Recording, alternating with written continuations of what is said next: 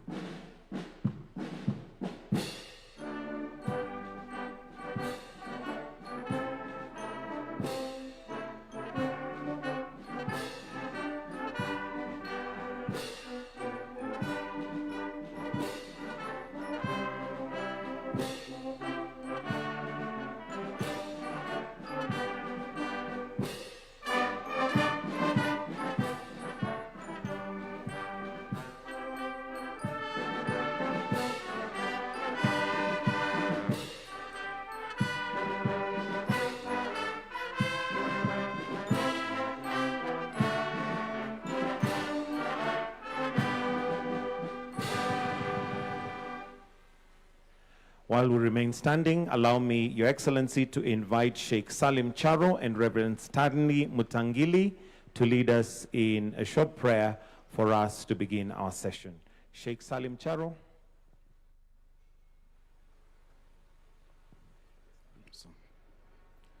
Let's pray. Bismillahir Rahmanir Rahim. All praise belongs to Allah, the Lord of the worlds. We praise you, we seek your guidance, and we seek your help and forgiveness.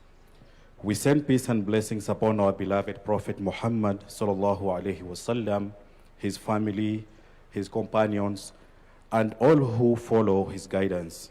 O Allah, the Lord of heavens and earth, we thank you for granting us the opportunity to gather us as a nation at this important moment to reflect on our journey to envision the Kenya we desire beyond 2030. O Allah, grant our nation wisdom, unity, courage, guide our leaders beginning with our president and all those entrusted with public responsibility. Grant them wisdom to lead with justice, integrity, humility, and compassion, and make their decision beneficial to all Kenyans. O Allah, bless Kenya with peace and security. Protect our nation from violence, terrorism, extremism, tribalism, hatred, corruption, and every force that seeks to divide your people. Heal the wounds of the past and strengthen the bonds that unite us. O Allah, make our diversity a source of strength, not division. Bring together our communities, our faiths, our young people, our women and men, and all stakeholders in the spirit of dialogue, mutual respect, and responsibility. O Allah, bless the work of this national conversation. Grant us sincerity to listen to one another, wisdom to learn from our past, and courage to make the right choices of our future. Make Kenya a nation where justice prevails, where every person has dignity and opportunity, where our children inherit peace, prosperity, and hope, and where no community feels forgotten or excluded. O Allah, guide us towards a Kenya that is peaceful, united, and prosperous, and just. As we plan beyond 2030, help us to remember that the future is an amana, and give us the hikmah to build it responsibly for generations yet unborn. O Allah, grant us good in this world and good in the hereafter, and protect us from punishment of the fire. ربنا تقبل منا إنك أنت السميع العليم. Amen. Heavenly Father, in the quietness of this morning, we thank you for giving us an opportunity to gather here as we dedicate and consecrate the grounds for the event today, where His Excellency leads us the international conversation beyond 2030. We pray for His Excellency the President, Dr. William Samoei Ruto and his family. We ask you, dear Lord, to bless him, to guide him, and to give him wisdom to lead this great nation to greater heights of prosperity for your own glory and honor. We thank you for the Deputy President, the Cabinet Secretaries, the governors, the Parliament, the Senate, the Judiciary, the national security teams, the private sectors, our development partners, and all who are involved in governance. Heavenly Father, hold them together in good health and in good spirit to excel in the execution of the duties assigned to them. Pray that you give Kenya to live in peace with one another, knowing we'll give an account for what we do in the opportunity of serving this nation. We pray, Father, for the youth and the children of this nation, that you give them, Father, to listen to the wise counsel from the elders and from what has happened, so that God, they will take care of the inheritance that our forefathers and us have fought for. Pray today that as we gather here, you will give us a listening ear and a heart that will uphold blamelessness, uprightness, and will shun evil. We bless your name as we invite your presence today and ask you to guide us. This we pray in Jesus' name. Amen. May we take our seats respectfully. Your Excellency, Dr. William Samoei Ruto, President and Commander-in-Chief of the Kenya Defense Forces. Your Excellency, the Deputy President, Professor Abraham Kithure Kindiki. Your Excellency, the Prime Cabinet Secretary, Musalia Mudavadi. Senior government officials, which include cabinet secretaries and principal secretaries, Council of Governors, members of Parliament and the Senate, members of the judiciary, academia, youth, civil society, captains of industry, development partners, clergy, and Kenyans from all walks of life. Your Excellency, with your permission, allow me to introduce the team that is going to help us execute this conversation, where Kenya is headed beyond 2030.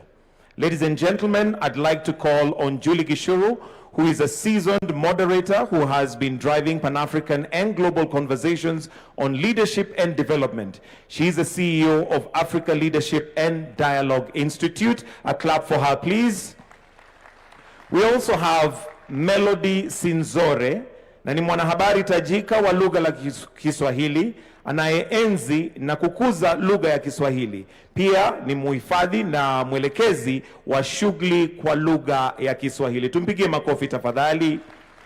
We also have Mark Masai, a journalist that is passionate to speak truth to power as the voice of the people. Ladies and gentlemen, why don't we welcome them to come and now take over the conversation as they guide us as a country as we look beyond 2030. Karibuni sana. Mashallah, mashallah, mashallah. Rais wa taifa letu tukufu Daktari William Samoei Ruto, Naibu Rais Profesa Kithure Kindiki, wageni wote ambao wamealikwa kwa nafasi ya uongozi ama viongozi mbalimbali, waheshimiwa wote ambao wapo nasi leo hii, viongozi wa kidini, Wakenya mbalimbali, walimu, wale ambao wanafanya biashara zao, biashara za wastani, biashara kubwa, biashara ndogo, madaktari ama wote ambao wako katika sekta ya afya, wale ambao wako katika sekta yetu ya haki almaarufu kama judiciary, wale ambao wanatushikilia katika sekta ya benki kuhakikisha kwamba hela zetu ziko sawa na pia wanasimama nasi tunapohitaji mikopo, wale ambao wametoka kule vijijini ambako wanafanya shughuli zao ndogo ndogo kuhakikisha kwamba wanaendeleza shughuli zao na mahitaji yote ya siku. Kwa pamoja naomba ni waamkue. Hamjambo? Rais, shikamoo. Rais, kwani waitwa Sadiki? Mulisikia alivyoitoa hiyo marhaba? Mmemsikia kweli? Rais, shikamoo. Wapi makofi ya rais jamani? Kwa Kiswahili hiki rais atakuwa anaitwa Dr. William Samoei Ruto Shaban. Asante sana. Umempa Shaban? Nimempa Shaban. Haya basi. Ile marhaba ilitoka vizuri ile, uliona? Haya basi. Wakenya wenzangu, twende nalo. Subal kheri. Mwaguna, hamjui kulijibu hilo? Waziri Joho. Wakenya wenzangu, subal kheri. Aheri. Nikiwapeni subal kheri, mnanipeni aheri. Yani aheri kwa Kiluo ni nakupenda, lakini kwa Kiswahili ndo jibu la salamu subal kheri. Tujaribu tena Wakenya. Subal kheri. Aheri. Mashallah, nyote mlikuwa number 1 darasani. Sawa na nilivyotambulishwa majina yangu ya halali, kwa kitambulisho ni Melody Sinzore, mtangazaji wa lugha ya Kiswahili.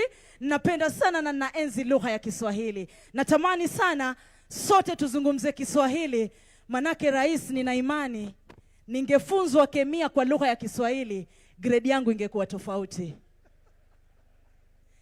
Cha muhimu ambacho kimetuleta leo Wakenya wenzangu ni kuhakikisha kwamba tunakuja pamoja na kuitengeneza Kenya yetu ya kesho na kesho kutwa. Kenya ambayo tutakuwa tumezeeka lakini hatuna wasiwasi, manake tunajua tukiulizwa wakati mlipokuwepo duniani mlifanya yepi, tutakuwa kwamba tulitengeneza mazingira mazuri na watoto wetu, vijukuu, vitukuu, vilembwe na vilembokeza watapata maisha mazuri katika taifa hili. Leo hii tunaanzisha mazungumzo ya kitaifa. Ndo mwanzo tu, uwe umealika nini? Hamjui? Ndo mwanzo uwe umealika? Uwe umealika ukoko. Walimu wote wa Kiswahili hapa ndani, walimu wa Kiswahili shikamoo. Walimu wa Kiswahili shikamoo. Ndo mwanzo uwe umealika ukoko, kwamba ndo mwanzo tumeanza. Ni mazungumzo ambayo yataendelea na yataenda katika kaunti zetu zote 47 kuhakikisha kwamba kila Mkenya, yule ambaye yuko kule Poror Eldama Ravine, anatupa hisia zake, mtazamo wake na maoni yake. Yule Mkenya ambaye yuko kule Mwakitau Taita, anatupa hisia zake, anatupa mtazamo wake na anahakikisha anaijenga Kenya ya kesho na kesho kutwa. Yule ambaye yuko Oldonyo Sabuk, yule ambaye yuko kule Lodwar Kalokol, ndugu zangu kutoka Lodwar, Ejok Narobo, yule ambaye yuko Kajiado, yule ambaye yuko Naivasha, Nairobi, sote tuaja pamoja kuhakikisha kwamba tunazungumzia mahitaji ya taifa letu. Kuna mama ambaye amejifungua kule. Ukimuuliza historia yako ya kujifungua ilikuwa vipi? Wakati maji ilivyo break na ukaenda kujifungua, ulipenda ile hali uloipitia? Hospitali ulokwenda ulipenda? Basi haya ndo mazungumzo ambayo tunataka tuyaeke sawa. Na narudia tena, huu ndo mwanzo wa mazungumzo haya, mazungumzo ya kitaifa. Tupo online, lakini hapa KICC tulianzisha rasmi. Mkenya mwenzangu mwenye kupenda taifa hili, kujali kizazi cha kesho na kesho kutwa, kusema mimi nilisomea hapa lakini nina ndoto mjukuu wangu asomee mahali tofauti, kusema mimi nilizaliwa hapa lakini nina ndoto mtoto wa mtoto wangu awe na mazingira tofauti, kusema mimi nilipoumwa nilikwenda kwa hospitali hii lakini nina ndoto mtoto wangu akiumwa aende kwa hospitali ya aina hii na aina hii. Naomba niwakaribishe nyote, tutoe hisia zetu bila uoga, bila kuuliza maswali ambayo naogopa kwamba sitauliza hili. Tutoe hisia zetu bila kero, bila chuki. Cha mno tukumbuke kwamba ni taifa letu la Kenya ambalo kikatiba tunalisogeza mbele, ambalo kikatiba tunaliendeleza mbele. Mnakubaliana kwamba tutafanya hilo Wakenya wenzangu? Tutaitengeneza Kenya ya kesho na kesho kutwa. Asanteni sana. Kwa mengi nilowachosha nayo, yupo kaka mwenye upara na ndevu. Asante sana. Asante sana to Melody. And nafurahia kuona Joe amepiga makofi sababu ya kipara na ndevu. Unajua unanielewa ndugu wangu Joe. Lakini pia nataka kuwashukuru wanahabari ambao wako hapa, watatusaidia kueneza mazungumzo haya, wako kule. Na pale pia wale ambao wako online nataka kuwashukuru kama wanahabari. Kama mwanahabari mwenyewe nasema asante sana. I'd like to acknowledge a guest of honor who I have had the honor of meeting. Young Adrian, just to stand up and we give him a round of applause. He is 7 years old.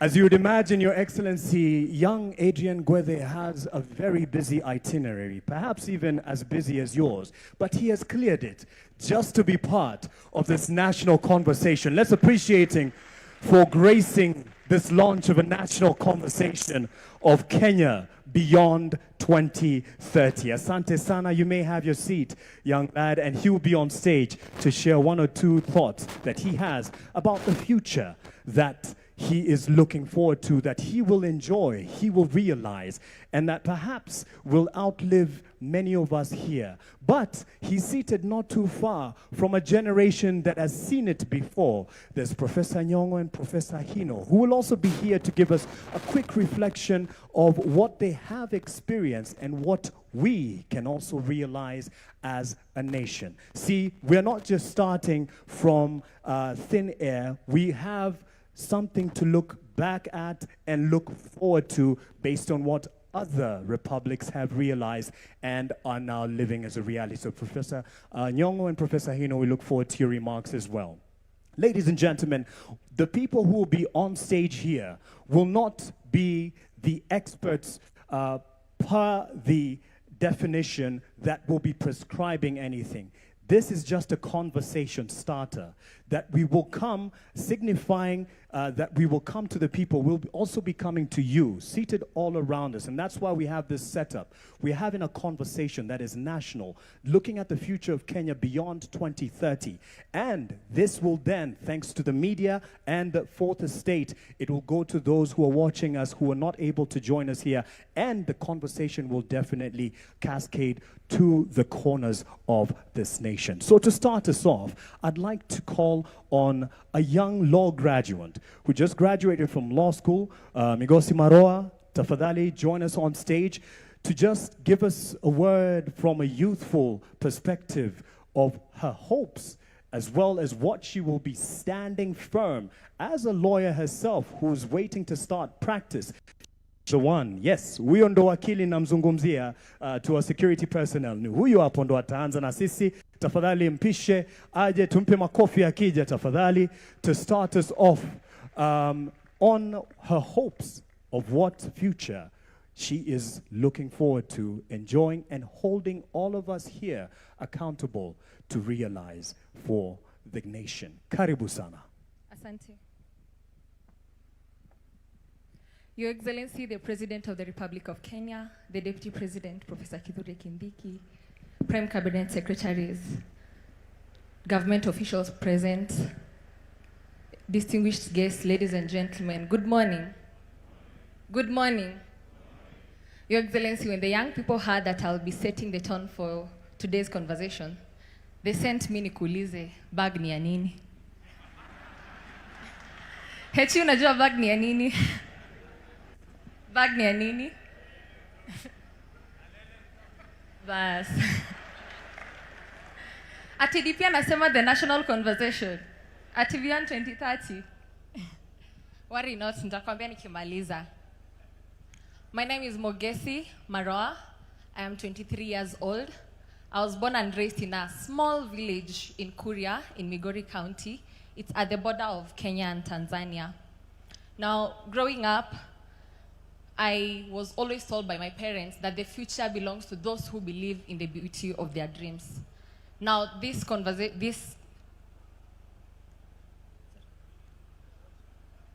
all right. Thank you. Now, this saying that my mom always told me has deeply resonated with me in this very moment. because of what we are speaking about, beyond 2030, the future of Kenya. And it's not a coincidence that we are here today. Today is International Youth Day. As other nations in the world, today, International Youth Day, as other nations in the world are celebrating energy, creativity, infrastructure, Kenya has decided to do something more profound. We are beginning to map our destiny. 5 years ago, in 2008, I was barely 5 years when the President of the Republic of Kenya then, the late Mwai Kibaki, launched Vision 2030. It had 3 pillars. And I feel like the people who, the architects of Vision 2030 had me in mind, because all my life I have lived through Vision 2030. I went to school, to primary school, the free primary school. When I went to high school, I was in Kitui, and my home is in Migori, so I used the roads that were developed, the new roads. I went to university, Mount Kenya University, in an era of era. And I was reflecting as I was seated there about my little cousin. Her name is Nicole Robbie. Every time I go home, she tells me that she looks up to me. She wants to become a lawyer like me. And that's really humbling, but it's also weighing upon me because it comes with a lot of responsibility. So today, as I stand on this dais, I represent Nicole. I represent all other 13-year-old Koreans in Kehancha. I represent a 13-year-old in Marsabit, in Nairobi, in KICC, in Kisumu, whose future will be shaped by the conversations that we start having right here.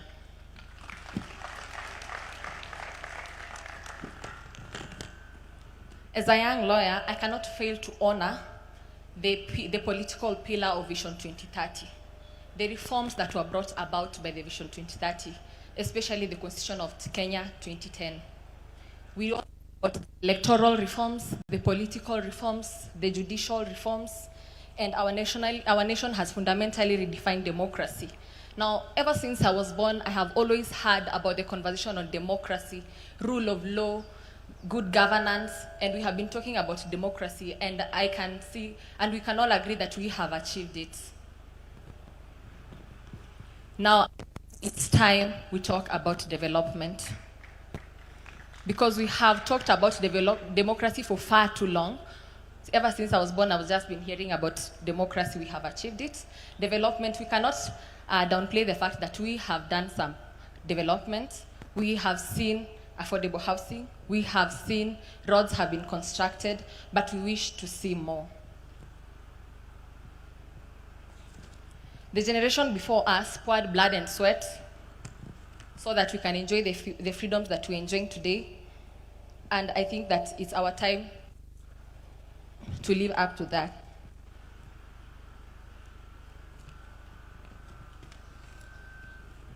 Your Excellency, ladies and gentlemen, I grew up watching tarmac road being built to my home. Now, when I talk about development, I'm not just saying development means freedom. What development looks like to me could look different to you. Development to me could look like roads. To you, it could look like building bridges. To someone else, it could look like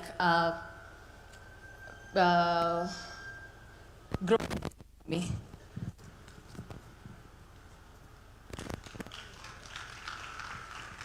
So as I grow up seeing the road grow, the road being tarmacked to my place in Kuria, it connected Kuria to Kehancha, to Migori, to Nairobi, and beyond. And this was not just vehicles that moved faster. To the people of Kuria and the people of Kehancha, it was jobs that moved faster. It was teachers that moved. It was doctors that moved faster. And hope and connections that moved faster. This is a symbol of intentional infrastructure development, what it can do for our marginalized community. While we do not take for granted how far we have come, we celebrate this milestone, and as young people, we say this: we would love to see more. We would love to see more roads, we would love to see more development, and we would love to see more healthcare. Thank you. Asante sana. to Mogesi Maroa, a young lawyer in the making and is from Kuria. She has asked me to say that. Watu wa Kuria mpo? Mpo, naona mmoja ameinua mkono kule. She's proud.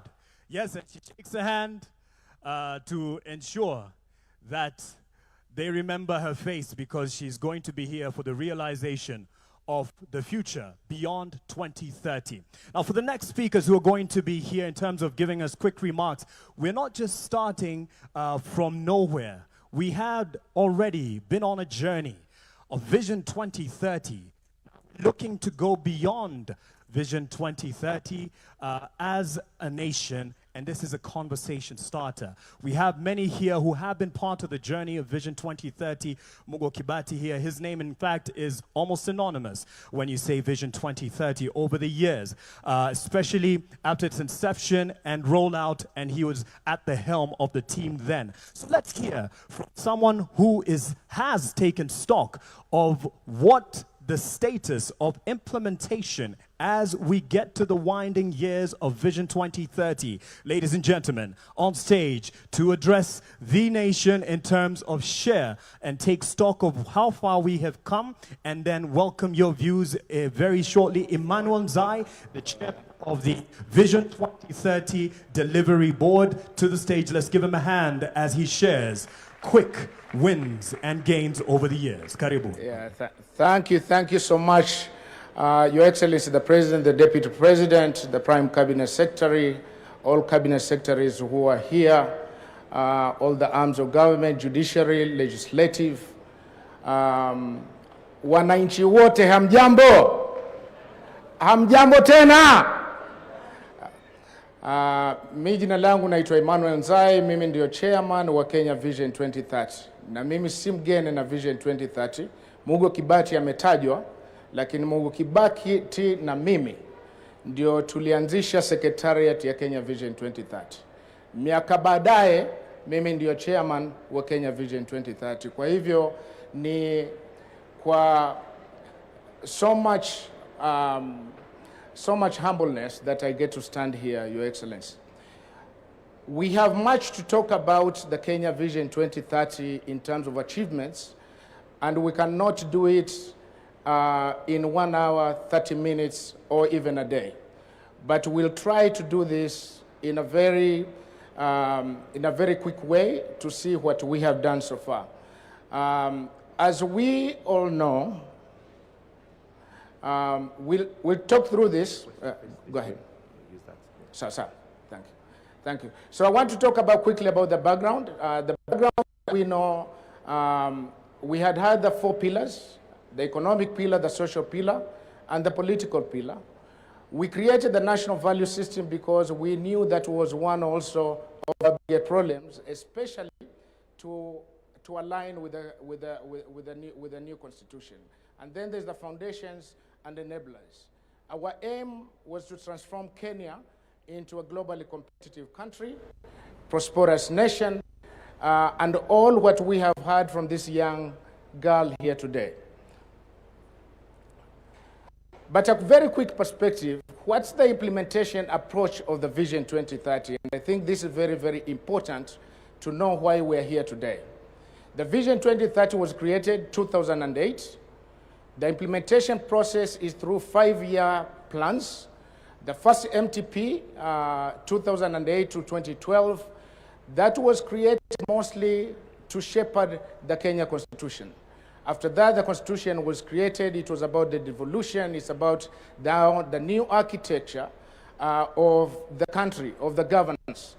And then from there, we went to Medium-Term Plan 3, and now we're into Medium-Term 4. In that process, and this MTP development life cycle, it's very, very important for us to know in terms of the space where it works within the policy-making framework as we have had it. It always starts about 2 years before. It cannot wait until at the end.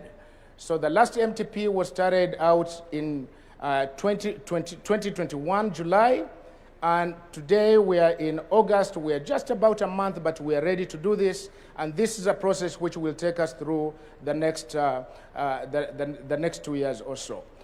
But in between there, one of the most important things and so unique about this process now is not only have we to create the new MTP of 5 years, which will be one side into the 2030, because the MTP ends in 2028, it also has to also cross over to the next plan. And that's why we're calling it Beyond 2030, because we needed to bring it to the public, to the Kenyan people, in alignment to the Constitution, to have this conversation. Do we go on with this plan that we have had of moving into longer term planning? And that's why, ladies and gentlemen, we're here today. A very quick, so that you know, at the vision2030.go.ke, we have much of the reports which have created the foundation for the report that we are to talk about today, in terms of where is the Vision 2030 today, where do we stand? And for more details, you can find it on our website, the Kenya vision2030.go.ke. Ladies and gentlemen, you will be happy to know that across the Vision 2030 projects, flagship projects and programs, there has been 312 flagship projects from 2008 until today. 878 flagship projects. A good example of a flagship program is the LAPSET, as you know it. It has many, many components. Any project that has many, many components, then it takes a long time, and there's a whole life cycle in terms of implementation. The flagship projects are just like of the expressway, which has a beginning and has an end, and you can measure that equally. The aggregate of these projects, ladies and gentlemen, wa Kenya wenzangu, we are at 66.1% of achievements implementation of the Kenya Vision 2030 projects from 2008 until today. Hiyo makofi haitoshi. Asanteni sana, and much of this need to be appreciated to the ministry, department, and agencies, and more to the Kenyan people who have worked hard to do this. Today, these projects are still ongoing today. Now, let's go to the pillars in terms of the achievements as we have. We've had the political pillar, the foundation enablers, the social pillar, and the economic pillar. The economic pillar has the lowest. And that's a conversation which there is evidence to it from where we are as a country today. The targets that we put were very, very aggressive, 10% GDP growth consistently, that we have not achieved. And there is a whole conversation that we can have about that. But let's go to the political pillar. The political pillar was mostly about the implementation of the Kenya Constitution. It was about the reforms which we needed to do, the institutional legal policies that needed to be put in place. We have been able to do that. We are at 88%, and this is 100% on the targets, the performance contracts which have been signed by the ministry, department, and agencies for us to be able to reach there. The foundations, enablers, that's the infrastructure projects that we see across the country which are happening. We are 61.6%. And someone decided to move to the other one. 61.6%, and then the social pillar, a very heavy one. That's where we have education, we have health, we have the human capital. We are at 59%. Just a quick glimpse, ladies and gentlemen, and I may not be able to do this much, but some of the projects which have been moving much of this line into the good percentage and achievements that we have. Very, very quickly, the SGR, Mombasa Naivasha, which is still also in process, the Nairobi Expressway, the Lamu ports, the 3 BATs, and the associated projects. From the economic pillar, the deepened capital markets, that we have digital payment systems, the regional financial hub, and especially the special economic zones that we've had. In the social pillar, the healthy infrastructure, universal healthcare reforms which have been happening, the social protection funds, and growth of TVETs. Political pillar, we have discussed that. There is details for each flagship project program that we can actually offer the evidence of how this got to happen and where it is at this point. I want to quickly go through this so that you get to see some of the key components: political pillar, devolution, 89%, national values, governance, rule and law at 81% to get that aggregate. The enablers, pillars, we can see how we got that, and in each of that, we have the breakdown of the project underneath.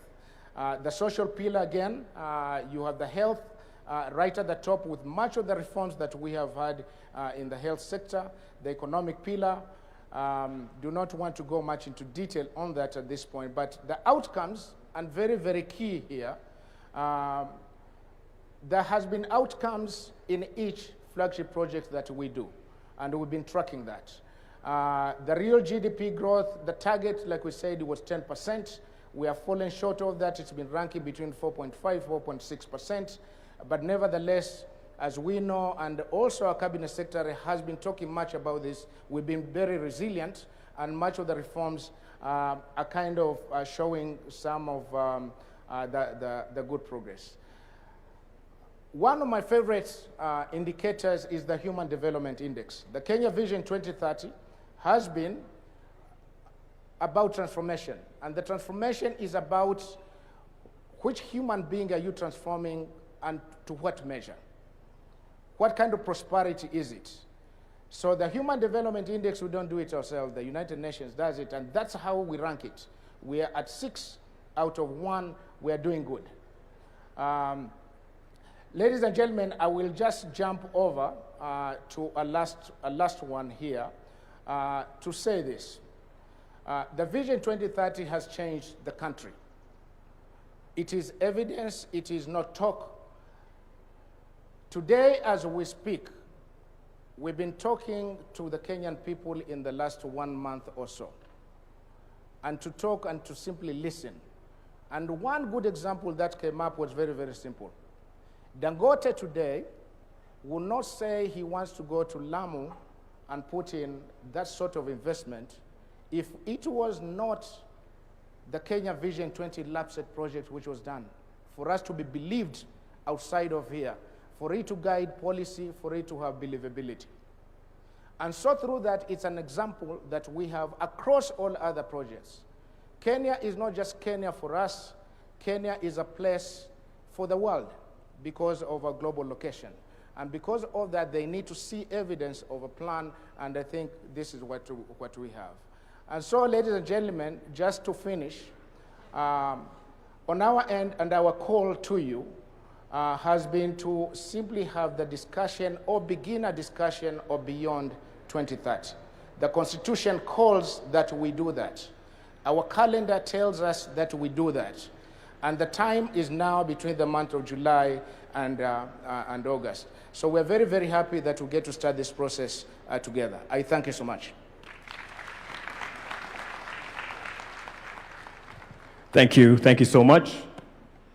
To Bwana Emmanuel Nzai, the chair of the Kenya Vision 2030 Delivery Board. Now it was just a snapshot, and it's information that we have available publicly and will be able to digest as we continue, because it then informs the next steps that we will be taking. And the next steps, speaking of which, I'd like now to call on one of the vision bearers in this respect. And for this, I'd like to say karibu sana to His Excellency Professor Peter Anyang' Nyong'o, who's the governor of Kisumu County, but in this context, chairs the Vision Development Technical Committee, who will now give us a quick look at where we're looking to head as a nation and starting this conversation. Let's give a hand to Professor Nyong'o as he comes, and then he'll be followed by the young 7-year-old Adrian Gweth in a bit. Karibu sana.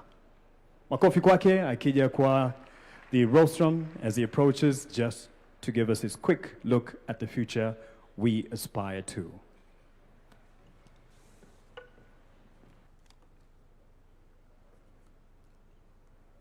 Thank you very much, for giving me this opportunity to discuss very important subject. Your Excellency, the President of the Republic of Kenya, Dr. William Samoei Ruto, Your Excellency, the Deputy President, Excellencies, Governors, distinguished Cabinet Secretaries, Members of Parliament, representatives of the private sector, academia, faith-based organization, and civil society, distinguished guests, our dear friend, Dr. Hino, Professor Hino, who has been with us for a week now and who knows Kenya very well and has been working with us very closely on visioning the development of Kenya.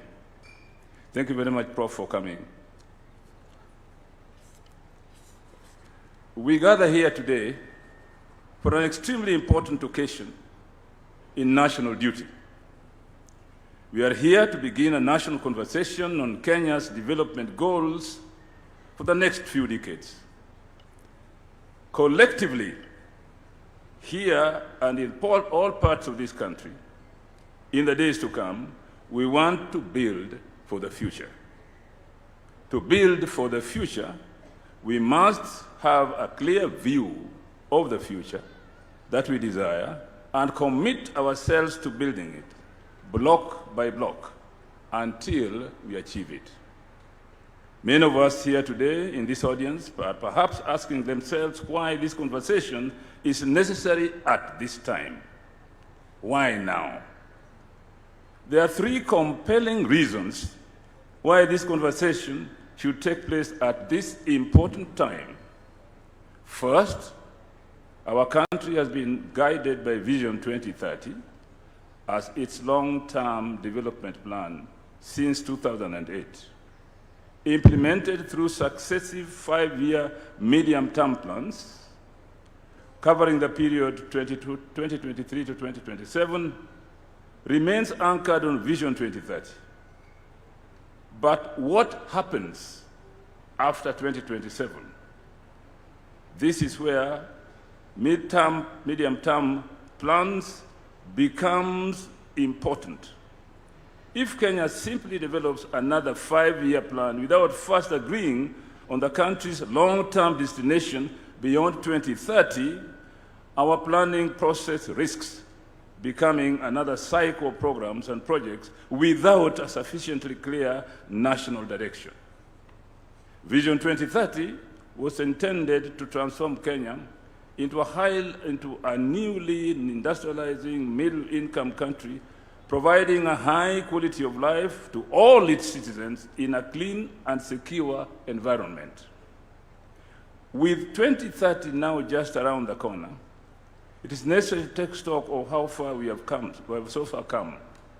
Some of the challenges that Vision 2030 was designed to address have been substantially addressed, while others remain unresolved or become more complex. At the same time, Kenya now faces new challenges that were largely non-existent when the vision was conceived. In a global and regional environment that has changed fundamentally since the vision was unveiled more than 2 decades ago. It is therefore necessary to begin planning for the period beyond 2030 and allow sufficient time to formulate our new long-term development goals through an inclusive, consultative, and participatory process in keeping with the constitutional requirement for meaningful public participation. Secondly, the context in which Kenya operates, both domestically and within the regional and global arena, has changed significantly since the implementation of Vision 2030 began in 2022. Kenya now has a younger and increasingly urbanized population, creating growing demand for infrastructure, energy, housing, and social amenities. Regionally and across the continent, Kenya also faces increased competition, including from neighboring East African community countries, as nations pursue greater economic, infrastructural, and technological competition. The global competitive environment is therefore far more intense than it was in Vision 2030, when Vision 2030 was launched. Kenya cannot afford complacency. Sustained investment, innovation, competitiveness, and strategic foresight are essential to ensure that the country does not fall behind. Globally, we are faced with new realities in economic and political fragmentation of the multilateral system established after the Second World War. Geopolitical tensions have brought crisis to our land in ways we have never envisaged. It is high time we began a conversation on how we escape the disruptions, such as developments in the decades abroad. Thirdly, we have learned valuable lessons from the implementation of Vision 2030 that we need to apply in thinking about and implementing new long-term development vision for this country. Vision 2030 has guided us to some measure of industrialization, political stability, modern infrastructure. There is more to be done to enable us to transition to a high-income, high-value, resilient economy whose wealth is broadly shared among the citizens. There have been fair assessment of successes and challenges of implementation of Vision 2030 done by various state and non-state actors. Some of these assessments have gone further to attribute the limited achievement of Vision 2030 to certain explanatory factors, including but not limited to inadequate financial resources and a weak capacities for coordination and supervision of implementation. We will hear more of these perspectives in the course of this day and in future conversations. Ladies and gentlemen, let me at this point spell out a key feature of this conversation. First, it must remain a national and an inclusive conversation about Kenya. Despite the fact that general elections are due in just about a year, this conversation is not about the next general elections. Indeed, one of the lessons that Kenya must learn from the countries that achieved socioeconomic transformation in recent history, in Asia, for example, is that long-term development goals must not be disrupted by electoral cycles and the political leadership that such elections bring up from time to time. Your Excellency, ladies and gentlemen, it is important to note that we do not have a plan yet at this time, except for some guidelines on how to produce it. This meeting is therefore the first step in a journey that must not be rushed. Let us give ourselves reasonable time to have an inclusive conversation among Kenyans regarding the future of our nation. Let us join this national conversation with open minds and a shared sense of purpose to imagine and craft our collective future as one Kenyan people and build consensus on how best to achieve our national goals for shared prosperity. Thank you very much.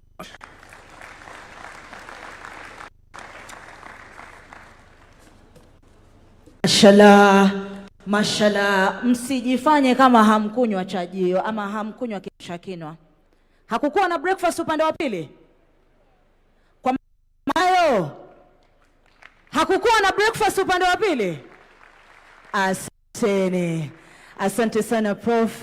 Asante sana Profesa Nyang'nyong'o pamoja na wenzake ndo wale ambao walitufikisha hapa tulipo Vision 2030.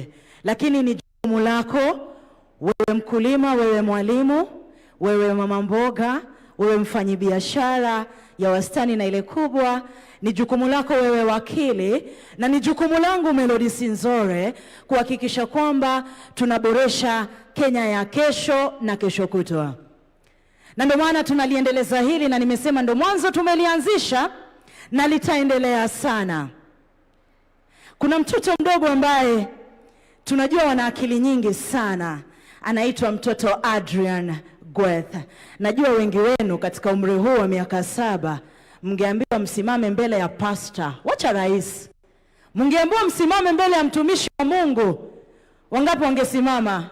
Mwajifanya kwa sababu rais yupo. Hamngeweza. Lakini kuna mtoto hapa ambaye anakuja kutuelezea pia yake mawili matatu. Kenya tunayoitengeneza ni Kenya ya mtoto kama huyu na wenzake ambao wanaishi katika ulimwengu wa mitandao, ambao wakiingia online wanasema mbona lile taifa wanafanya vile, mbona sisi hatuna hilo. Akiingia mtandaoni anasema mbona wale wanafanya hivi biashara na sio sisi. Lakini hapa tulipo, tunapolianzisha hili, tuna uwezo wa kumpa mtoto Adrian pamoja na wenzake Kenya hiyo. Tutaweza, hatutaweza? Na kwa pamoja, this is a symbolic way ya kumpeleka mtoto kwa Kenya ya kesho na kesho kutwa. Watu wazima jamani, tumshabikie mtoto. Mashallah. Asante sana. Anaitwa Adrian Gweth. Take it away, Baba. Good morning, Mr. President. My name is Adrian Gweth Ombuni. I am 7 years old. In 2060, I will be 41 years old. My dream for Kenya, I would like to see good school for all children, good hospital for everyone, clean water for every home, clean roads everywhere, more jobs for young people, happy and safe families, clean towns and cities, more trees and green spaces, our animal protected, peace in Kenya. Mr. President, I want to grow up in a happy and safe Kenya. I want Kenya to be a country where every child can dream and achieve their dreams. Thank you, Mr. President. God bless you. Wow, wow, wow. Jamani wazazi, simnigawe huyu. Asante, asante. Thank you so much. Mark? Yes. That is a leader. That is a leader. Thank you to Adrian Gweth. And now, ladies and gentlemen, would like to call on someone also who's taken up the roles of leadership in his own aspect and respect. The young lad is called Ahmed Rashid. He is a president at the University of Nairobi and, of course, taking up leadership and speaking to the future that he aspires to achieve together as a nation. Ladies and gentlemen, Rashid Ahmed. Thank you, thank you.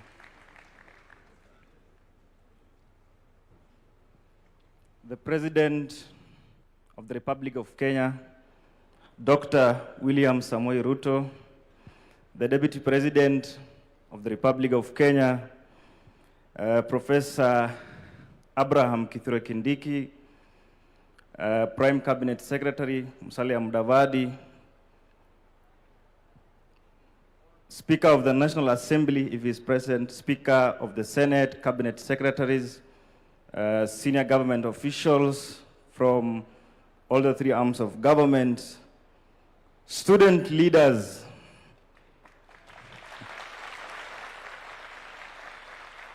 ladies and gentlemen, good morning. Good morning once again.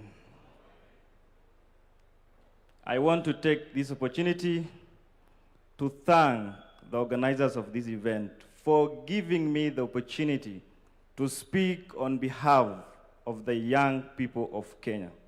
This is a golden opportunity, and I know the drafters of this vision will agree with me that the vision of Kenya beyond 2030 is already at the implementation stage.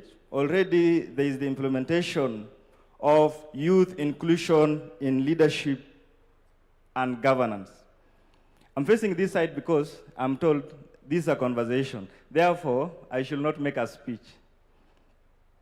Your Excellency, I want to take this opportunity to say that many young people, including myself, were not part and parcel when the Vision 2030 was being launched. But I am as well a beneficiary of the Vision 2030, the free primary education, Your Excellency.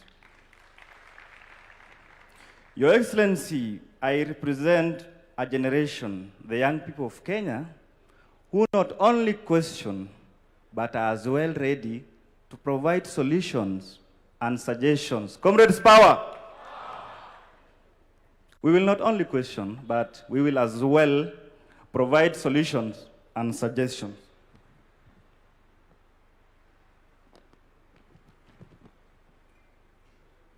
Your Excellency, in Kenya and Africa at large, the majority population consists of young people. Therefore, we should see this as an advantage. I want to make a commitment on behalf of the young people that we will be at the forefront. We will be the drivers of the vision of Kenya beyond 2030. This is not about government. This is not about young people or the old people. It's about Kenya. Leaders come and go, but Kenya will remain. Comrades, power! We are already on the right direction. Your Excellency, 2 months ago, I was in South Africa, and I was really shocked to see that many people in South Africa were working with physical cards and cash. I was like, kwani nyinyi hamna M-Pesa? Kitu inaitwa M-Pesa. Something similar to M-Pesa. I was really shocked. The digitalization of our mobile banking is something that we are really proud. So we are already there. We are already there. All we need is just to make it a dream and a realization. Singapore, tutafika. Sisi, wote.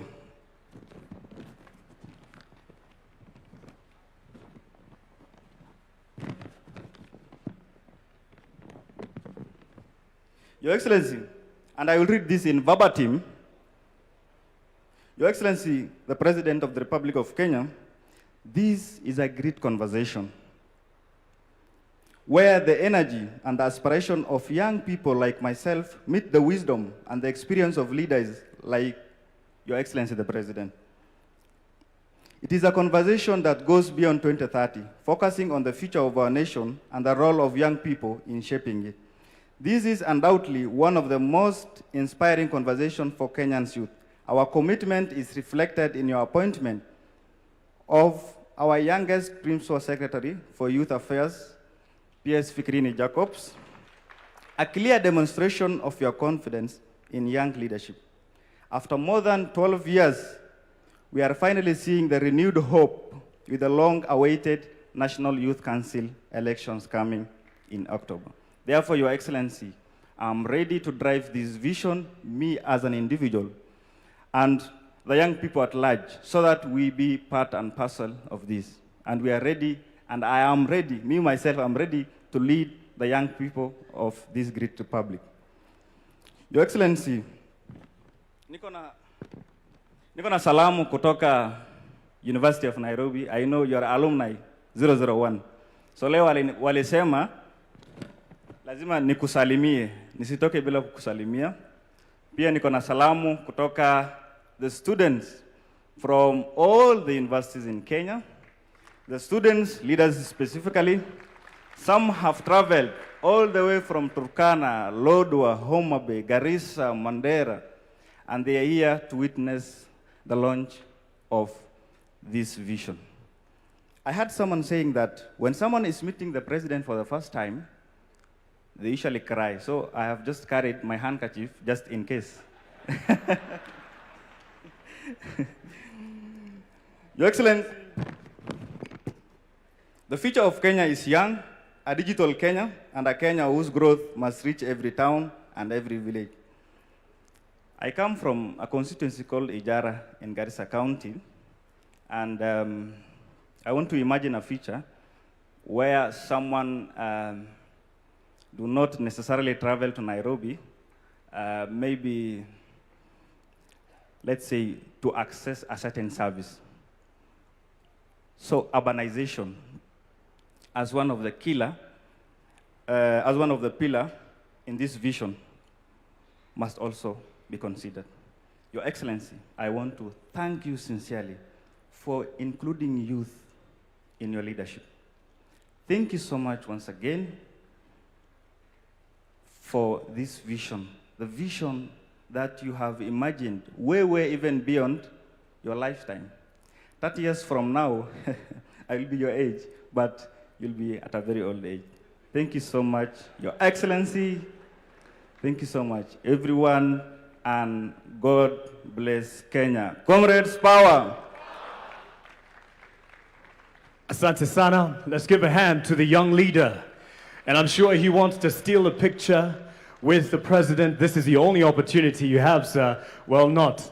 The conversation continues, so I'm sure the president will be sitting with many across the country, coming to you where you are, and will be able to interact in person and get your feedback directly from you, from whichever stakeholder body that you represent. Academia is also represented here. Speaking of which, I'd like to call on Professor Hiroyuki Hino, who has held great positions in terms of the outlook of the economy, whether it's in Asia or in Africa.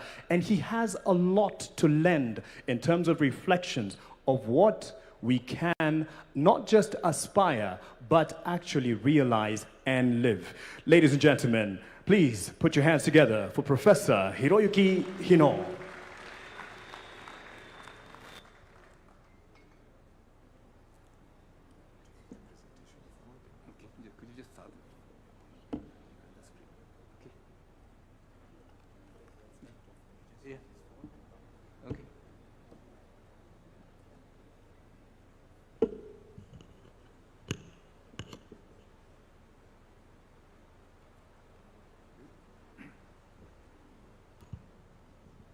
Your Excellency,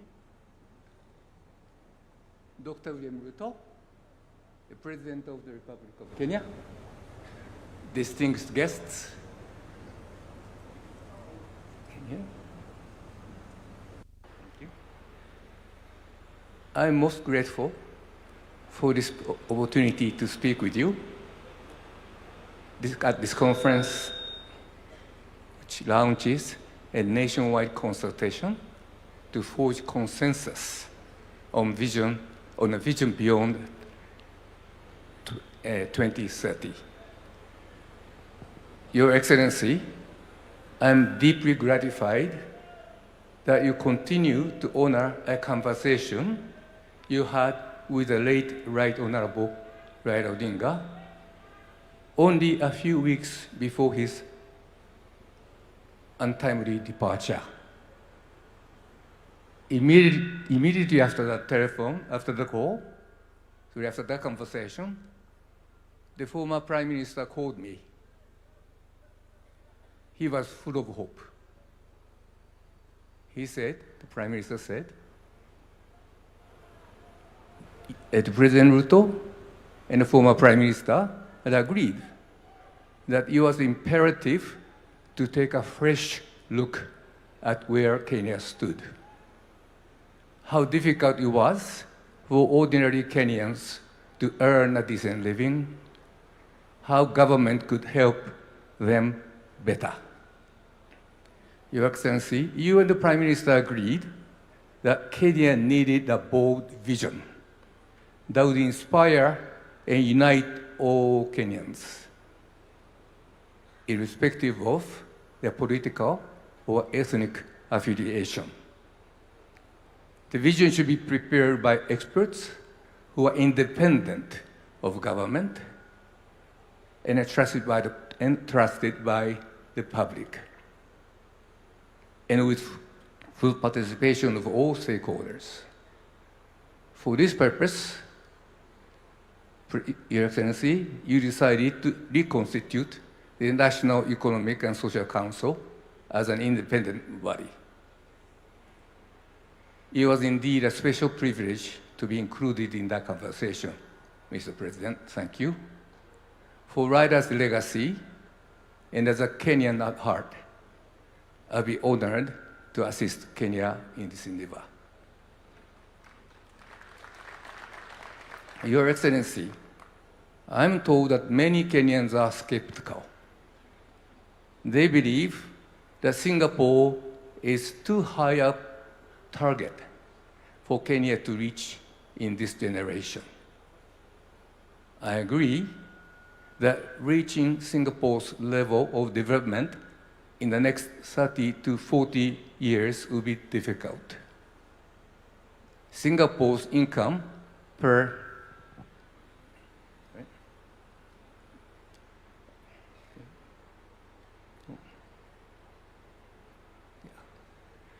Singapore's level of income per person last year exceeded $80,000. This in Kenya, the income was just over $2,000. Huge difference. But I would say this to the skeptics. Kenyans possess personal attributes that can power extraordinary growth.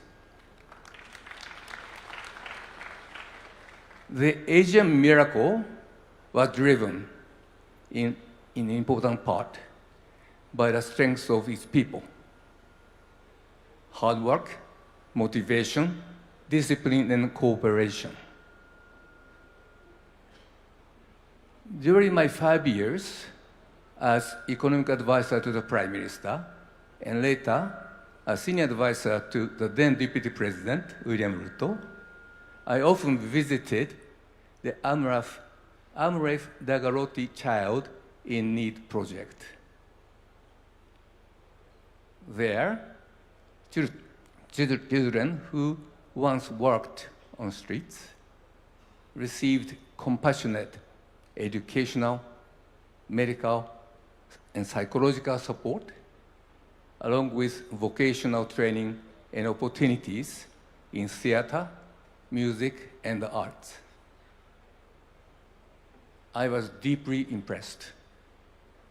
Those young people were entrepreneurial, energetic, and highly motivated.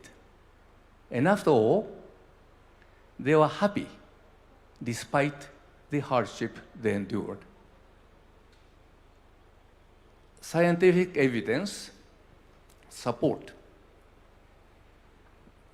Can you see? Next page.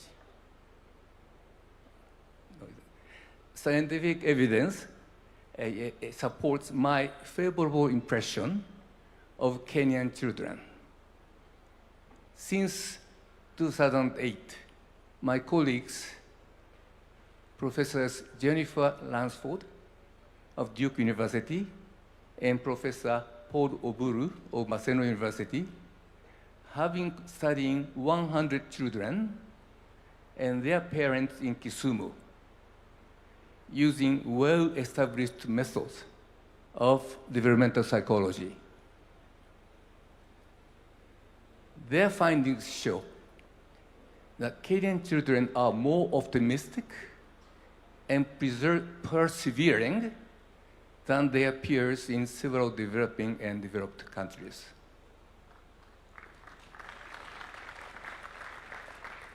Kenyan children demonstrate greater hope and confidence in the future, as well as greater determination to pursue their goals. Kenyan children also do well in 3 other dimensions of flourishing. Number 1, engagement. That is, being involved deeply in activities. Number 2, connectedness. That is the feeling loved, supported, and valued. And happiness. That is a great general sense of cheerfulness and contentment with life. But not all is well, of course. Kenyan children perform less well than their peers in self-management, what psychologists call self-regulation. This means they have greater difficulty staying focused on long-term goals, managing emotions under stress, exercising self-discipline, and adapting to change. Strengthening these abilities can raise productivity, growth, and employment. I believe this study that is conducted by my colleagues will shed light on how learning and socialization shape personal attributes, entrepreneurial mindset, and attitude toward informality, and how these in turn influence employment and other livelihood choices. Although this is a small pilot study, we hope that its finding will help us recommend policies to Kenya to strengthen the learning and socialization of Kenyan children and thus improve their prospect as young adults. Your Excellency, economic growth and large investment projects are important. However, ultimately, a government is judged by how well it improves the economic and social well-being of every citizen. Kenya has made a significant stride. In the last 20 years, average household income per person increased from $2.24 to $3.50 per day. That is an important improvement. Access to electricity, clean cooking fuels, safe drinking water, and improved sanitation rose by 37 percentage points to 60% on average. Again, important progress. The share of children not stunted improved from 70 to 80%. These are important progress. Yet, frankly, for a country of Kenya's stature, this record is disappointing. In household income, childhood nutrition, basic services and learning, Kenya trails Vietnam, which used to trail Kenya by far, and at par is broadly comparable to Ghana, and Kenya can do better. Suppose Kenya aims to reach Singapore's current levels in these 4 indicators of economic well-being, and by its centenary, 2063. Is this as implausible as many Kenyans assume? Is it that difficult? You should give up. In my view, Kenya can reach or surpass 3 of the 4 goals. First, the remaining cases of stunting are concentrated in the south area. With concerted action, stunting could be virtually eliminated within 10 years. That I'm confident of. I recognize it may be more appropriate to use the broader measure of public health as indicators of Kenyan well-being, but for this purpose, that I chose the stunting to highlight the plight of these underprivileged in those areas. That's why this indicator was chosen.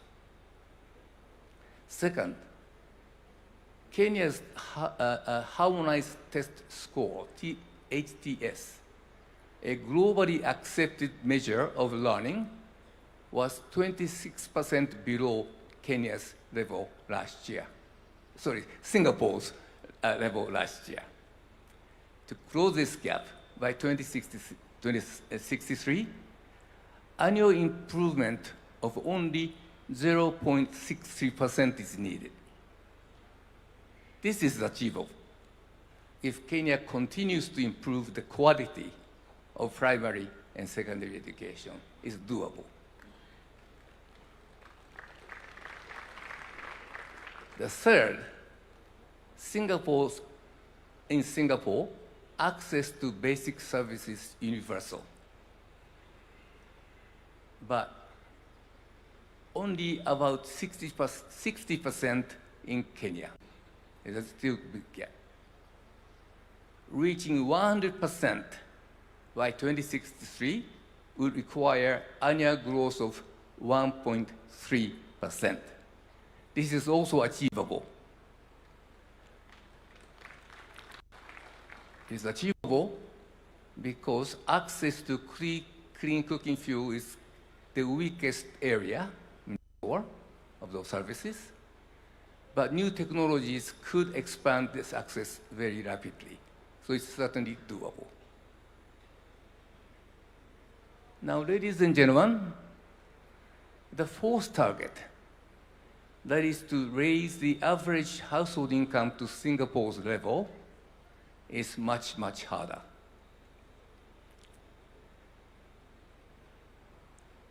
This would require income per person to grow by more than 10% per year for 35 years. That is a very tall order. So what should Kenya do? So Kenya must accelerate economic growth first. It should tighten fiscal policy, increase investment in infrastructure, on essential services, and bring public debt under control. It must also continue to support private enterprises. Reliance on private sector has been the hallmark of Singapore's development. These are the basics that has to continue. But even if this is done, without additional impetus, growth is likely to hit a plateau in Kenya. Over the last several decades, most middle-income countries have failed to cross the high-income level threshold. And this is the phenomenon known as the middle-income trap. It's hard to cross the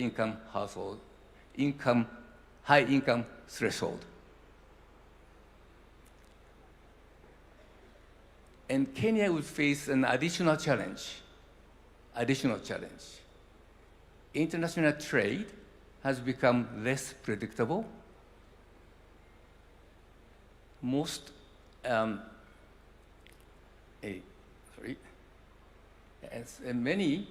Support for many UN agencies has weakened, and development assistance, ODA, has fallen sharply. So it is more difficult.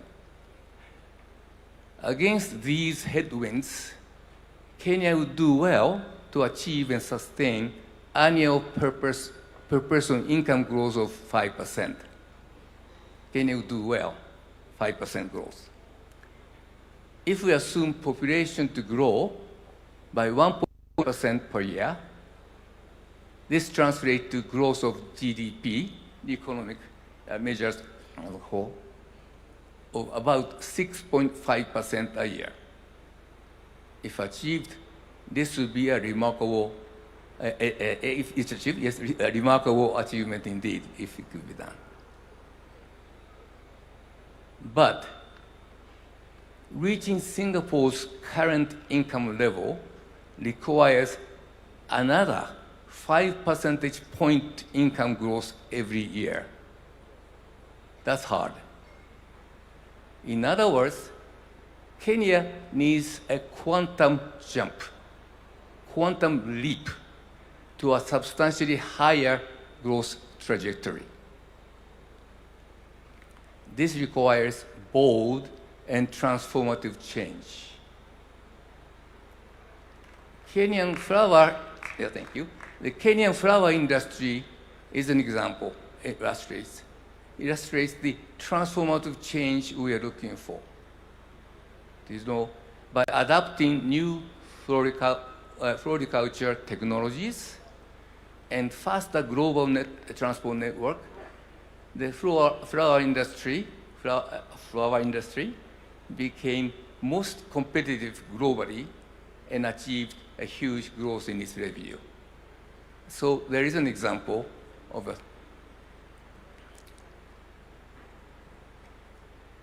Kenya needs similar transformative changes throughout its economy and society. What could bring the transformative changes we desire? Answers to this question should emerge from the national dialogue and the work of committee of experts that I hope the President will constitute. At this stage, I would offer a few observations. First, AI, artificial intelligence, will no doubt transform economies and societies, many aspects of it. But now, at this stage, we do not yet know exactly how they will transform. So this is an area that we should draw on leading global experts as Kenya develops a new vision. Second, Kenyans could become among the world's most entrepreneurial, hardworking, and competitive people if their children's productive attributes are fully nurtured. In my view, this requires a review of the formal education system in Kenya now. The scope of education and learning should be expanded beyond cognitive skills to include broader self-management and other capabilities in Kenya education that have been done. Third, inequality in Kenya is high. Kenya is an unequal economy. The poorest 20% of Kenyans receive only 5% of national income, whereas the richest 20% receive one half. Richest 5%, 20% income, poorest 5%, only 5%.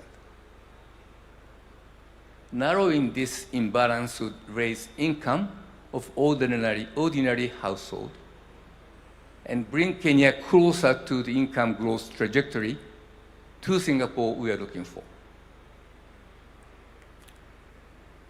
Three possible remedies deserve considerations this inequalities.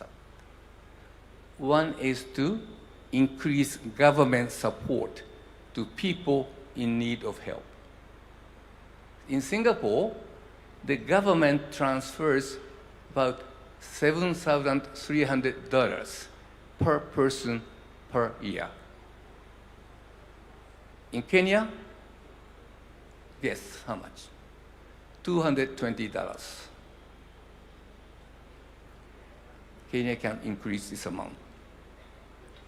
The other possible remedy is to embrace small, informal enterprises rather than dismissing them.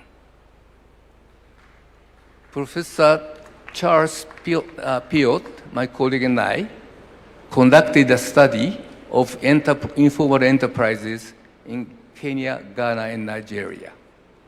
The study shows informal enterprises can grow fast, especially when owners' informal characters are combined with informal ways of doing business. They can grow fast.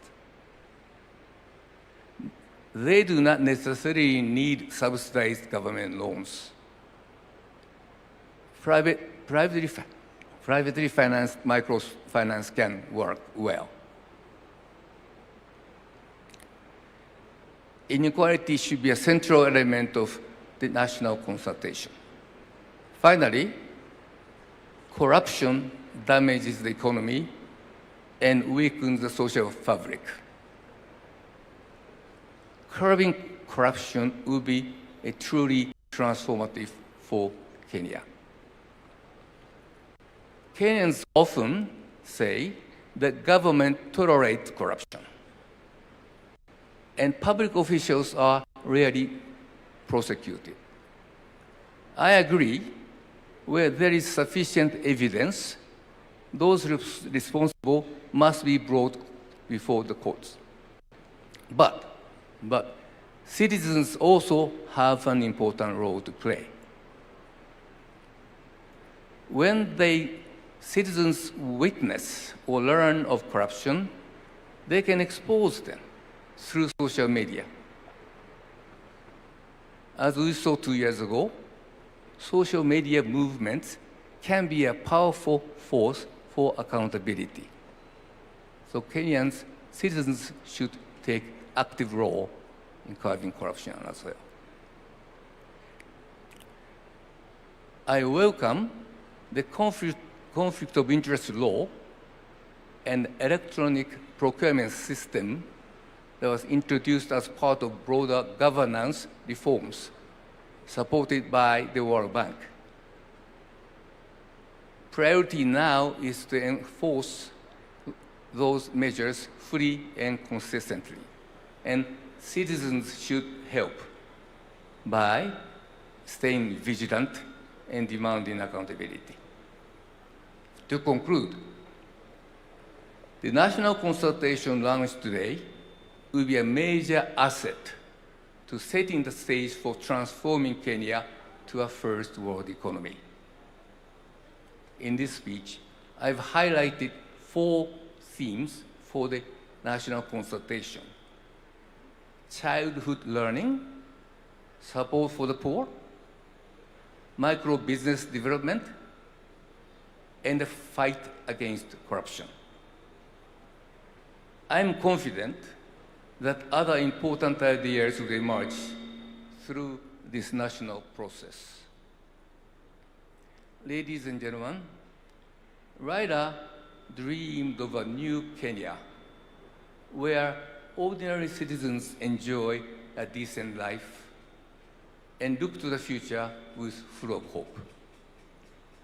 His dream, Raila's dream, was to empower young Kenyans to live their dreams. Your Excellency, you shared the Raila's dream and had a deal with them. And that deal is a new vision. Your Excellency, you have triggered the curiosity of Kenyans. Stay the course to the end, please. And to the people of Kenya, remember this: Singapore is reachable. Thank you.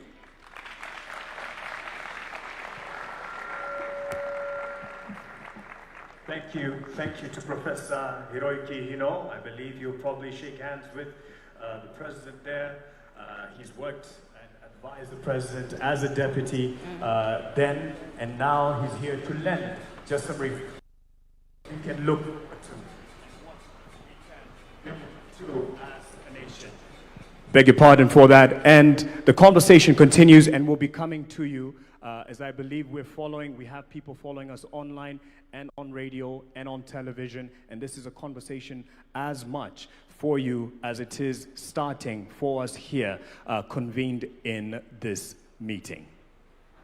Kwa wasioelewa sana alichokitamka ndugu yangu, anasema kwamba ni mazungumzo ya kitaifa ambayo tayari yameanza na yataendelea. Hapa tupo katika ukumbi huu wa KICC, lakini mazungumzo haya yanaendelea kwenye mitandao ya kijamii. Nimechungulia nikaona live handle ya X ya Mr. President is live. Haucheki nao? Wapi makofi kwa X handle ya Mr. President jamani? Wako macho, wako na sisi sana, na nikajuzwa pia handles zote za afisi zote za Ikulu pia ziko live, na ndo ulimwengu ambao tunawishi, ulimwengu wa kileo. Nataka tujishebedue kidogo, tunyoshe misuli kidogo, manake tunajua kwamba upande wa nyuma umri umesonga, miguu kidogo inaanza kufaganzi, si ndio? Kuna mtu hapa nikimwambia nyanya mkuu Kabogo, sinaangalia hivyo, kimguu kijaanza kufaganzi. Mheshimiwa Kabogo, hebu fanya hivi kidogo. Niliwaambia ona ameshindwa. Najua miguu imekufa ganzi kidogo, kwa hiyo nataka tusimame tuweze kujishebedua, lakini kidogo niwakumbushe hili. Kitu ambacho kinanifurahisha sana kuwepo kwenye jukwaa hii leo hii, nilipokuwa mtoto mdogo, mamangu ndo huwa anaelezea hiki kisa kwamba nikiwa na umri kama miaka 6 vile, nilimwambia mamangu ninataka kuwa mtangazaji siku moja. Na nikamwambia mama, natamani nisiwe mkubwa kama wewe kwa kuwa sitatoshea ndani ya redio. I'm happy mmenielewa. What does that mean? Kwamba kipindi hicho ningeulizwa, Melody Sinzore, unataka kuwa mtangazaji, tukusaidieje siku za baadaye uwe mtangazaji? Ningesema nataka mtengeneze redio kubwa ambayo nitatoshea ndani. Si mmenielewa? Ndio kitu tunachokifanya leo. Tunatengeneza kesho na kesho kutwa ya watoto wetu na wajukuu wetu wenye ndoto tofauti tofauti. Tuwatengenezee mazingira mapya na mema katika taifa hili. 2030 imetufikisha hapa, lakini tuna hatua za mbele za kuendeleza. Kati yetu najua yupo mwanamuziki ambaye anatutumbuiza, lakini kwa wasiojua, najua pia media houses tayari zinapeperusha matangazo haya moja kwa moja. Na wanauliza huyu Melody Sinzore ni mtangazaji kutoka wapi? Ni mtangazaji wa Radio Citizen FM. Chemichemi ya ukweli, stesheni nambari... mmesema wenyewe. Stesheni nambari... Asanteni sana. Mabibi na mabwana, wachumba, wanaopendana na wanaovumiliana, wanaotafuta wachumba, wanandoa na wanandoa watarajiwa, kwa pamoja naomba tumkaribishe the one and only Guardian Angel kwenye wimbo wake Kenya.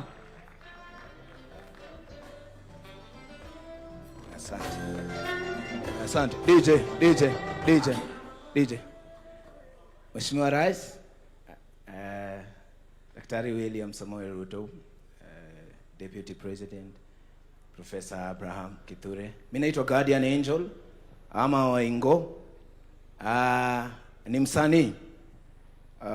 Katika uchezaji wa mpira usually sisi wale tunakaa nje ndio tunasemanga angepiga hivi ama angefunga namna hii ama huyu mtu anatuuza. Lakini ukiwekwa ndani ya kiwanja ndio utajua kumbe ile kiwanja ni kubwa. Si ni kweli? Kwa hiyo leo Mheshimiwa Rais, nakushukuru sana kwa sababu ya kuturuhusu tuwe na mazungumzo na wewe pia, na kuturuhusu kwamba sisi kama wananchi tuje pamoja kwa ajili ya kuzungumzia ujenzi. Kwa sababu nchi yetu ya Kenya ni kubwa sana, haiwezi kujengwa na mtu mmoja. Kwa hiyo asante sana kwa kuturuhusu tuwe na mazungumzo. Hata Biblia inasema Mungu ilifika wakati akasema njooni tusemezane. Kwa hiyo tunakushukuru sana kwa kuturuhusu kusemezana ili tuweze kujenga taifa. Sasa nataka tu sisi wote, kila mtu ainue mkono ya mwenzake, mwambie tushikane mikono tujenge Kenya. Asante. Tushikane mikono tujenge Kenya. Akina mama hoye, vijana hoye, akina mama hoye, vijana hoye, wananchi wote, viongozi wote, tushikane mikono tuijenge Kenya. Tuungane sote, wananchi wote, viongozi wote, tushikane mikono tuijenge Kenya. Tuungane sote tuijenge. wanaolala tutoke kwa vitandao, akina mama tufunge maleso, tusiwatukane viongozi kwa mitandao. Let's take a step ya kuleta mabadiliko. Wale wanatoka ghetto wote na wale wa town, wale wanatoka village wote na wale wa mtaa, uptown, downtown, round town. Kenya ni nchi ya Mungu, tushikane mikono tuijenge Kenya. Kenya ni nchi ya Mungu. Aya, shika mkono ya jirani. Viongozi wote tushikane mikono tuijenge Kenya. Wananchi wote, viongozi wote tushikane mikono tuijenge Kenya.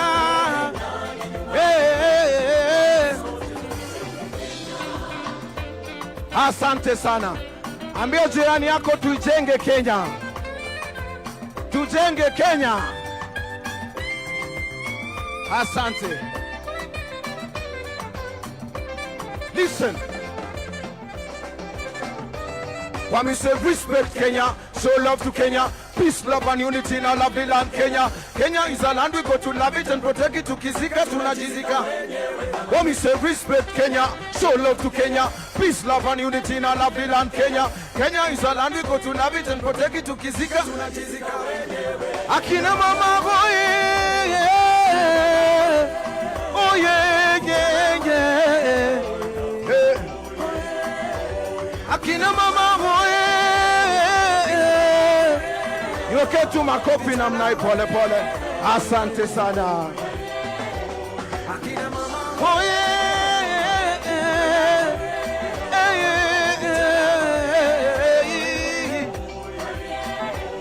akina mama boy,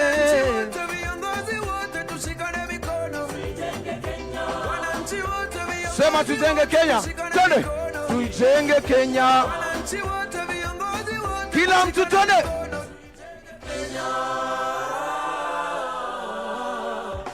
Tujenge Kenya. Asante. Mashallah, asante. Naomba tuketi jamani, asanteni sana kwa heshima hiyo. Naomba tuketi, asanteni sana. Ndugu yangu Mark, kama uko karibu, ndugu yangu Mark, kama uko karibu, karibia kaka mwenye upara huyo. Everyone is accommodated, wanao vipara, wale wanao wamebarikiwa na nywele. This is an inclusive conversation. So, asante sana, Melody. Now, ladies and gentlemen, speaking of an inclusive conversation, we just want to start it off. It's not conclusive, it's inclusive. And it's not thorough in the sense we are not ending it here. We're just starting. And for that, I'd like to call on Julie Gishuru, ladies and gentlemen, who will be steering that conversation. As she stands by, we'll put some things into context in terms of the journey that has been on the screens that are around this room, and I'm sure those following us from home will be able to follow this. It is just a true testimonial from wananchi ambao wengi wao hawako hapa, but they have had the impact of the journey that we've had so far. And right after that, Julie Gishuru will be taking stage to steer the conversation that starts today. Asante sana.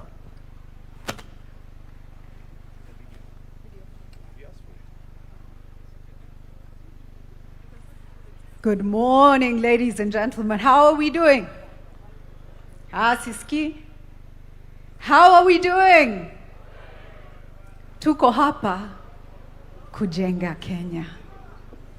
Kujenga nchi yetu. I want us to reflect for a moment, and we're going to have a video on just now. But just before the video plays, I want you to ask yourself a few questions. What is Kenya? Think about it. To you, what is Kenya?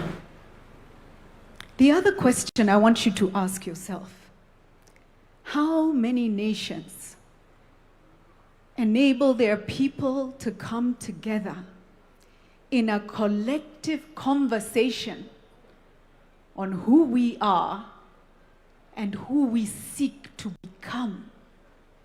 How many nations? Our neighbors? In Africa? Around the world? How many nations give voice to the citizen in the way we are about to? And so please reflect on that.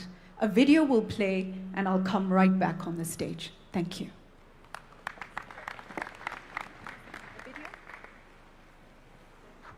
Please, studio, let's have the video. Naonekana studio yetu hawajafikisha Vision 2060. Twende kazi.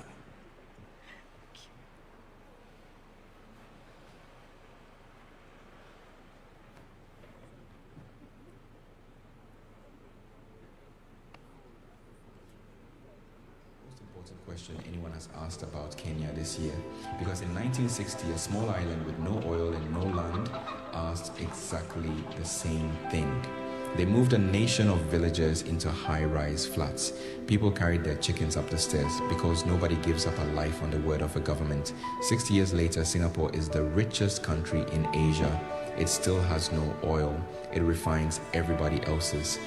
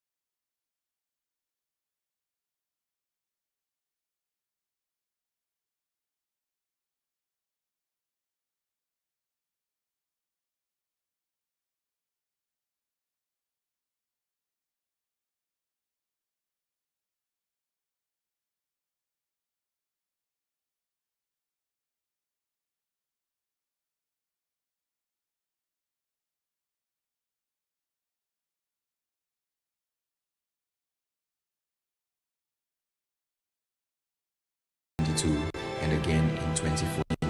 This time it is cabinet approved, county approved and priced. 1 trillion shillings. We are growing the wrong way.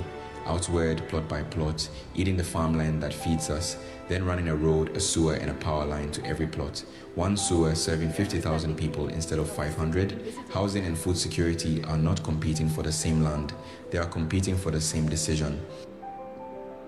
Living is the simplest test there is. A tap that works, a roof that is yours, a clinic in walking distance that has the medicine, a school where the teacher has been paid. The levy has taken 212 billion shillings off Kenyan payslips. By the government's own count, 8,367 homes are finished. That gap is not an accounting error. It is the whole argument. Africa's most famous slum, taken down block by block and rebuilt on the same ground for the same people. 10,000 people in Zone C and D were given 13 days and 60,000 shillings to move. The building is the easy part. The question is simpler and harder. Who gets the keys? For 60 years, farming here has been a bed placed twice a year on rain. 1 million acres under irrigation is not a poem. It is a decision about whether we eat what we grow. Galana Kulalu has been announced and re-announced since Vision 2030 was young. Here is the thing we keep apologizing for. We have no oil, our neighbors do. Singapore has no oil either.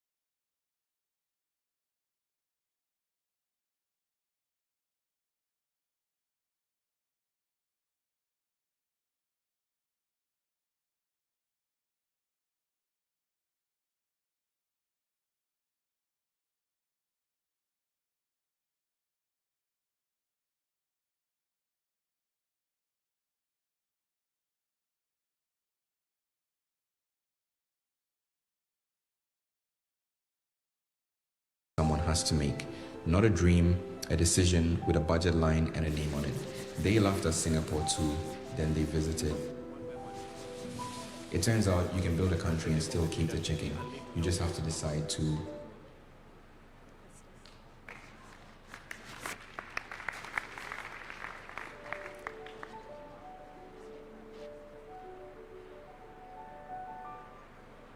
What Kenya do we choose? And we get to talk about it. We get to talk about it. If you remember the 80s, how many remember the 80s? Let's see hands. Single party rule, right? We pushed for multi-party democracy. We went into the 90s. We achieved multi-party democracy. We started the push for a new constitution. And we pushed and pushed together as a country. And then we hit the early 2000s, and we formed the Bomas process. And the CKRC, the Constitution of Kenya Review Commission. I say this because so many young people don't know where Kenya has come from. The Constitution of Kenya Review Commission spent years at Bomas of Kenya in Lang'ata, taking the views of Kenyans from all over the country, through their representatives, through civil society, spoke and spoke and spoke, and argued and argued and argued, and debated and dialogued. And we got our first draft, which did not pass the scrutiny of Kenyans. Do we remember? It did not pass the scrutiny of Kenyans because it was taken back to Kenya. And then we went back to the drawing board. And then we had a new constitution. 2010, was it? But Vision 2030 had already been birthed. And now we get to birth a vision under our new constitution. And many a time we are frustrated in Kenya. But how often do we stop to say, thank you, Lord, for a country where we can push for what we want? And for that, before I invite our panel, I want to ask us to celebrate our country and ourselves in ululation. I am so proud of being Kenyan because of processes like this. Ladies and gentlemen, leo we are all wananchi. Your Excellency, today we are all citizens. Is that okay? Thank you so much. Allow me now to invite our panel to come up and take their seats, and we will start a dialogue. Dr. James Mwangi, please come up. Let's give him a round of applause as he makes his way up. Daisy Amdani, who's the Executive Director of CRON, focused on community advocacy and awareness. Give her a round of applause. Dr. Mwangi, I didn't give your role because everyone in Kenya knows who you are and what you do. Please take your seat. Please sit where you are most comfortable. Next, let me ask Betty Maina, former CEO of the Kenya Association of Manufacturers, to come up and take her seat. Faith Beatrice, President of Daystar University Students Association. Faith, where are you? Please come up, give her a round of applause. Mwita Ian Matiko, student leader, Kenya Methodist University. Let's give him a round of applause as well. Festus Mwanza Kaluki, youth leader from Machakos, representing people living with disabilities. Let's give him a round of applause as he comes up as well. And also with us, Ambassador Bitange Ndemo. Please do come up and take your seat. He's Kenya's ambassador, I believe, to the Kingdom of Belgium and the European Commission. Please do take a seat. Thank you all so much for joining this conversation. I will start with a simple question. How far have we come as a nation, in your view? And what have our greatest achievements been? And then from there, for you, where are we going? Where should we be going? And how do we get there? Can I start with a youth voice? Faith, kick us off. Thank you. Thank you so much for this opportunity. So one great achievement that we've seen is the development in terms of roads. We've seen Thika Highway under Vision 2030. That's one of the developments for Vision 2030.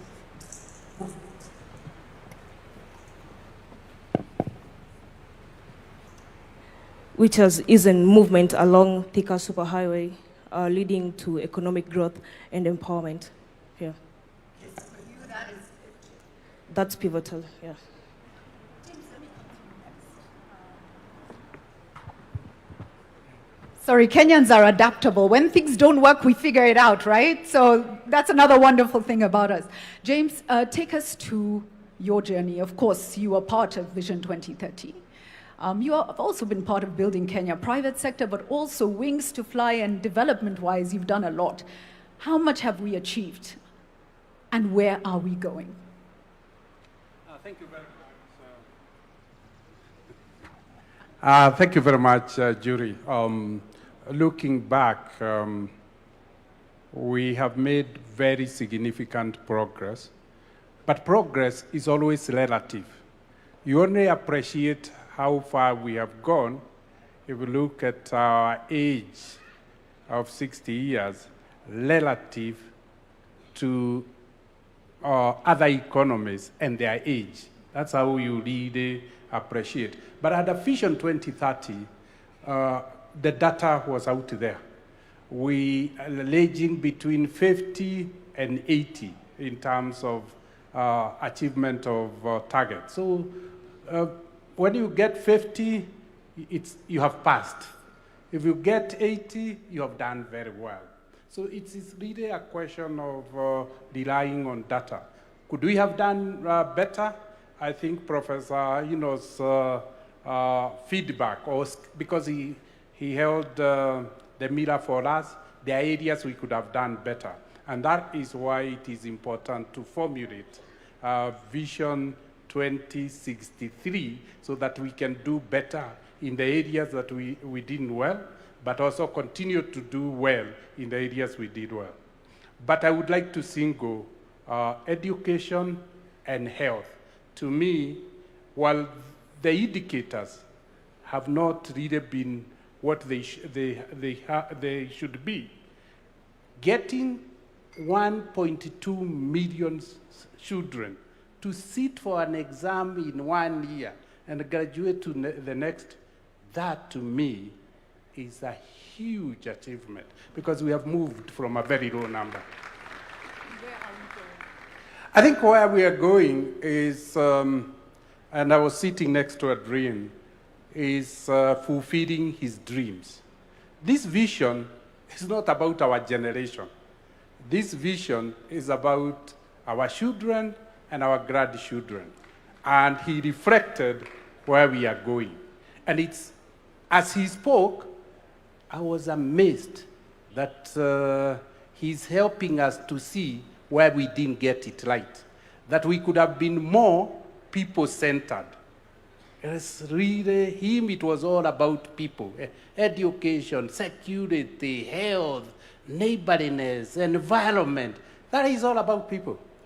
Yes, we did lay foundation in infrastructure, but Adrian representing the people for who we are here wants a people-centered vision. Very powerful, very powerful. Let me come next to you, Daisy. Tell us what you are most impressed with in terms of what we've achieved, and tell us where are we going. Let's try. Let's see if the mic is working. Okay, thank you. Try again. Just hold it. Thank you so much, Julie, and thank you for the opportunity to have this conversation. I think, and I'm going to speak as a woman, that in Kenya, I think we've made significant strides. I think the most important thing that we did for ourselves as a country was the promulgation of the 2010 Constitution that gave us the framework for inclusion. And when I think of, you talked about the 80s, and there are many things that people don't know about where women came from. I remember when we were in school in the 80s, a woman could not walk into a bank and open a bank account without the permission of her husband, if she had one, or her father, or a significant male other. Women were not seen as having personal agency. Today, women are at the forefront of economic growth, you know? So that's really significant. If you look at our history, where we came from in terms of political representation, it was a male-dominated field. Women who aspired to be leaders were considered somehow wayward because it was really considered a male domain. Today, we have women at every level of our governance, at the county governments, in parliament, in the cabinet. I see here we have 2 female governors of the 6 governors that we have in our country. So we're changing the face of what leadership and governance and power looks like. When you talk about indicators in terms of education, maternal health, in terms of economic growth, I think we've made significant growth, and we need to appreciate that. We look at all the hardware that's been there, the roads, the railways, and everything. But even in terms of income generation, I think we've come a long way as Kenyans. So somebody talked about, the young man talked about democracy, the freedom. You know, I really don't think we appreciate the kind of freedom that we have in this country. Angel sang about how Kenyans shouldn't insult their leaders on social media. The freedoms that we have in Kenya, the ability to be able to speak and express yourself, I think this is something that we take for granted because it's not available in many other jurisdictions, but in Kenya we do, and that's why I appreciate this conversation, because it's giving us an opportunity to be able to have a conversation and channel our energies towards talking about the Kenya we want to see beyond Vision 2030, but also to diffuse some of the tensions that are there, because we agree that we're having this conversation within a context of a lot of uncertainty in terms of employment, economic pressures, and all that. So there's also skepticism as to why is this conversation coming at a time like this, just a year before elections. But I think it's important that we have it now. That's why it's important that we have it now. So even the ability to be able to gather here together, to have that conversation, the president calling us as citizens to have a conversation about what the future of our country looks like. I think we've come very far, because usually it's always top down. It's presented to you as citizens, not calling you in to come in. Let's have a dialogue, let's reason together, and let's vision our country together. That's incredible. Thank you for that. I think it brings me to Betty. Let me come to you next. And, you know, we were at the forefront of a lot of dialogue over the past 20 to 30 years.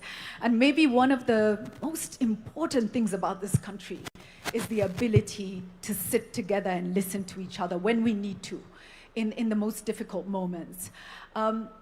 Let's walk through for you, what are you most proud of? And now as this country comes together in this discussion, starts this process, what's the realistic, process that we need to go through? And I think it will be discussed further, but this is not a short journey. This is, tell us what you see, and ideally, where do you want us to land as a country? Well, thank you. It's on, right? Well, thank you, Julie, and referencing how far we've come in this conversation about the future of the country. And like you, I'm actually very excited that we're having this conversation in this context, because we've had conversations about Kenya in the past, and it's not from the 60s when we think about the futures work that was done by the NCCK. So Kenyans have been thinking about... We adapt. Sorry. Kenyans have been thinking about themselves. We gave ourselves a vision at independence. We gave ourselves the goal of eradicating poverty, disease, and ignorance. And therefore, we've been shaping our futures over different times. we've seen, as James has said, if I think about our childhood, when we grew up, I'm thinking it's my age or slightly older, the differences in, our experiences as children then, and where we are and where our children and grandchildren, because now we have grandchildren, are growing up, those are totally different society and a better quality of life. So I think we need to give ourselves credit that we are not where we were in 1963. We are not, but we are not where we would like to be. So we've accomplished a lot socially, politically. We've celebrated the Constitution. Economically, we've seen better livelihoods than we experience, education, health. There are many things that we can talk about and celebrate as having accomplished as Kenya. But we are also aware that there are things, we gave ourselves 80%. Somebody might be less generous, James, and say maybe we should give ourselves 70. So 70 gives you an indication of how far you are. And Professor Hino has clearly told us, this is where you could be if you did different things. And I think when we now think about the future, we need to think about not focusing on the things that have worked. We like to look at buildings. We think development is capital projects, roads, which is true, it facilitates that. But there is something within that we need to work on. What sort of economy do we have? We focus a lot on, and we are aware of how unequal our society is. So if you ask me, what should we aspire to? We should aspire to a lot more of an equal society. What are the things that will get us that? Professor Hino points out, but history also points out that hard work, clearly, discipline, integrity are critical for building blocks for the future. Everybody wants to become rich, but how do they want to become rich? And do they become rich at somebody else's expense? We need to fix the institutions that offer equality for Kenyans. Thank you. Wow, fantastic. Still adapting. Okay. Can I just bookmark that when Professor Hino did his presentation, and when you mentioned informal sector, there was an applause that came from the back. So I just want to recognize that's a very big part, I think, of what Kenyans want us to focus on is how to give dignity and opportunity and pathways forward to the informal sector. Let me come to you next, Ian. A lot of what we talked through earlier, you probably didn't live through, right? So when you have the chance to look forward and imagine and dream everything, we have a restless, cynical and tired, kind of disappointed Gen Z and youth population. How do we inspire? How do we rebuild? And what do you see as the future for the country? All right, thank you so much. My name is Ian Mwita Matiko. I may not have lived to see the Vision 2030 being born back in 2008, but I have been a beneficiary of that vision from the time I was born up until this moment. So I'll say what is working in the present and where I think we are headed as a country and what I envision, what I would want as a Gen Z to be achieved in 2060. What is working currently, I've had the opportunity to work under 3 ministries currently. I have worked under the Ministry of Interior, under PS Raymond. I've worked under the Ministry of PS Fikirini Jacobs, and under the ministry that coordinates Nyota Fund. One of the things that I can say with full confidence that is working is that for the first time in the history of this country, we have had the young generation being brought in conversations, national conversations on matters security. And that is thankful to Jukwaa la Wasomi, which was born last year under the leadership of UCSPAC, which is the Universities and Colleges Students' Peace Association of Kenya. That Jukwaa la Wasomi is working in conjunction with Jukwaa la Usalama under the docket of PS Raymond Amolo. So that is one of the most significant things that I've been able to witness as a young person, because now we are revolutionizing our security to include the very people who are going to take it up later on in the future. The second thing is about Nyota Fund. Now, people may see it as a very small thing, but when you look at it keenly, it is inspiring millions of lives. Because for the first time, we have a president who's thinking about the hustlers out there. This Nyota Fund is revolutionizing the way in which we think, because we don't want just to tell people that we're giving you employment. We want to show them that this is how we are creating these job opportunities for you and inspiring you to a future. And the third one is, when you look at the National Youth Council, NYC, the last time the elections were held were 10 or 14 years ago. For the first time, we had it gazetted this year that the youth are going to elect their council to represent them in terms of government. And that is that is thankful to PS Fikirini. So that is what I've seen that is working currently. But what do I envision? Which Kenya do I want in 2060?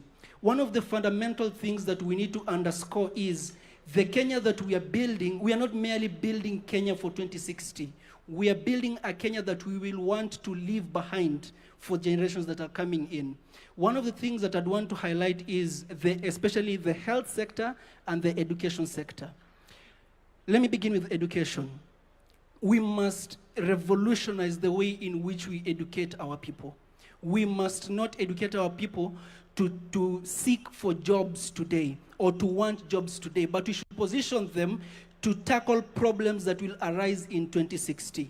And that means we need to bolster our education system. We need to position our people in such a manner that we will not be consuming things from outside, or we will not be consuming knowledge from other states. We will be instead exporting knowledge to other states. We will be inventing and we'll be inventing things and sending them outside. So that means we need to invest more in our education sector.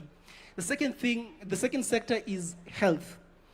We cannot be 60, now for 2060 will be 100 years, yeah? We cannot be 100 years old and we are still relying on external aid in terms of medicine, in terms of vaccine, because we are 100 years old. So we should invest in the health sector such that our young scientists, our professional doctors, our brilliant minds can come up with research. That research can be sponsored into the future, and they can dream about a Kenya that can, also innovate. We don't want to go to other states to compete in events. We also want to host those events, and we want to be better at those research competitions. So that is the kind of Kenya that I envision. And if I've been following the mind of the president, when you look at the trajectory that he's trying to build, he's trying to turn Kenya away from consumer country to a producing country, if you look at it keenly.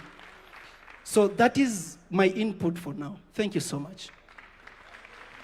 Thank you so much, Festus. Ian, Festus, let me come to you next. You're a leader in your own right. You're doing that in Machakos County. What are you happy about in terms of what Kenya has achieved so far under Vision 2030? And what is your hope for 2063, Kenya at 100? Thank you, Julie. Is it good morning? Is it good morning? Yes. Good morning, Mr. President. Good morning, Julie. Good morning, my panelists. What has been significant about the achievement of Vision 2030 to us, persons with disabilities, because that is a constituency that I speak for and work for. We've seen enactment of the new Disability Act that has been in the parking lot for a very long time. The act was assented by our dear president last year, August. Was it August? Sometime last year, and that was a really great milestone that spoke to the intentionality of our government in terms of including persons with disabilities in their activities. We've also seen significant efforts by the government, especially in mashinani, whereby nothing can happen without us being on the table and having our voices where conversations are happening. Kudos to the Ngao team and to the other government sectors like the judiciary and other parastatals of government. And the hope that I have, or the hope that I see is, number one, before I go to the hope, can I cite an oversight that I have seen? Because this is a conversation anyway. When we look around this podium, and online as well, we are missing a very critical accessibility format for those that are following online and those that are in this place with hearing impairment. It was an oversight, and I give it as a recommendation that next time that is looked at critically, because thank you. This being a national conversation, then it ought to carry us all to the other side of the river. And the other observation that I have made, I'm moving to my hope.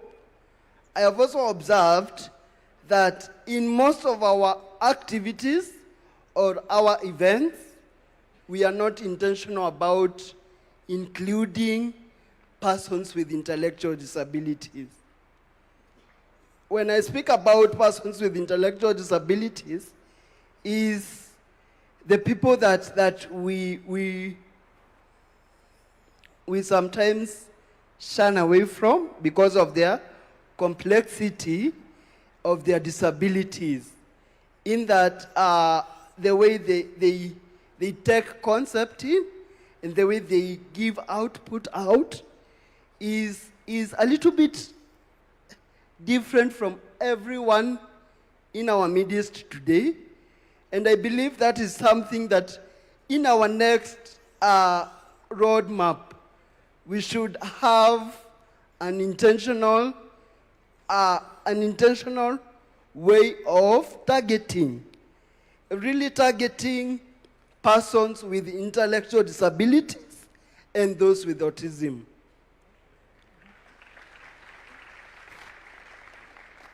The other thing is that I need us to see more formats of communication in our various engagements. I'll give examples. Persons who are short-sighted, that do not see small letters. How inclusive are we when we are projecting? Even I was struggling. In our screens, how inclusive was that? And those that use Braille is that format that is going to be accessible to those of us that have gone to school and can use Braille too as a way of communicating to themselves. Again, we have a very forgotten group in the communities that have not been participating in our activities most of the times because of the barriers. The deaf-blind people, we've seen how America has empowered the deaf-blind lawyer. All of us know her. We've seen how she even came to Kenya to inspire us, persons with disabilities, brought in by National Council and brought in to inspire and change a narrative that has been there of persons with deaf blindness are supposed to be left away. Just to ask, how many of us know that we have a language known as tactile? Tactile. Tactile. How many of us know that? Mr. President, do you know tactile? Do you know how it is used? Please, it is actually embedded in our national book, our reference book, the Constitution of Kenya, whereby it's a mode of communication for those who are deaf, blind. So we'd also want to see that in play, because it is mandatory to carry all of us to the other side of the river. Now, yes. I am going to my hope. The Kenya I hope to see. I hope to see a Kenya that is inclusive, a Kenya that is intentional, a Kenya that is led by us with diverse perspectives and disabilities. We need to be included, not integrated. We don't want integration. We want to be at the center of where conversations are happening. Thank you. Thank you so much. I think the humanity, even in how you started Festus, and you took a moment to recognize and greet us, and you've taken us through a comprehensive view of what's missing and where you need us to go. Thank you so much for that. I want to also just recognize, you mentioned somebody from a different country who inspired you, but we have our own in Kenya, do we not, who is a senator? Honorable Crystal, yes, and I don't know if she's here, but she's incredibly inspiring, and so I just wanted to also mention that. Thank you so much. Let me come to you, Ambassador Ndemo. Again, we were at the front lines of much of the change of Kenya with you. You were right there, and you saw what it took to change a nation. It's not easy to push, to evolve, but you did that.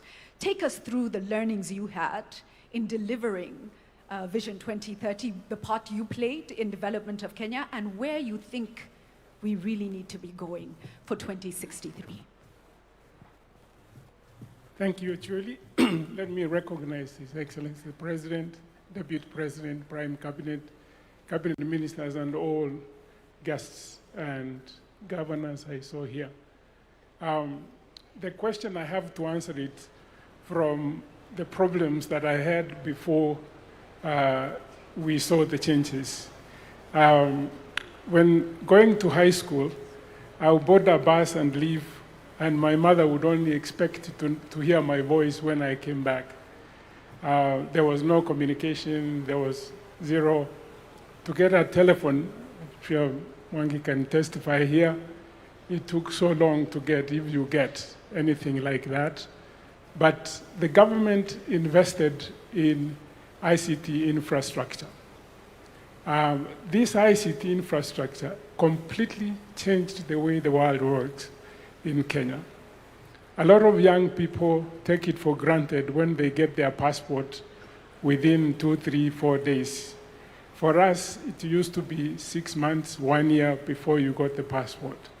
There are so many other government services that have been digitized since that time. I think 100% of the government services are online. We are able to pay our taxes online. We are able to communicate online.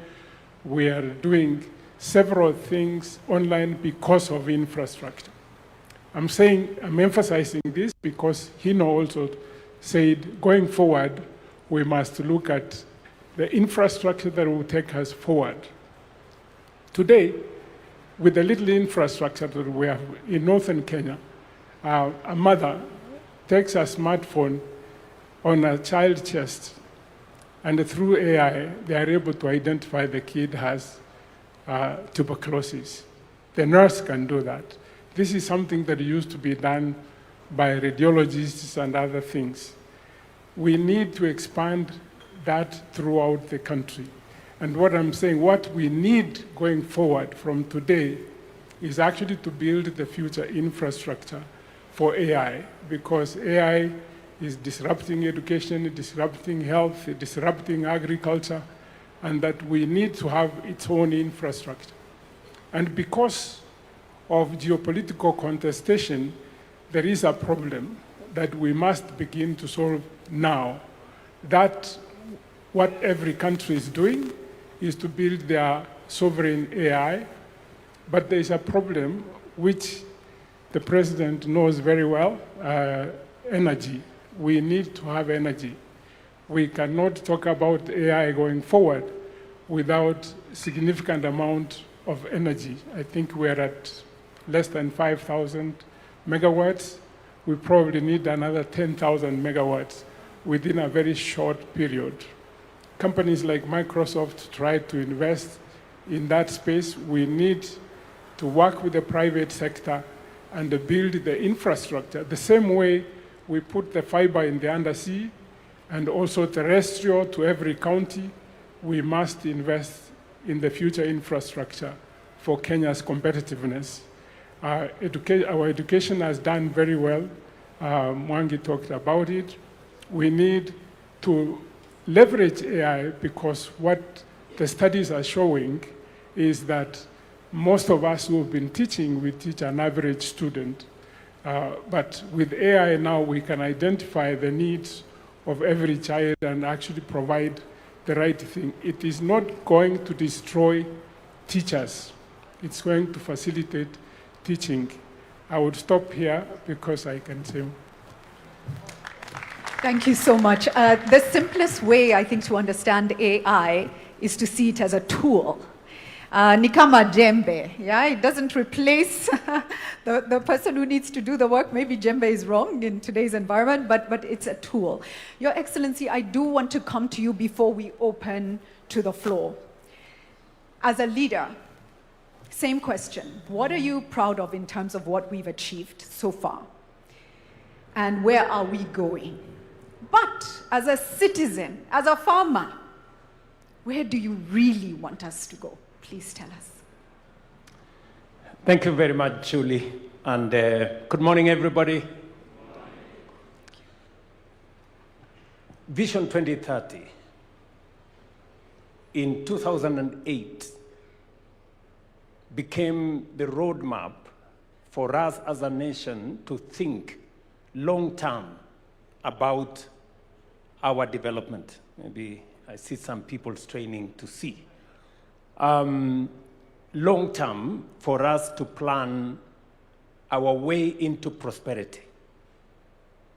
And we must commend President Mwai Kibaki and the vision bearers then, who provided a platform for us to put together what today is finally in the sunset years.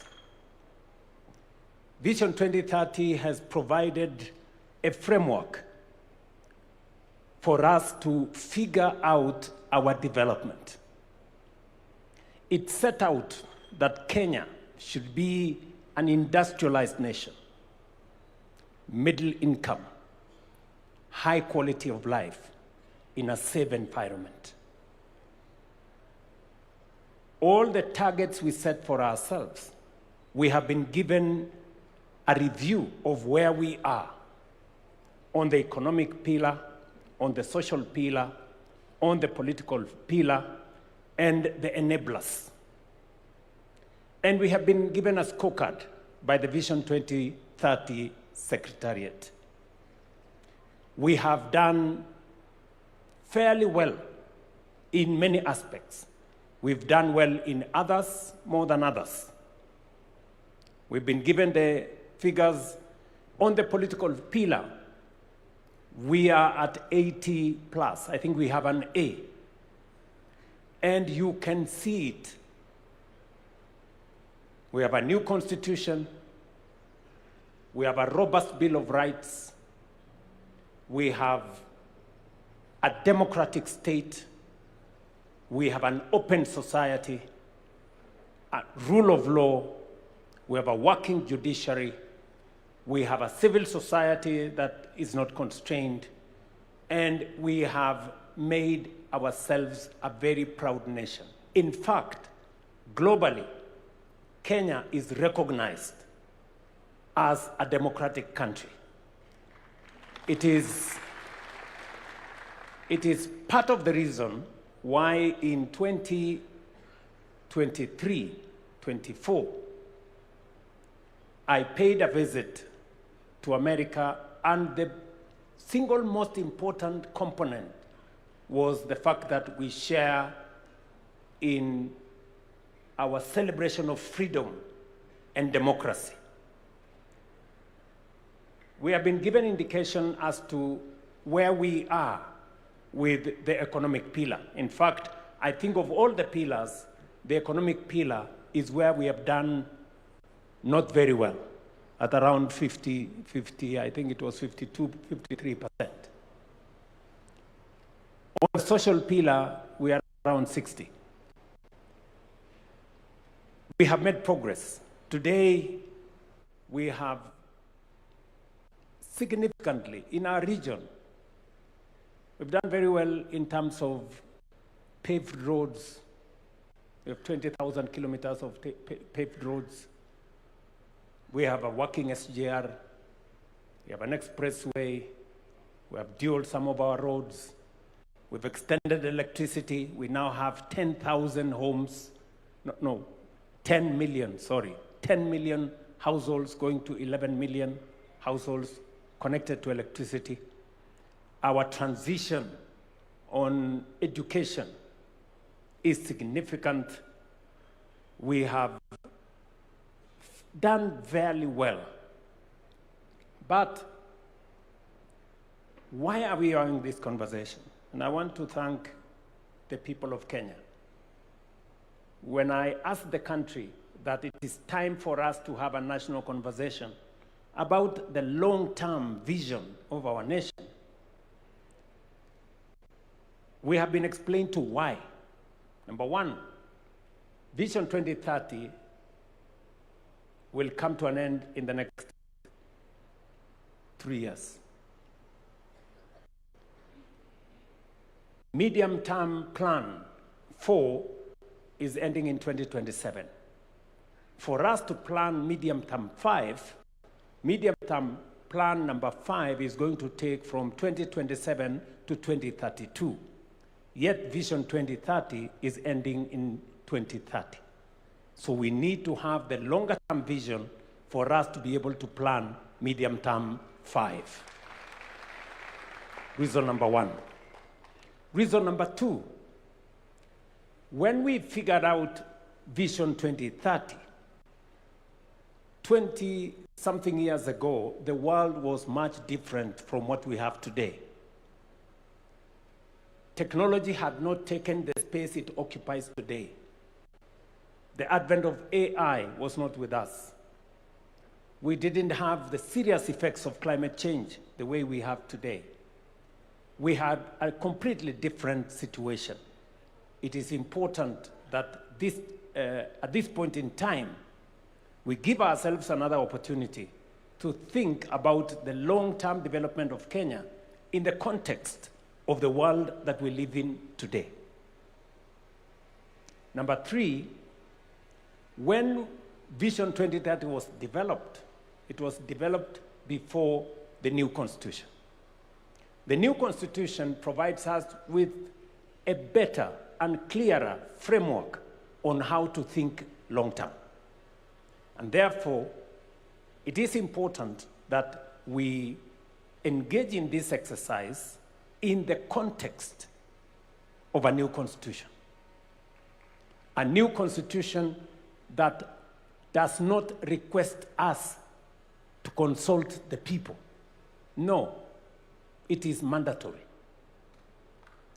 The reason why you find in some cases many people do not understand, do not relate to Vision 2030 was because there was no public participation to the extent that we know public participation as provided for in the Constitution at the moment. And therefore, we have an opportunity this time round, different from the opportunity that was in 2008, to formulate a long-term plan, one that is done by the people, not by government, not by bureaucrats, by the people themselves. And therefore, we need to give ourselves the opportunity, and this opportunity that we have to think about Kenya long term. We want to pick the minds of everybody. The farmers, entrepreneurs, students, technocrats, everybody.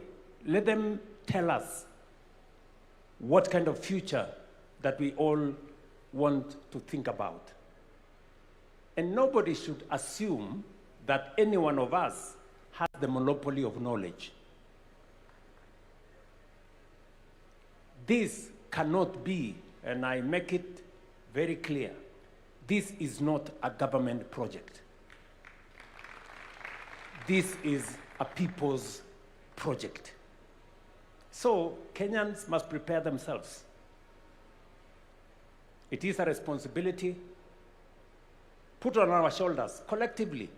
And I will be speaking as a citizen as well, because I also have aspirations on what I think our country should be, beyond me being a leader today in Kenya. And number 4, just so that we contextualize this, the center of gravity, global gravity in terms of growth is moving to Africa. Africa today is pivotal. Why? Because of 4 reasons. Number 1, we have the largest reserves of renewable energy. We have the youngest population, a population that a quarter of the world's population will be living in our continent by 2050. Number 3, we have the largest market that is emerging. Number 4, we have the largest reserves of uncultivated arable land for food security going into the future.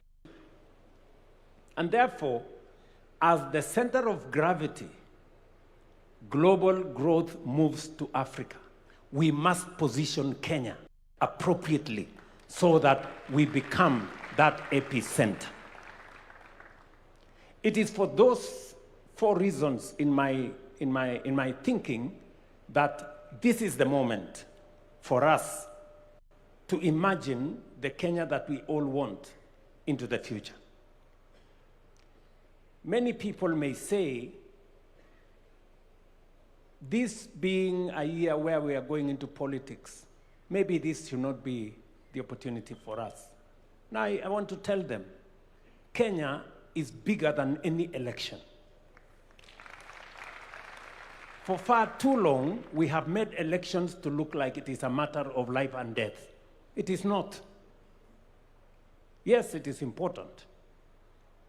And the reason why we have not achieved some of our targets is because we have made our plans not with the foresight of the future, not thinking about the next generation, but simply thinking about the next election. And that is how we haven't met some of our targets. And I speak from a position of knowledge, and I speak from a position of experience. It's not always that you become a president of a country. I have the privilege to be the president today. And I want to speak from that experience. that the pressure that always you have, even when you know as a leader this is the right thing to do, you are told always, this will affect your next election, don't do it. This will affect your next election, don't do it. Many are telling me, oh, you know, why don't you concentrate on the next election? Leave this thing, it can be done some other time. I'm telling them, the next election will come and go. Kenya must think beyond the next election. Kenya must think for the next generation. And I want to ask all of us here to think beyond any election cycle or any administration. We must think about the next generation. Let me conclude. I hope I'm not taking too much time. Let me say the following. I have listened to the presenters. I've listened to Professor Anyang' Nyong'o. I've listened to Adrian, the good young man who is 7 years old. I have also listened to Professor Hino. And as we have this conversation, I have picked 4 things. Number one, Professor Hino has said, for those countries that have succeeded, and he's given us examples of Singapore, Malaysia, he's told us about Vietnam, and all the other countries. What was central to their quantum leap was the people. Not the oil, not the gold or resources, it was the people. And we are lucky as the people of Kenya because we have the people, and they are very hard working. So we have what it takes to lift this country to the next level. Number 2, he has told us to pay attention to inequality. A very serious challenge in our nation is inequality. We have too many people who still sleep hungry. We have too many people who are jobless.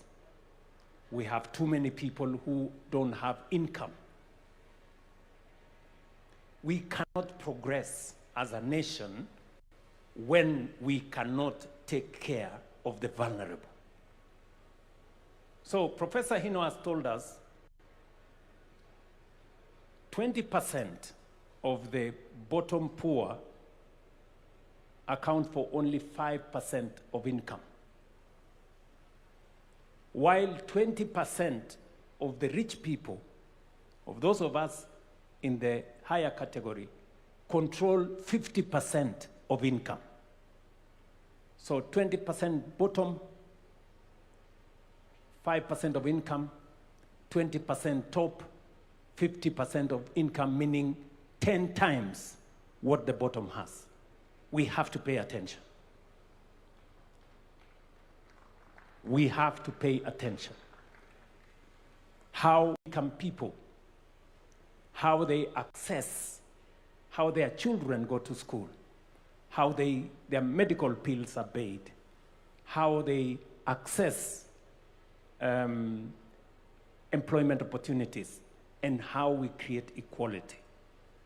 Number 3, he has told us our opportunity is in raising small, medium, micro enterprises. We have an opportunity there.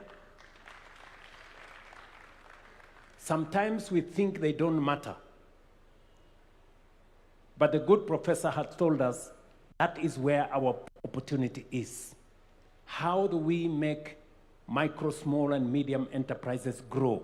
How do they access credit? How do they access opportunities? How do they access business? That should be we should pay attention. And then number 4, he has told us to pay attention to accountability, to dealing with corruption. He has told us 3 things. We now have a conflict of interest law, which we signed into law. There are many people who want to challenge it because it closes many doors on the people who have access to power, who want to use that power to access contracts and many things and many things. Number two, he has told us about EGP. We have been trying to implement EGP for many years. I am very happy that finally we have moved government procurement to an electronic platform where contracts can be transparent. We can know who is being allocated, which contract, for how much, and whether it matches the market parity.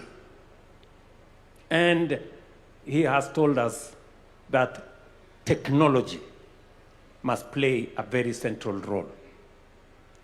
I was listening to Mercy Mwangangi, our CEO of SHA, and he was saying the single most serious challenge he faces is how to stop fraud. You know? And we are very happy that finally, using technology, we are able to stem theft, fraud, and corruption. And to the good professor who has said here, going forward, technology is going to play a significant role in us taking this forward. So, in conclusion, let me say this. To the people of Kenya, nobody has a monopoly of good ideas. Beyond Vision 2030 is our collective responsibility. We must step up. It is a constitutional responsibility to each one of us. It is an obligation to each one of us to implement the Constitution. And part of implementing that Constitution is to figure out how we appropriate, access, and avail all rights that are provided for in the Constitution to everybody in Kenya. Whether it is human rights, electoral rights, rule of law, access to water, access to education, freedom from hunger, making sure that the Constitution, what the Constitution says, that every citizen must access the highest standards of health, the highest standards of education, the highest standards of housing. It is our responsibility collectively for us to have a plan on how this is going to be attained. And we have the opportunity. I want to pledge here that government is not going to lead the talks. It is going to facilitate. This is about the people. Whatever platform that is required to be provided, we are going to provide the platform. Let the people, in their diversity, the religious community have ideas, private sector have ideas, farmers like myself have ideas, students have ideas, the academia have ideas, our good friends in civil society, they have ideas. Let us bring the cocktail of ideas and have a plan for our country into the future. It is our opportunity. Let us not abdicate. Let us not delegate. Let us not run away from that responsibility. It is our duty, it is our obligation constitutionally to make sure that we think about the future of our nation so that Adrian, sitting here with us, 7 years old, will know what the future is going to look like. Thank you very much. I hope I have not taken too much, but this is the opportunity for us, and I am very happy to be part of this as a Kenyan myself. And believe you me, I will be part of it as a Kenyan. Thank you very much. Thank you so much for that, Your Excellency. Thank you for the context. And Mark, just be on standby. I will be coming to you. That context is very important. We've heard that the center of gravity for growth in the world is shifting to Africa. The world doesn't want it to shift to Africa, but inevitably it is shifting. And African countries, through their strategic actions and positioning, will determine whether it shifts on the world's terms or it shifts on our terms. Kenya today, and Your Excellency will confirm, has been tasked with building an AU that is fit, informing the build of an AU that is fit for purpose for Africa today and the Africa we want. Kenya is doing that. Yes, and it is important. Kenya today has been tasked by the world with convening around the issue of trust. The Trust Summit is being held in Kenya under the Ministry of Foreign Affairs. And the world is looking to Kenya to tell the world, what are we learning about how we rebuild trust in communities, in societies, between citizenry, with government? How do we rebuild trust? So Kenya has a responsibility to think deeply about where she is going for ourselves, but also for Africa. Does that matter to us? I hope it does. I hope it does. Mark, I'd love to come back to you now to take us round the room. Yes, I see Wananchi hands. We're ready to speak. Thank you. Thank you. Thank you, Julie, and thank you for those who... So I'll just start here, and then you'll pass it back to the lady right behind you, young lad. So crisp and short. Good morning, everyone. My name is Sean Karanja Kinyanjui. I'm an investment professional, born, raised, and living in Nairobi. I'm a portfolio associate at a Pan-African venture capital firm. So on a day-to-day basis, I get the privilege to speak to entrepreneurs across Kenya and Africa and deploy meaningful capital into their businesses. I give you this context because every day I get to see Kenyans and their talent and ambitions on a day-to-day basis and even back and support these businesses.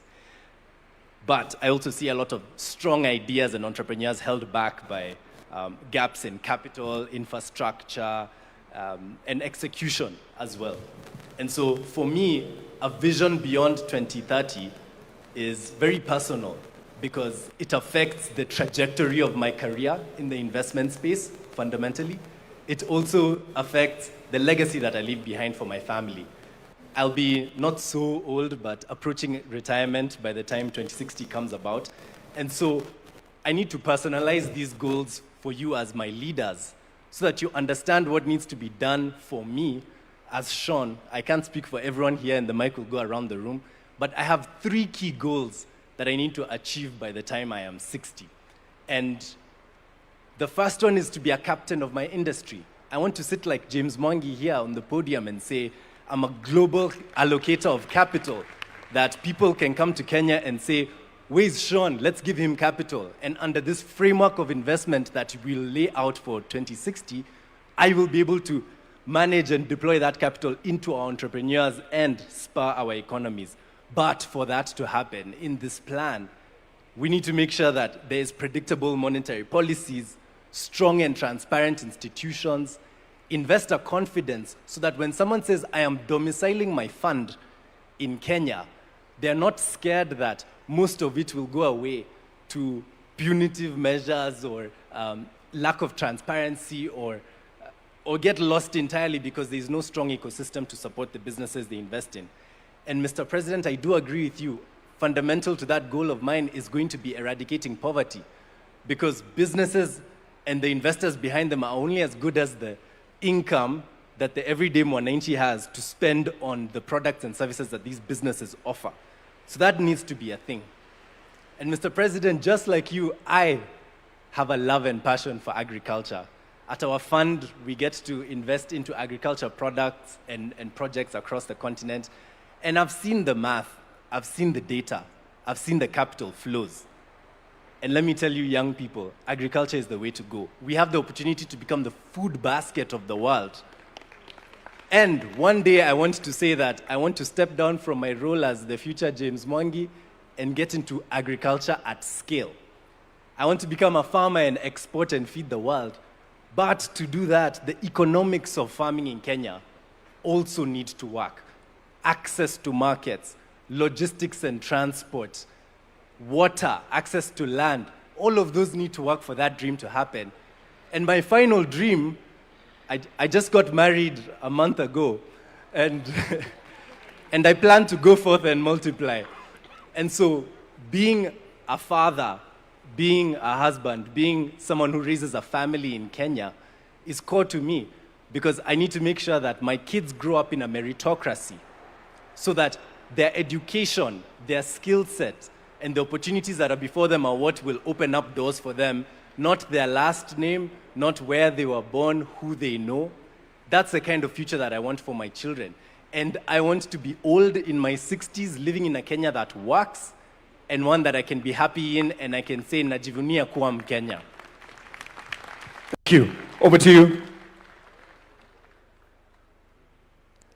All right, let me pass it over to you. And let's keep it short and crisp. And Sean, just as an interjection, 60 is not to grow old. There are 60-year-olds here who feel targeted by what you've said. But I get your point, young man. 60 is not old. We still have very young 60-year-olds here. So, tuendelee nalo. Keep it short. Good afternoon, everyone. My name is Achieng Masawa. I come from the great county of Siaya and a woman representative aspirant. I'm a social impact and enterprise-based consultant. I had a privilege to study in Israel and also study entrepreneurship in US through Mandela Washington Fellowship. I'm also a former student leader at University of Nairobi, where I represented gender affairs and also vied for chairmanship back in 2015. And as we sit here today, I am so grateful that this conversation is taking place. It has been so long overdue. I come from a county where we are the source that have been on the streets far too long.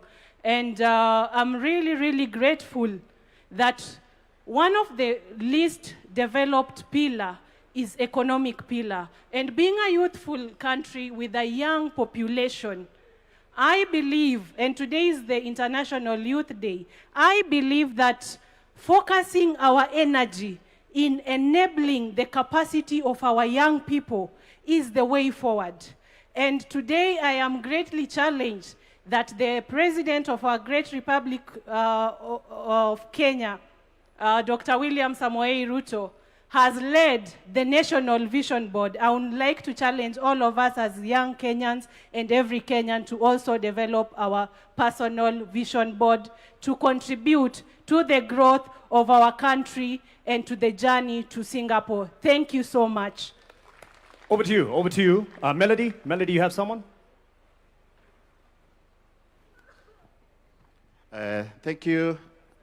Ladies and gentlemen, Your Excellency, first of all, my name is Hilary Ojwang. I am a Gen Z of this nation and a graduate mechanical engineer. So my comment as of today is that, first of all, I want to thank you for this initiative, because we came up with Vision 2030, and we are now we are developing a relay of visions. So we have Vision 2030, handing it over to Vision 2060. So as we hand it over to Vision 2060, we really just have to reflect and check back and see what is our progress in the social pillar. We have made some progress. Our progress in the political pillar has been significant. But our challenge, Your Excellency, which is the key and the core of changing the life of our people, is the economic pillar. And as a young person, as a Gen Z of this country, I want to thank you because you are saving us in this, guys. Because when I'll be old, and in my 60s, in 33 years to come, the current generation, the generation Alpha, will be asking us for jobs and asking us, what did we do when we were young that they are jobless? That is why I'm thanking you, because by Vision 2060, we are trying to solve the solution of creating jobs for our people. My comment is that as our president, and we are praying for you, and we are going to hand over the job to you once again in 2027. I just want to ask you that in that last term, Your Excellency, focus on the economic aspect kindly. Our young people are still hungry. We still have few opportunities in our country.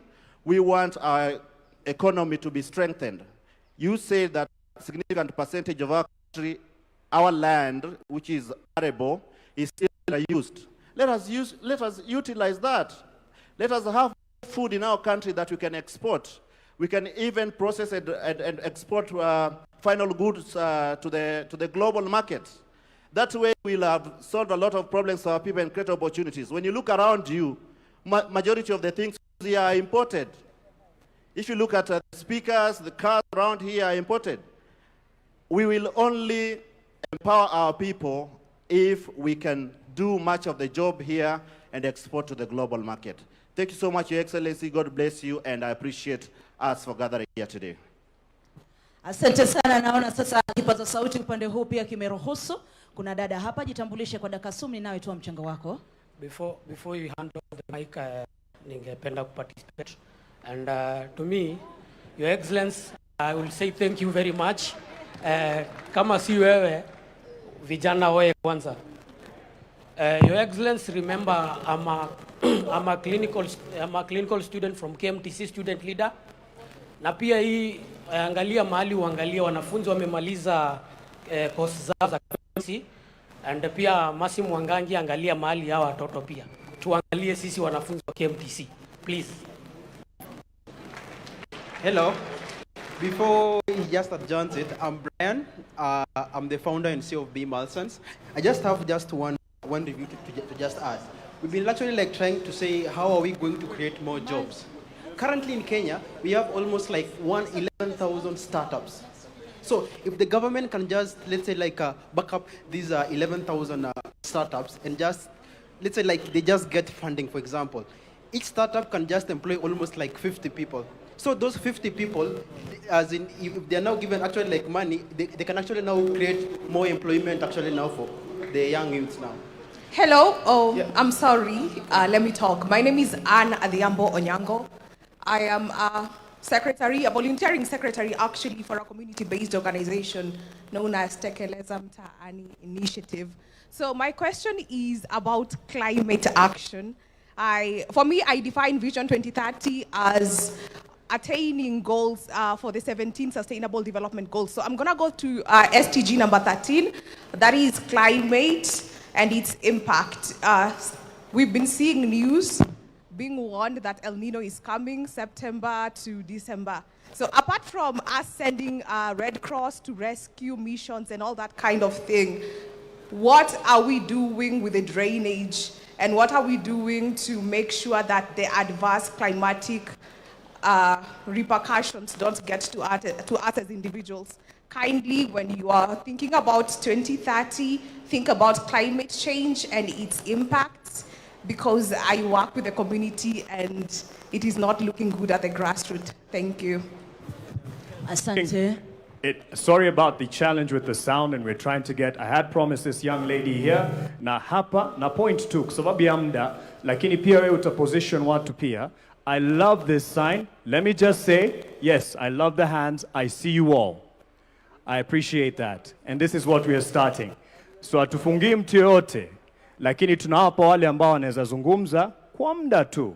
I love the passion and I love the reaction. We just also need to give that side of the room. So that's why we're kind of giving an opportunity for those on the other side of the room. Young lady, please keep it safe, short, and then we will come to as many. But as you would appreciate, there's other parts of the program, and there's another opportunity for an open mic. I promise you. I promise you. Quick. Thank you so much. I'm called Lucy Wanjiru Mbugua, a youth leader from Nakuru County, and aspiring senator come 2027 next year. And my question to the president is, there was a clip that Rigiji talked. We know Vision 2063 will go beyond your administration and possibly several generations. Now, my question is, how will you make sure Vision 2030 belongs to Kenya and not to a particular government, so that the future administration continue implementing it regardless of who is in power? And as I finish, I want to say that I want this Vision 2030 to be a Kenya where there is no corruption, and where youths, we are employed regardless of who we know, as long as we are educated. Thank you so much. God bless you. Asante, asante, asante. Tumsikie dada hapa. Hello, good afternoon, everybody. Good afternoon, Mr. President and the nation at large. My name is Nora Kerubo Rangi. I'm from the Open University of Kenya. First of all, I'm Treasurer. First of all, I want to thank you so much, Mr. President, because after almost 36 years, I was able to go back to the university and undertake my degree in business entrepreneurship and education. I was just watching you on a television set like this, and you were inaugurating Open University of Kenya, and I saw the opportunity, and I wondered, how doesn't Kenya know about this opportunity? Open University of Kenya is an online program where you learn from anywhere in the country, in the world. Continue with your business, continue with your business, with your professional life, but at the same time, upgrade yourself. So what I want to say is I've seen a very huge opportunity in this space. So President, as we are continuing, can we continue to implement this online learning space? I have seen students from across the world. I've seen students from across the continent coming to Open University. We are 3 years old only. We started with virtually zero, and we are now 30,000 students. So as Kenya, we can capitalize on this economic pillar and export education. Kenya is at the pillar of education, and they are coming from all over online. So I would like to see Open Primary Schools of Kenya, Open Secondary Schools of Kenya, and the rest is history. I've also seen people from other countries come here for the primary school education, for the secondary school education. So at 2030, that is also another pillar. People trust Kenya. They trust the education in Kenya. So that is a pillar I would like us to capitalize on and take advantage on. There are huge revenues in education. Thank you very much, and God bless you all. Asante sana. Kuna wepo wengi huko. Acha nimtape ukaka mwenye shati yake ya maroon. The President, the Deputy President, and all protocol observed. I might struggle to communicate because I've never addressed such kind of a congregation, but you'll get my points. I have very delicious points and very ambiguous points. Now, this is a national conversation that personally I expected the leaders from across the political divide to be able to attend. I'm quite disappointed that some leaders are not present. My name is Samson Ligala. I come from Kisumu County. My governor, Professor Anyang' Nyong'o, is among the leaders that are, spearheading the conversation. So, as you know, and as you understand, leaders from Kisumu like myself, we are very brilliant, and we are supposed to be on the conversation and on the table. Now, Vision 2030 was formed when I was in class 3. I didn't know much about it, but my late father, used to really talk about it like every day. So I got to understand, and I'm glad that today I'm part of the team that is talking, that is addressing the country, and I hope that in future, the foundation that was built, we can have a conversation on it and be able to make changes. Personally, I want to talk about my ward, because in 2027 I will be the MCA for North Nyakash Ward in Kisumu County, God willing. Kule, nataka kuongea kwa Kiswahili kwa sababu si wengi wanaelewa Kizungu wenye wananiona kutoka huko. Agriculture. Rais, naomba mnisaidie, mnipatie muda kidogo nimalize. Okay, thank you.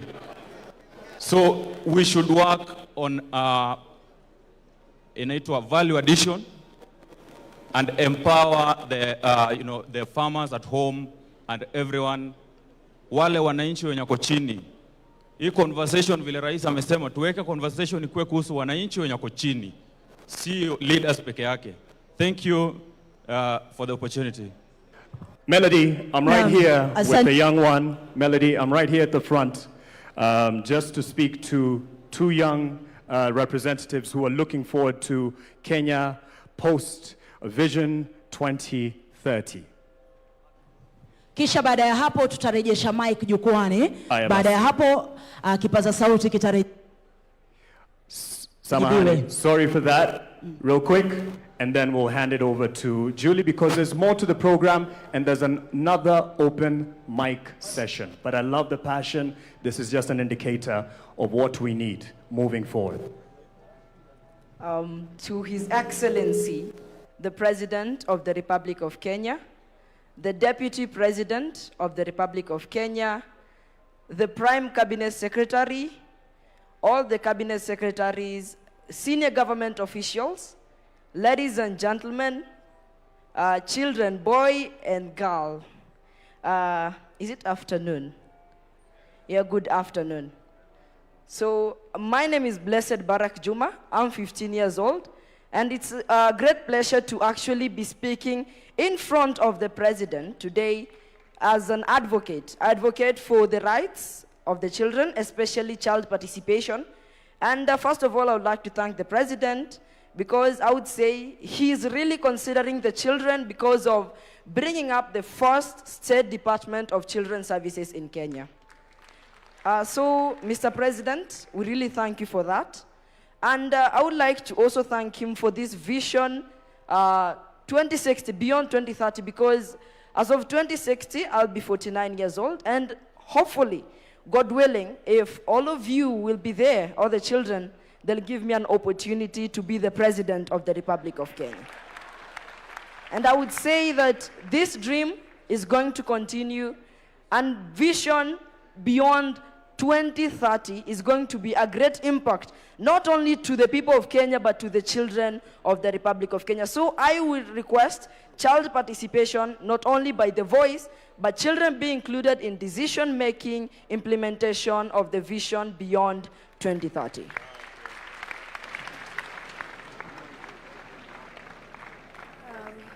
Good afternoon, everyone. I really thank the Government Delivery Unit for inviting us to this conversation. So first of all, I'm going to go to the Agenda 2060. In inclusion of children, we would like to have the food security improved by investing in smart agriculture and true strength in schools feeding programming. And also coming to child protection services, we would like to strengthen the system supporting vulnerable families and ensuring every child knows their rights. Mostly protecting children must be included in creating these decisions in the 2060 agenda. Thank you so much. Julie, are you ready to take it up? Just because of time and the next agenda, but there's another open mic and I appreciate the passion. Thank you so much. We are blown away by the young voices. Give them another round of applause, please. And it's a reminder that actually very often our young ones are smarter, faster than us, but we still, as Wazir, have a few things to share and teach you, but this kind of dialogue is so important. Thank you.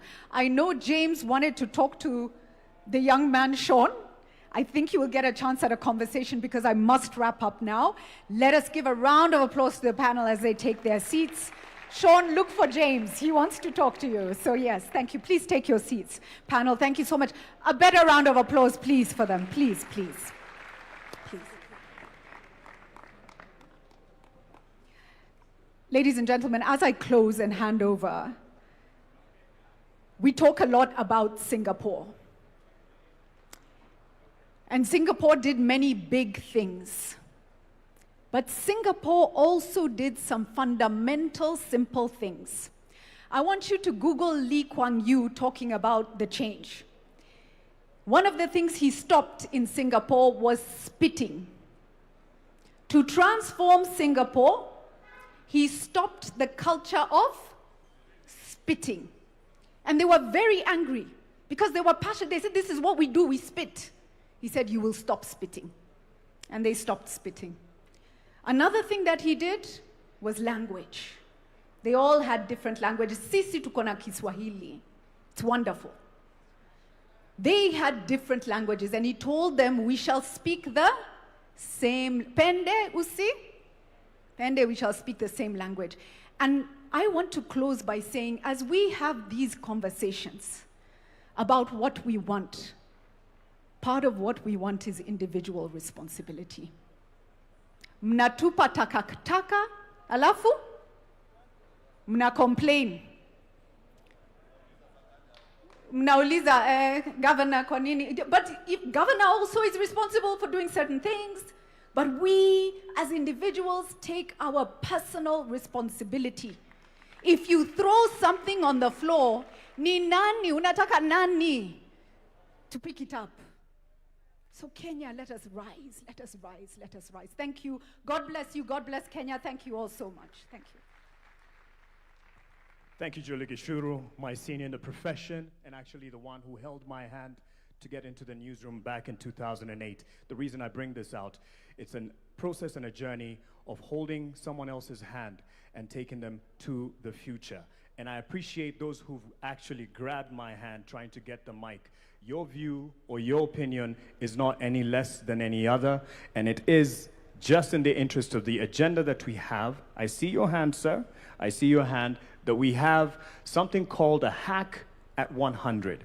There's another open mic session, and I appreciate the passion, just to be able to accommodate those who prepared, something that we can envision in terms of the digital capabilities of hacking a future beyond 2030. And for that, I'd like to call on Bernard and Mika and team, tafadhali wakijiunga nasi hapa mbele, tafadhali tuwape makofi.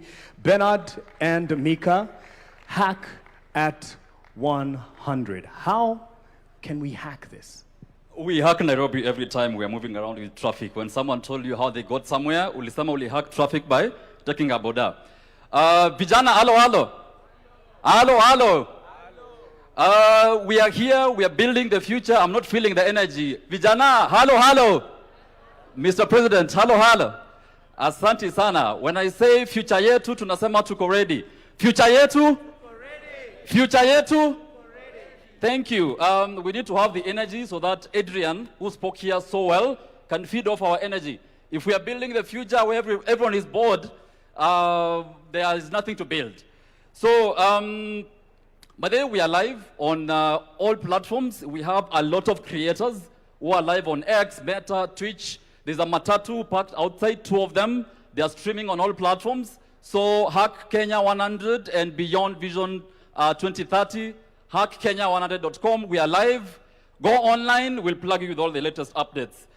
Your Excellency, Dr. William Ruto, Your Excellency, Deputy Kithure Kindiki, thank you for organizing this session. And all protocols observed. And I have to say, Vision 2030 is the only foundation or structure that got me out of a village in Keroka, in KICC, and took me to Alliance High School. Hashtag, I went to Alliance. We went to Alliance, and without free education, I wouldn't be here today. So Vision 2030 team, Mugo Kibati, Alliance High School, we see the dream and we are to build today. And nataka mnishikie namba mbili. Namba ngapi? Namba mbili. 75 and 100. 75 and? After we are done, mwenye atakumbuka zinamaanisha nini, utaniona nyuma ya tent. I'll give you something. But before we jump into it, I would like to introduce my team who has been behind an activity we've been doing for the past 1 week. We are running a Hack 100 hackathon where we had over 10,000 10,000 young people all over the world applying for them to propose bold ideas, bold visions in terms of where they want to see Kenya at 100. We had applications from San Francisco, California, Frankfurt, Shenzhen, all over the world, because everyone wants to be part of building our future. So I would like to introduce my team, starting with Kevin, and we can jump into the next 15 minutes or so to show you what we have. Kevin? Thank you, Bernard. My name is Kevin. I work with young people to help them articulate their ideas and their passion so that they can be understood by people who want to build them out, invest, and I'm here to do strategy and coordination. Hello everyone, my name is Shannon Oduor. I am an advocate of the High Court of Kenya. I'm representing the legal team on this Hackathon 100. Right, my name is Naini Lankas. I also work with Shannon, and part of what we do for Hack 100 is that all of the hacks, the solutions, and the innovations that are coming our way are anchored in the Constitution. So we are keeping that in mind in everything that we are doing for Hack 100. Thank you. Good afternoon. My name is Jane Martha. I work under Hackathon, and I'm part of it. I conduct issues on strategy and governance, and I also deal with the creators that you've heard. I'm one leading them. Thank you. Good afternoon, everyone. My name is Arthur Kamau, and I'm part of the team handling the sports sector. Good afternoon. My name is Micah Mathenge. I'm a CEO of a company called Venture Money. I work in the investment banking space, and I work with young entrepreneurs who are looking for investment in Kenya and abroad. Thank you. Asante sana. They'll come back to stage shortly. Don't worry about my dressing. I was told to dress down to represent the youth. So si suti sina, niko na suti kadhaa. Remember the numbers I gave you. How many were they? How many were they? 2 numbers. Which one and which one? This side, which number? This side? Aya shikilia hivyo hivyo as we watch this clip for you to understand what those numbers mean. Media team?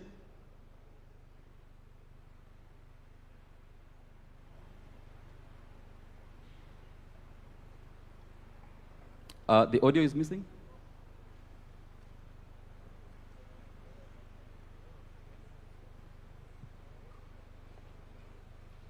As they play the video, those numbers mean 2 things. 75% of Kenya's population are under the age of what?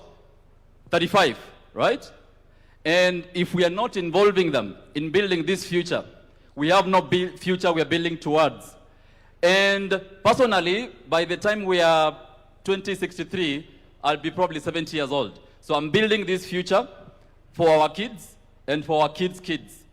So it's very important for us to involve our young people in building the future we are building today.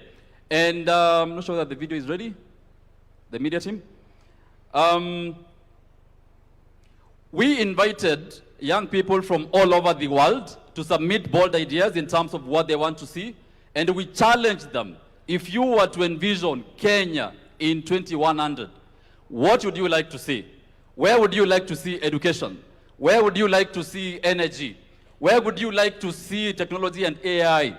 Personally, I'm a co-founder of a company. I lead teams across the world, teams in Nairobi, teams in Lagos, San Francisco, and Cape Town. Every day we see how AI is changing how we work, right? Professor Bitange said AI is going to change how we are going to work. So how are young people seeing all these changes that are currently panning out across the world? So the future we are talking about, young people have started building that future today. And the idea we had was, we had a hackathon happening across the country, and builders were building ideas, and all of them were assessed by a team that is capable to actually analyze which idea has the potential to have an impact for over 1 million people. And we had a bunch of them who are building those solutions. And I would like Micah to come and introduce some of them here as we wait for the media team to play the video clip. Micah? Thank you so much, Bernard. I would like to invite a few people that were very innovative in the hackathons that we've had. But before I invite them, I'd like to tell you that the youth of this country today are not thinking about problems that we are having in this country. They are thinking of solutions. And I'll give you an example of one of the solutions, ICT solutions, that has been profiled to us. This is a solution that has been created by the youth. It's for savings. The youth are saving. So I'll give you the example here is for a child who is 7 years old, and he's working with his parents, and his parents are saving 200 shillings every single day to buy him a PS. The app that has been created, which is for beyond 2030, definitely, the app that has been created has reminders, but the reminders from the child are more consequential than the reminders from the app. And so we are looking at children who are learning discipline. They are learning the importance of investing. They are learning how to invest small, waiting to grow big from the innovations that we have. I would like to invite Felix from Sanifu. I don't know if he's around.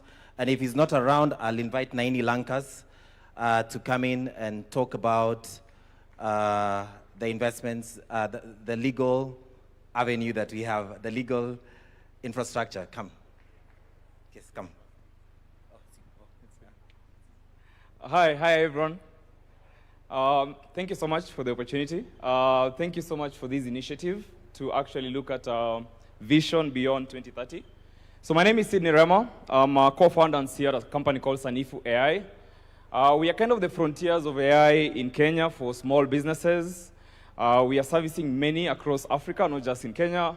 Most of the big companies, around use Sanifu AI to process things like orders, invoices, pay taxes, and all that. So I think for today, beyond 2030 for us, what we are looking at is we are enabling a new digital economy. We're enabling a new digital economy. Sanifu has the capability to enable young people who don't even have any coding skills to be able to actually build data applications by just describing it, which means we are seeing more people opening AI agencies, servicing businesses that have never accessed AI before.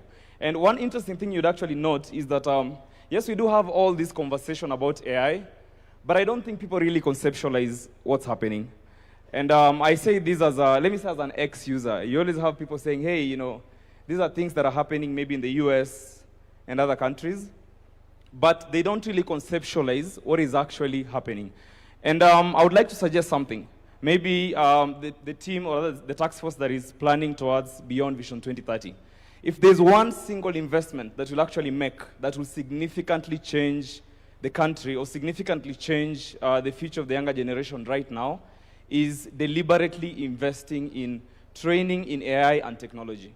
You can build all the roads in the world, that's good. We'll build the roads, we'll build the infrastructure, but if we cannot stimulate the young people to actually understand how to quickly adopt AI and technology very fast, I don't think we'll actually have the leap that we're expecting. And I'll give you a good example. A few years back, we were doing charity in different children's homes where we were issuing computers that are old from, all these government offices. And we were training kids as young as 5 years, 7 years, 8 years old on how to use basic computers. And you'll actually be surprised what kind of applications they're able to build by the time they're 13. So yes, I think that is one ask. The second ask, allow me, the second ask is I've built startups for the last almost 15 years. And I'll tell you for sure, we always feel alone. I've raised capital from some of the biggest investors in the world, but I see so many startups dying every single day. I see startups that are actually building not just for the Kenyan market, but for the African market as a whole. They die every single day. There is no proper structure for support. There is no investor incentives. There's a lot of changing policies that are making investors not want to invest in us. And I can tell you for sure, if you really and truly want to invest in the young people, think about tech and AI. And don't think about it in terms of suggestive, hey, schools teach this and this. No, mandatory. Make it a mandatory class. Make it a mandatory class across the entire curriculum, essentially, for that. That's my 1-2. Thank you so much. Thank you so much. Because of time, the media team, you can play the clip in terms of how the young people want to see the future that they want to build today. things that Sydney and the team are building, we want to see how do they look 100 from now. Now open them. This is Kenya at 100. And it begins in our classrooms. Every child learning, creating and dreaming with a world-class education made for them. A nation of builders, cities dreamed by our own people and raised by our own hands.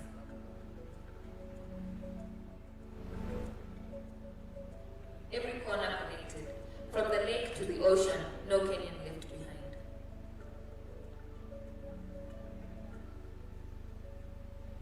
Powered by the brilliance of our young people, the 75%.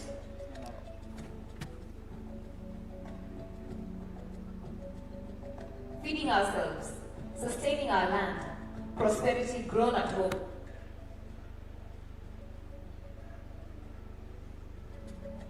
Clean power from our valleys, our winds in the atom. Energy that never runs dry.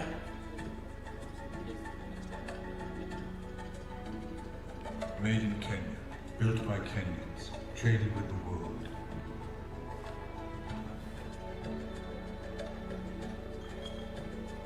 Our wildlife protected, our heritage alive, the world welcomed as family.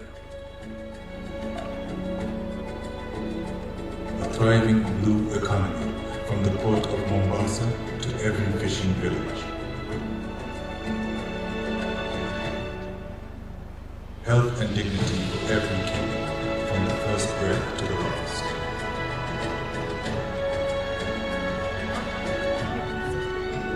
But this future is not a promise, it is a project, and it begins today with you. And we start building today. A time capsule travels across all 47 counties, awakening builders and dreamers. Your ideas, captured and preserved. The boldest go into development with seed financing ready. At Kenya 100, future yetu tuko ready. Future yetu? Future yetu? Now you understand the concept of the 100 and the 75, right? Very good students. In this presentation, you've seen a time capsule. Have you seen it? So this time capsule was conceptualized by the over 10,000 young people who applied for these ideas, and it will be flagged off by the matatus we have. There's a time capsule there that will be going across all the 47 counties to collect views, to collect ideas from the young people so that they start building. And there is available financing of at least $1 million shillings per the bold idea that will take Kenya to the next level. I would like to invite Kevin to slightly talk about the capsule, then we finish up. I am a beneficiary of the friendship of Alliance High School alumni. Bernard drags me into every room that opens up for him. So I am very grateful to Alliance High School for that friendship that they extend to people. My young creators also tend to speak very quickly, and so I get the work of explaining things a bit carefully because we are required to bring everybody along. So will you allow me to do that? So what didn't land before the video happened is a website that has been created by this able team.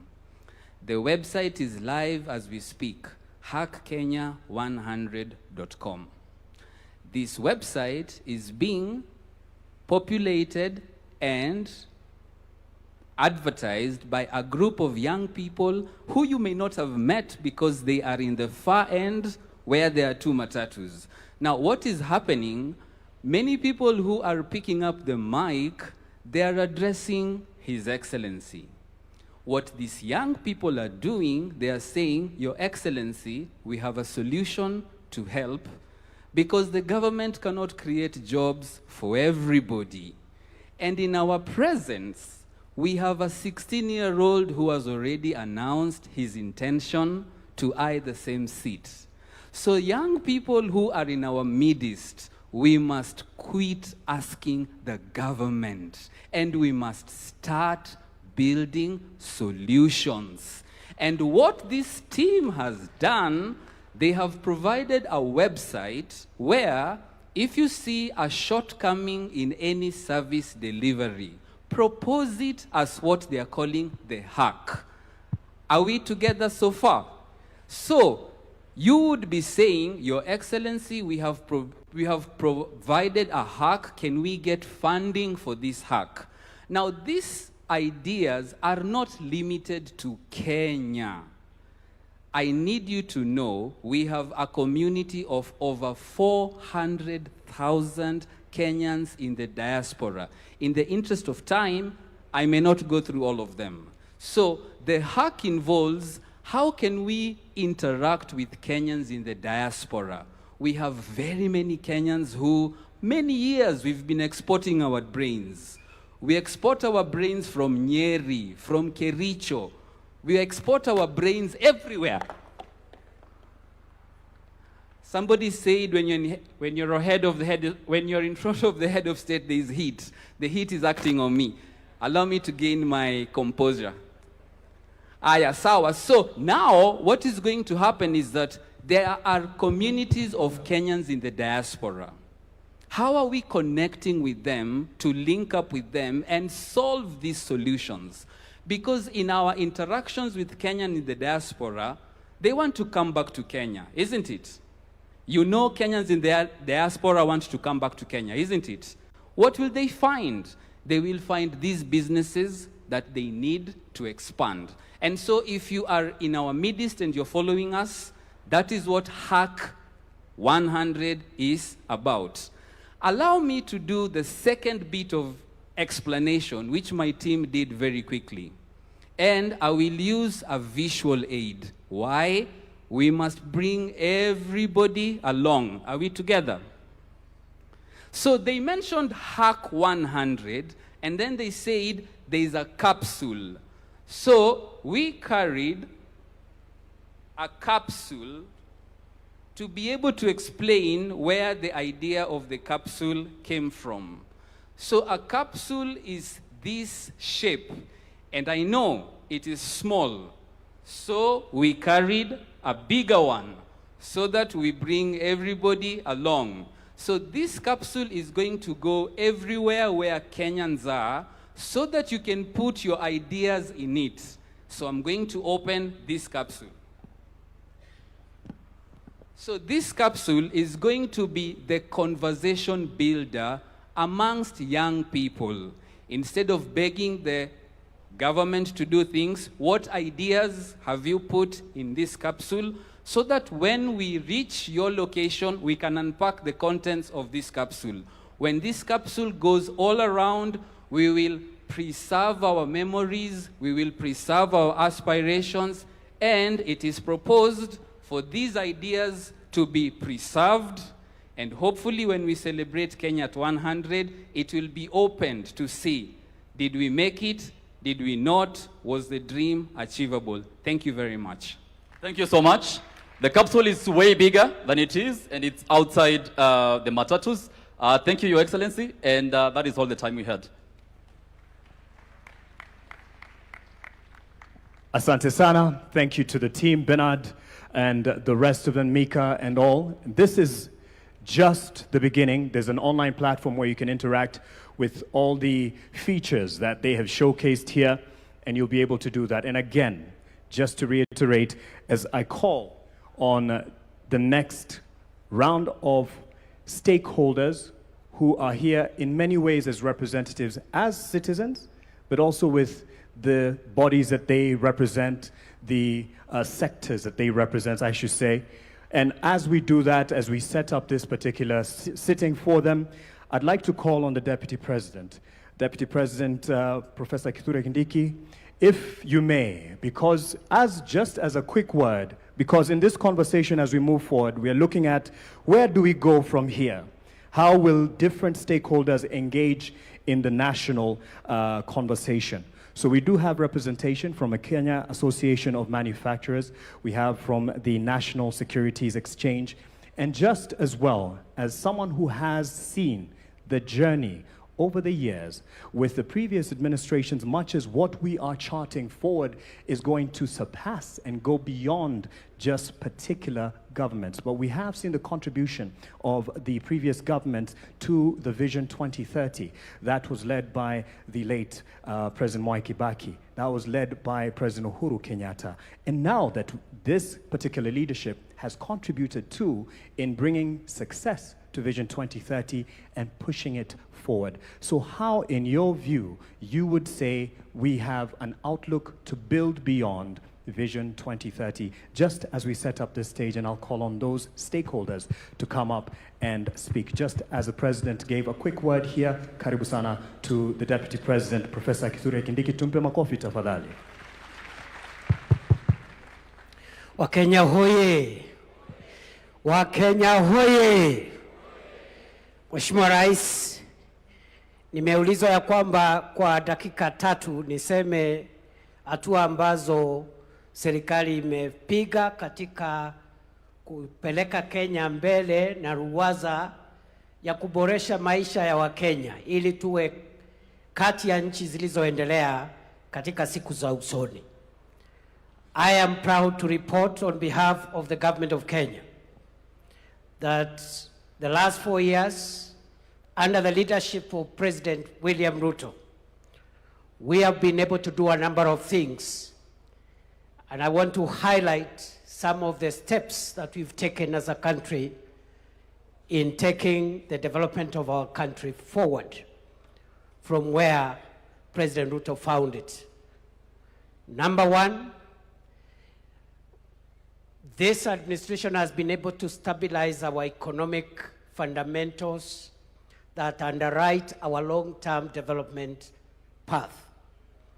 The pillars of development, agriculture, industry, business, enterprise, and so forth, infrastructure, must rest on strong, stable economic fundamentals.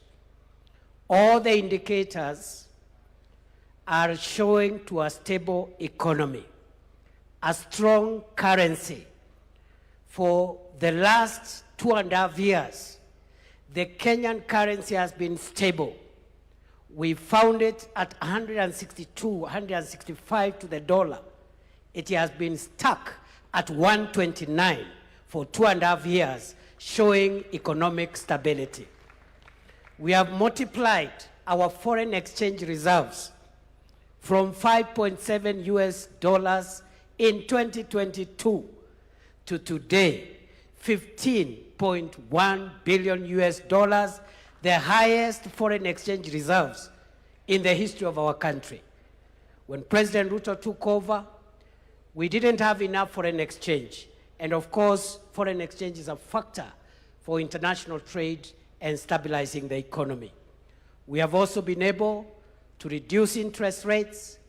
We have also been able to be rated favorably, not by ourselves, but by international sovereign rating agencies. Standards and Poor, Moody's have now upgraded the economy of Kenya to a stable economy. And there are many other fundamentals that I can speak to, including moderating inflation from 9.6% where we found it to now a stable under 6%, and we are still working on the issue of inflation. Of course, on that front also, we have been able to attract last year the highest amount of foreign direct investment in the history of our country, $3.2 billion US. This is a report of the United Nations agency, UNCTAD, last year. And all these things put together are showing a stable economy.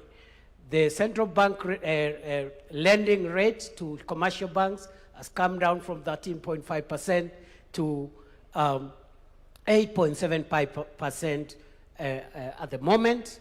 The price of government paper, government bonds, and treasury bills has come down, and now that means private sector can access credit and so forth and so on.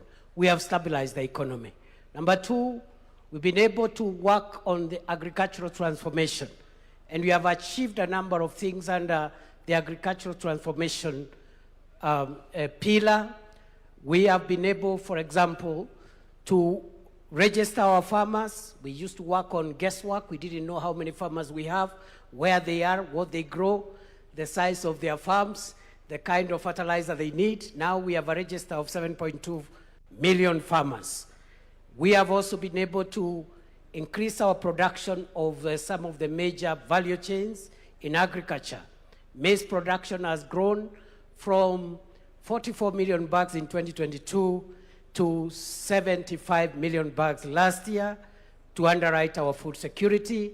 Unga prices have also been moderated from 250 shillings to right now around 140, 150 for 2 kilograms. We've also been able to transform the coffee sector by removing cartels and increasing our production of coffee, and also the income to coffee farmers has now grown from 60, 70 shillings a kilo of cherry to about 120 to 160 per kilogram of cherry. Our tea production has grown from $138 billion shillings, 138 billion shillings in 2022 to last year's 215 billion shillings. Our sugar production has grown from 472,000 metric tons in 2022 to last year's 815,000 metric tons of sugar. And therefore, that is a big milestone in terms of that value chains, and we have now more farmers benefiting in that sector. We have revived the industries and the factories in the sugar sector and so forth and so on.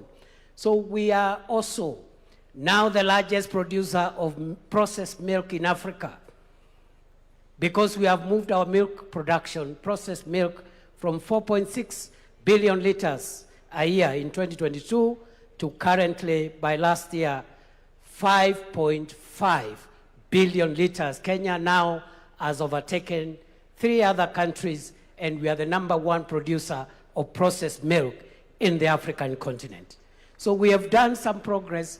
We are vaccinating our livestock to make sure we get herd immunity so that we can promote exports of livestock products.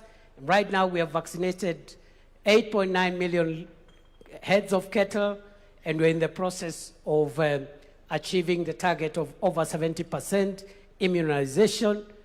We are also promoting dairy farming, and by also managing the price of sexed semen, which we found at 8,000 per dose, and now it is at 1,400 per dose. More farmers are getting hybrids through sexed semen. So that is agriculture. Number 3, education, very quickly. This is quick fire.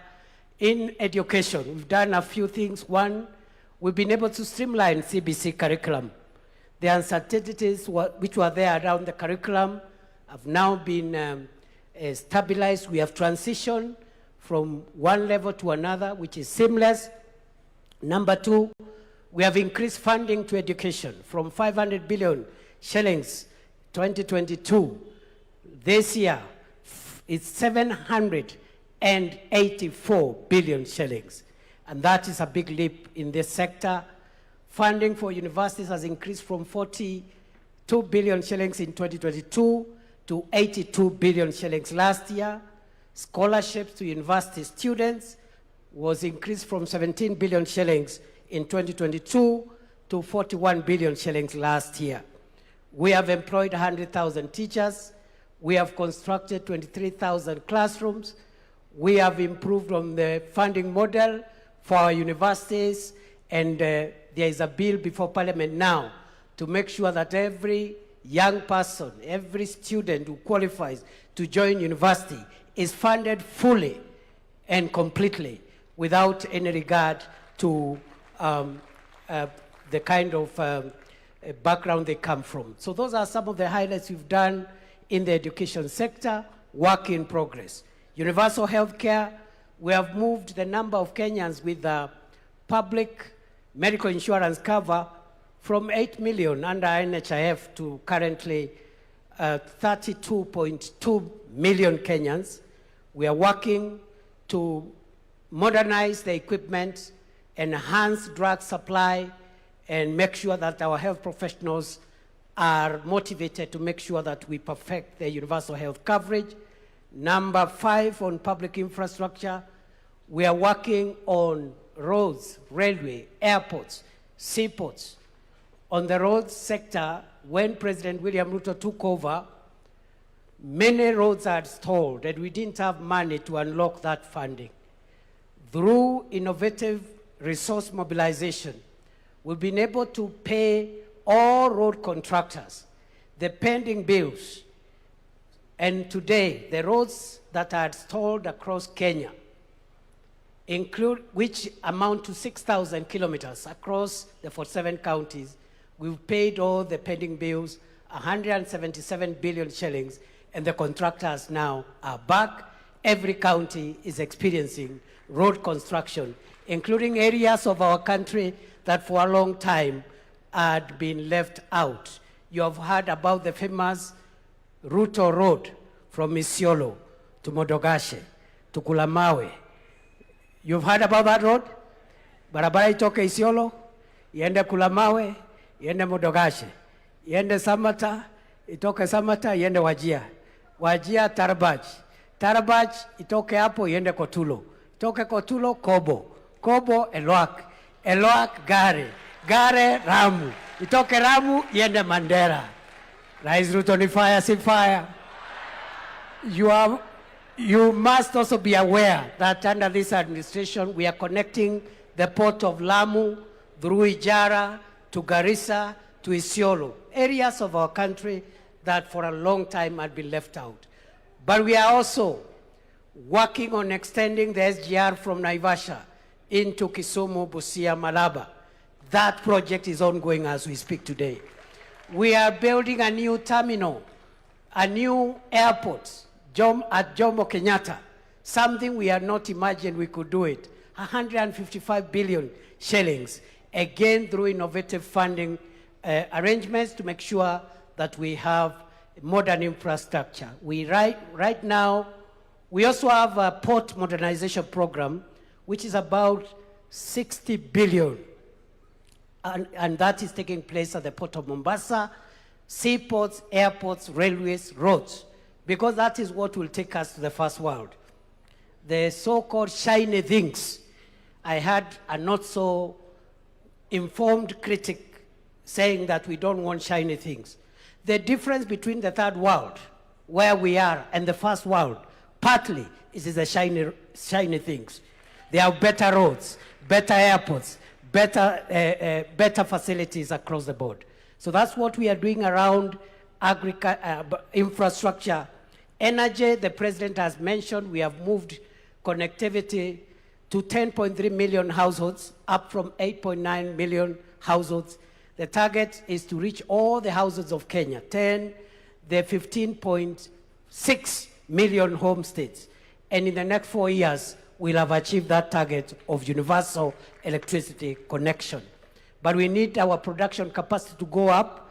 And that's why President Ruto has come up with the National Infrastructure Fund to be able to rejig the agricultural transformation agenda, to rejig our energy production capacity, and also to help us with irrigation and to help us with the infrastructure as we continue expanding on what already has been done.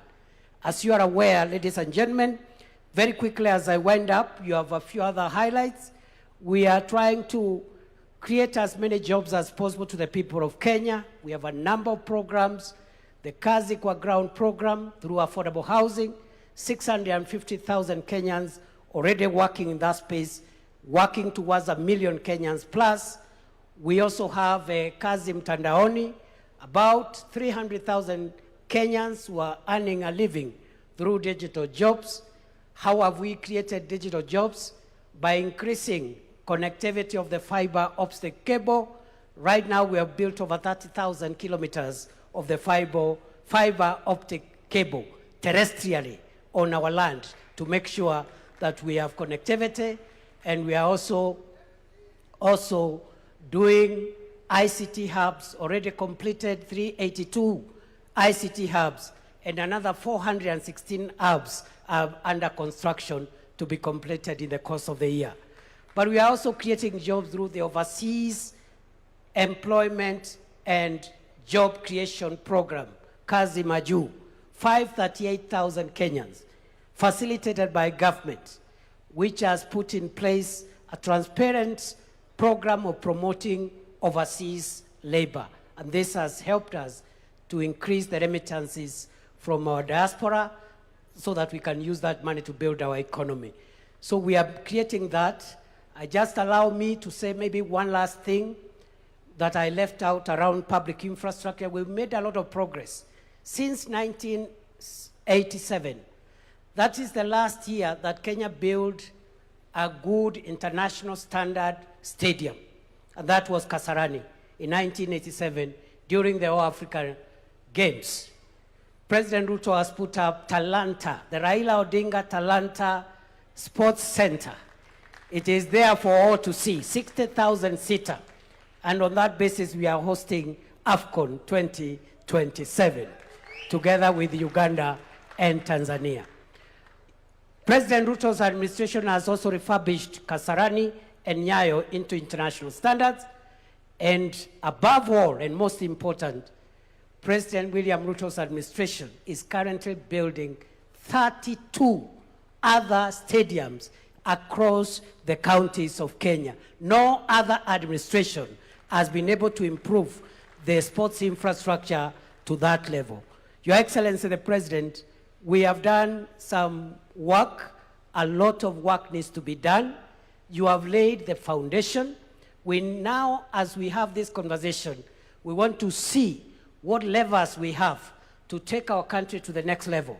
And already, the coming into force of the National Infrastructure Fund and the Sovereign Wealth Fund, those two instruments of financial and resource mobilization will take Kenya to the next level. I believe that, as Professor Hino told us, Kenya and Africa is able to venture into the league of wealthy, developed nations. We just need good leadership.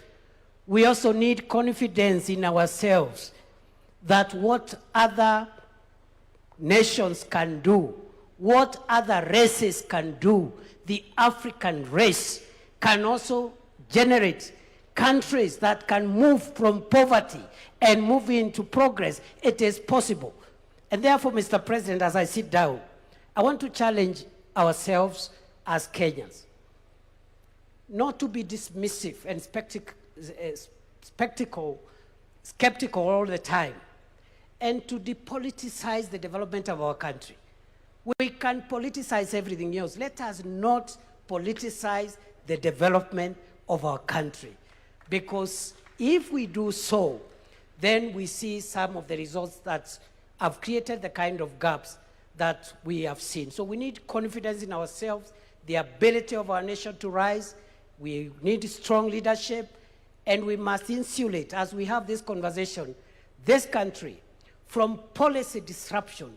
The biggest threat of African countries, the biggest threat of the developing countries is policy disruption, where some of the things that I've talked about have been put in place, but they are disrupted when there is a change of administration. Somebody comes with their ego as opposed to the national interest, and they want to change this, to change the other, to disrupt this, instead of perfecting the foundation on which our country has been raised. Thank you very much. God bless you. I submit.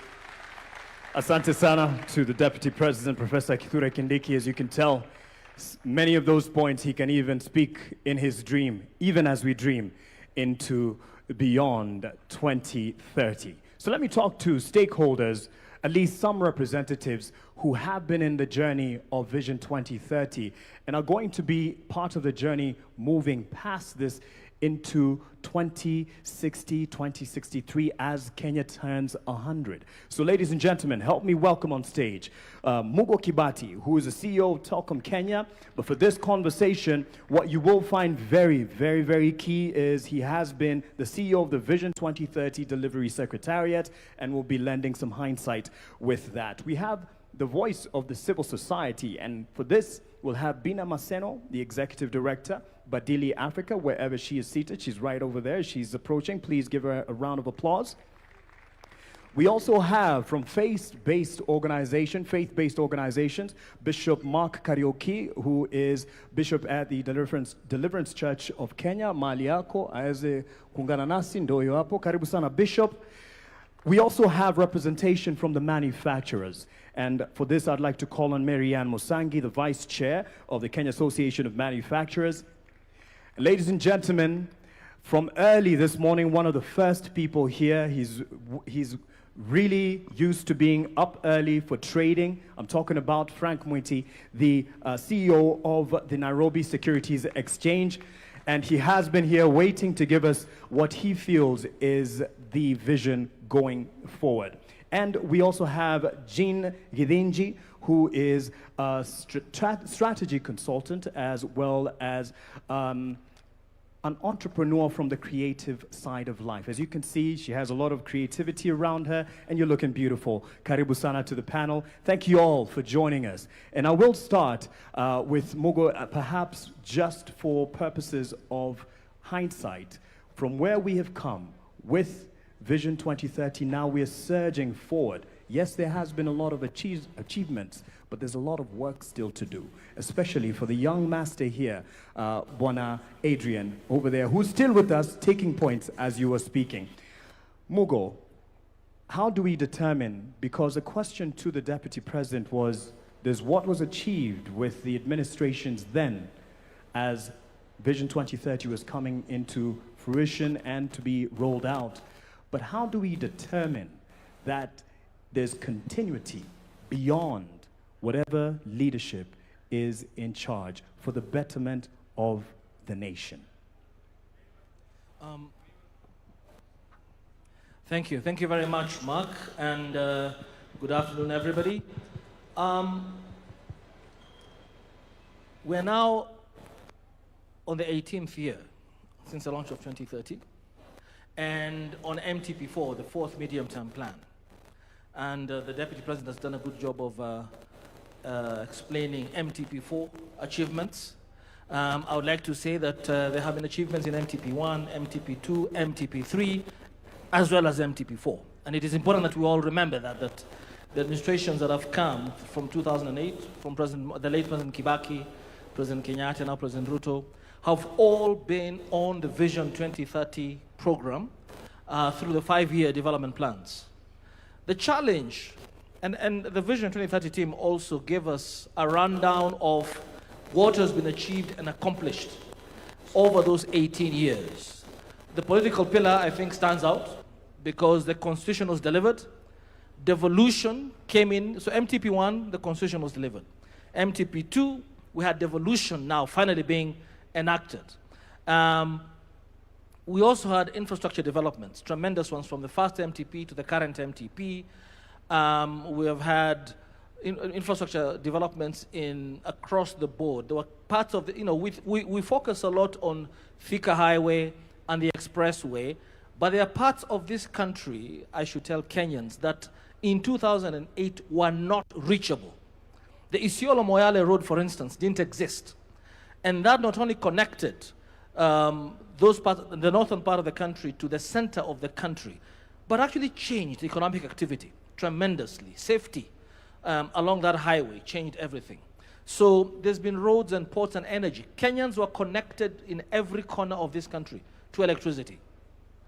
What has been more challenging has been what I would call the longer-term transformation projects, whether they be infrastructure, such as the Greenfield Terminal, the airport, LAPSET, Konza, social infrastructure, social projects, which are fundamental to where we need to get to in 2063.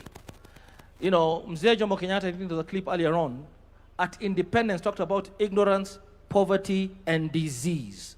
And at the end of the day, whether it be Vision 2030 or 2063 or 2060, and all the projects we undertake, they will not be felt by the Mwananchi unless we deal with those three elements. That's what gives dignity to the citizen. And education, access to affordable quality healthcare, access to affordable housing or security is a difficult social project to undertake, but must be undertaken. And we have had, you saw that the social pillar is not as high up there as a political pillar, because for some of those social programs, funding was a problem. And funding for universal healthcare, funding for affordable housing, funding for our retirement, our pension fund, funding our savings culture in this country so that we can be able to deploy our savings rather than borrow money for these big infrastructure projects has been challenging and requires continuity.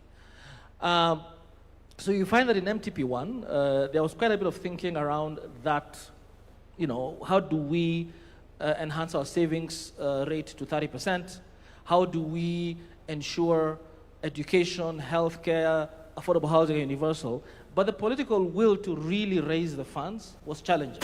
And that only happened in MTP4, in this current administration. And I know that there have been a lot of debate about the execution, but first and foremost, it's important to acknowledge that as we move into the post or beyond 2030 period, we have done this in this current MTP, forced ourselves. I've been taxed a lot higher than I was taxed 4 or 5 years ago. Why? Because for shared prosperity, and it has got to be shared prosperity, we have to have everybody in this country, wherever they are, accessing those social amenities, healthcare, education, and a rooftop. Now, back to your specific question about continuity. Yes, the challenge has been that with each successive administration, and I'm glad that the Deputy President himself alluded to that, him being one of the leaders of one of the administrations, have not necessarily hewed to continue the programs of the previous administrations. That's number one. Vision 2030 as a holistic program has sort of been lost to the public. So we had the big four, we had the better in the current administration, but sometimes the public doesn't understand that this is part of the holistic Vision 2030. So I think it is important, Your Excellency, that we have, and constitutionally, Article 43 doesn't give us an option for some of these services to be delivered to Wananchi. So I think that we must move beyond the Constitution and create a law, enact a law on national planning and economic development that forces each successive administration to actually continue with the programs that, in this particular case, take us to beyond 2030 to 2063. And if there's a review to be done, because every 5 years, every administration has a right to have its own political priorities. Actually, Vision 2030 was designed with that in mind. Why have an election? You must have your own priorities. But they must be geared towards achieving the national development plan, the national vision. And if any changes have to be undertaken or tweaked, they must be according to the national development plan or economic planning law. And that is why I feel very strongly that this conversation is important, because a robust conversation must be held by the public. The HAC 100 Years group is an example of why we must involve everybody. Because that wouldn't come from me and my generation. That comes from a younger crowd who know how to speak to the majority, the under 35, 75%. So allow me to interject on that point, and you could pass it then to Bina Maseno, the Executive Director of Badili Africa. You ran for office earlier at 22, I believe.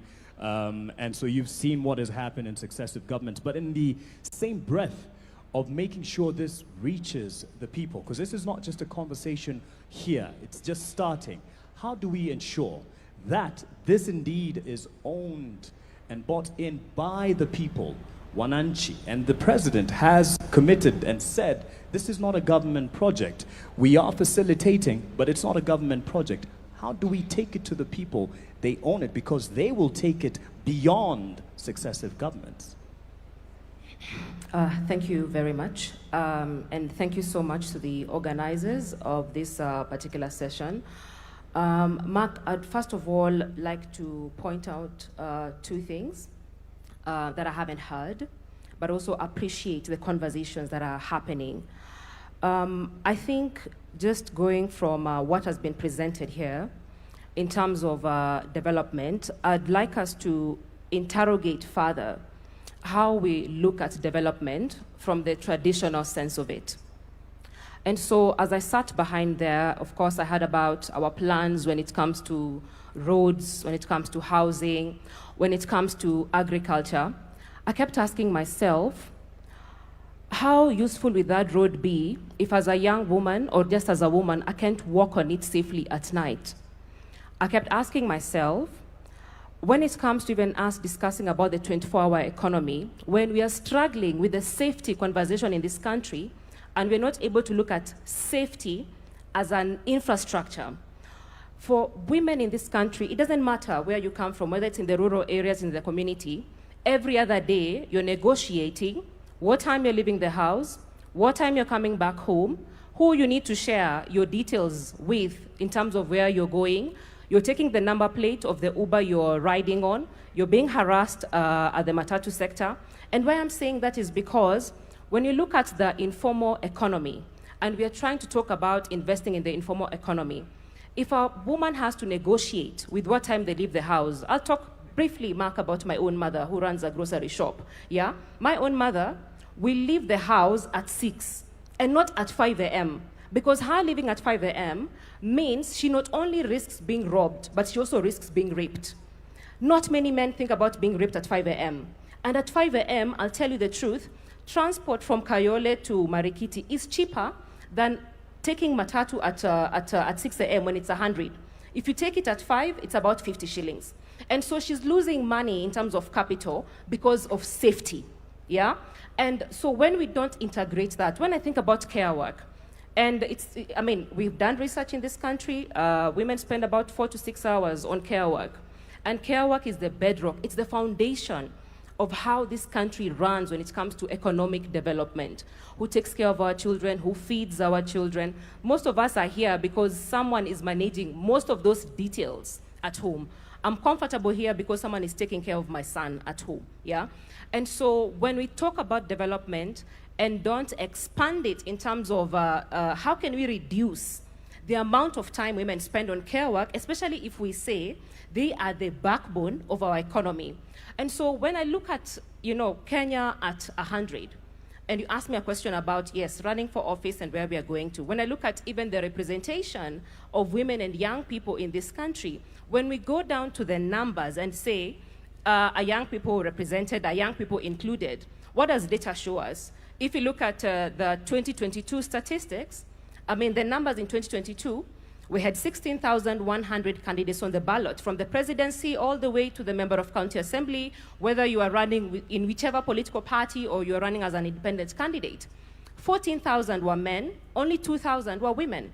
So if we talk about even achieving the 2/3 gender rule, it means even if the 2,000 women, all of them won, we still would not have achieved the 2/3 gender principle. And so then that begs the question, what are some of the structural issues that we continuously need to deal with so that we level the playing field for both women and young people? Because if we don't have representation when it comes to Kenya at 100, then it means the future we are building is incomplete because it leaves half the population out. And so for me, I'm reflecting on how we're looking at development in terms of what we are building, but also how do we expand people's freedoms and capabilities. Lastly, we talk about agriculture. I'm just going by also what other speakers have spoken about.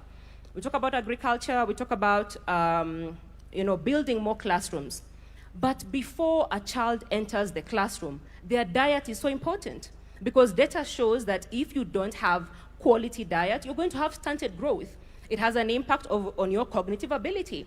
And so even as we think about building other classes, how are we thinking about the nutrition of our citizens so that we can be better in terms of contributing to the solutions of this country, and you're not struggling with stunted growth, because we're already at 18% of stunted growth when it comes to children under 5 years in this country. And so for me, I think it's just us expanding the definitions to just not include, yes, infrastructure, but also look at how these other aspects of our lives intersect with development.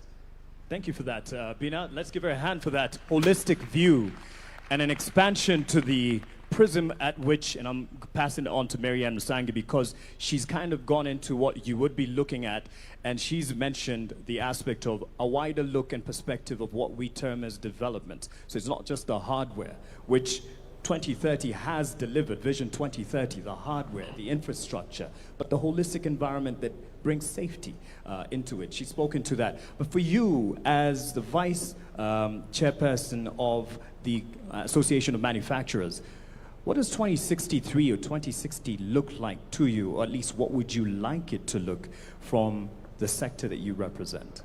Thank you, Mark. I think we're all here to fight for a space and a seat on the table.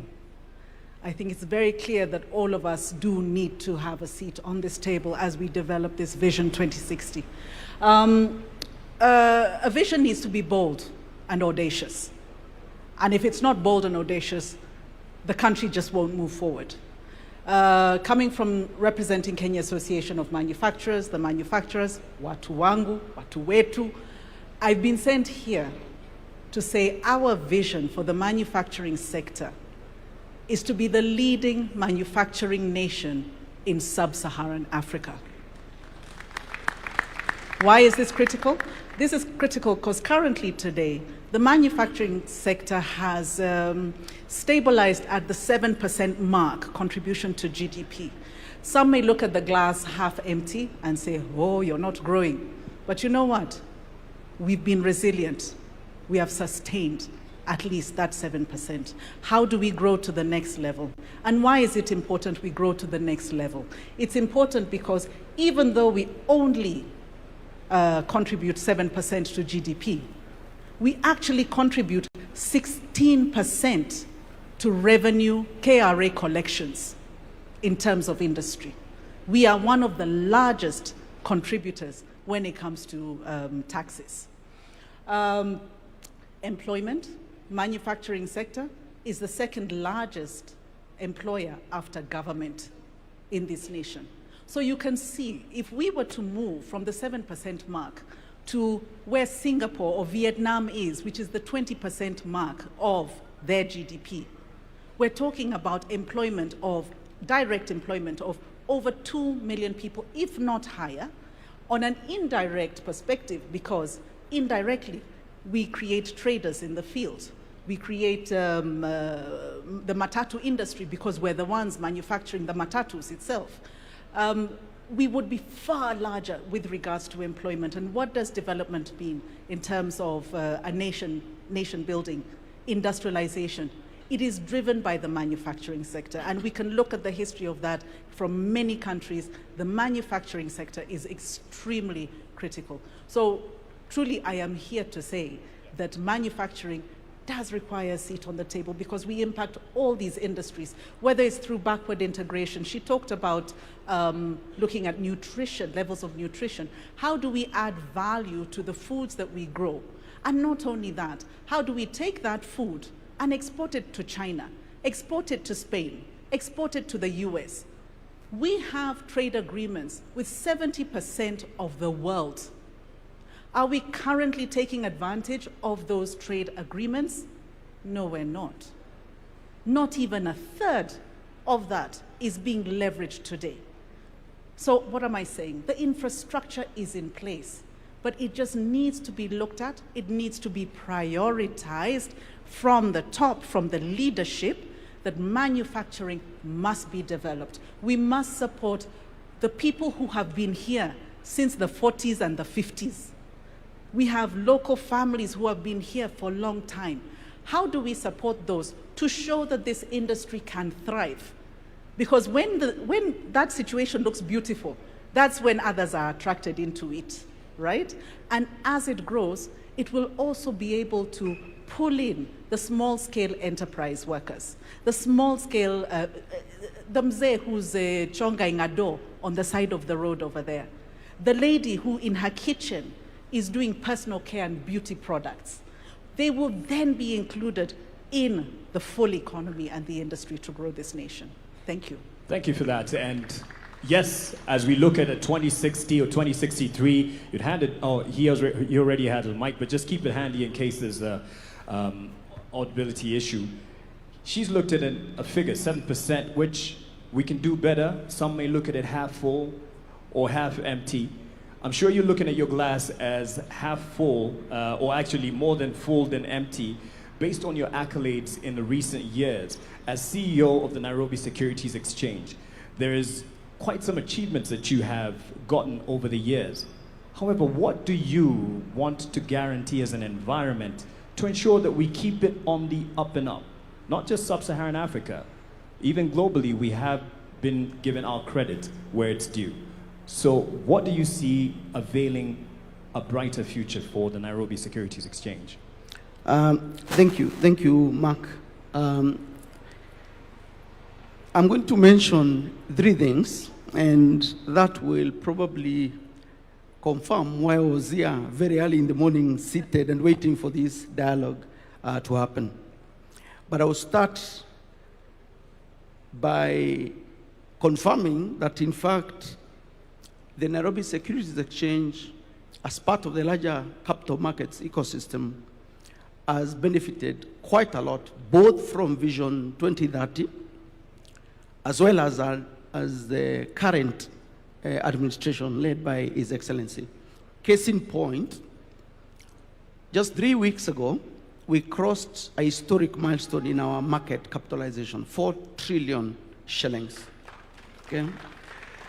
Earlier this year, as at end of June, the NSE was ranked number 4 in the world, ahead of the likes of Singapore that we aspire to.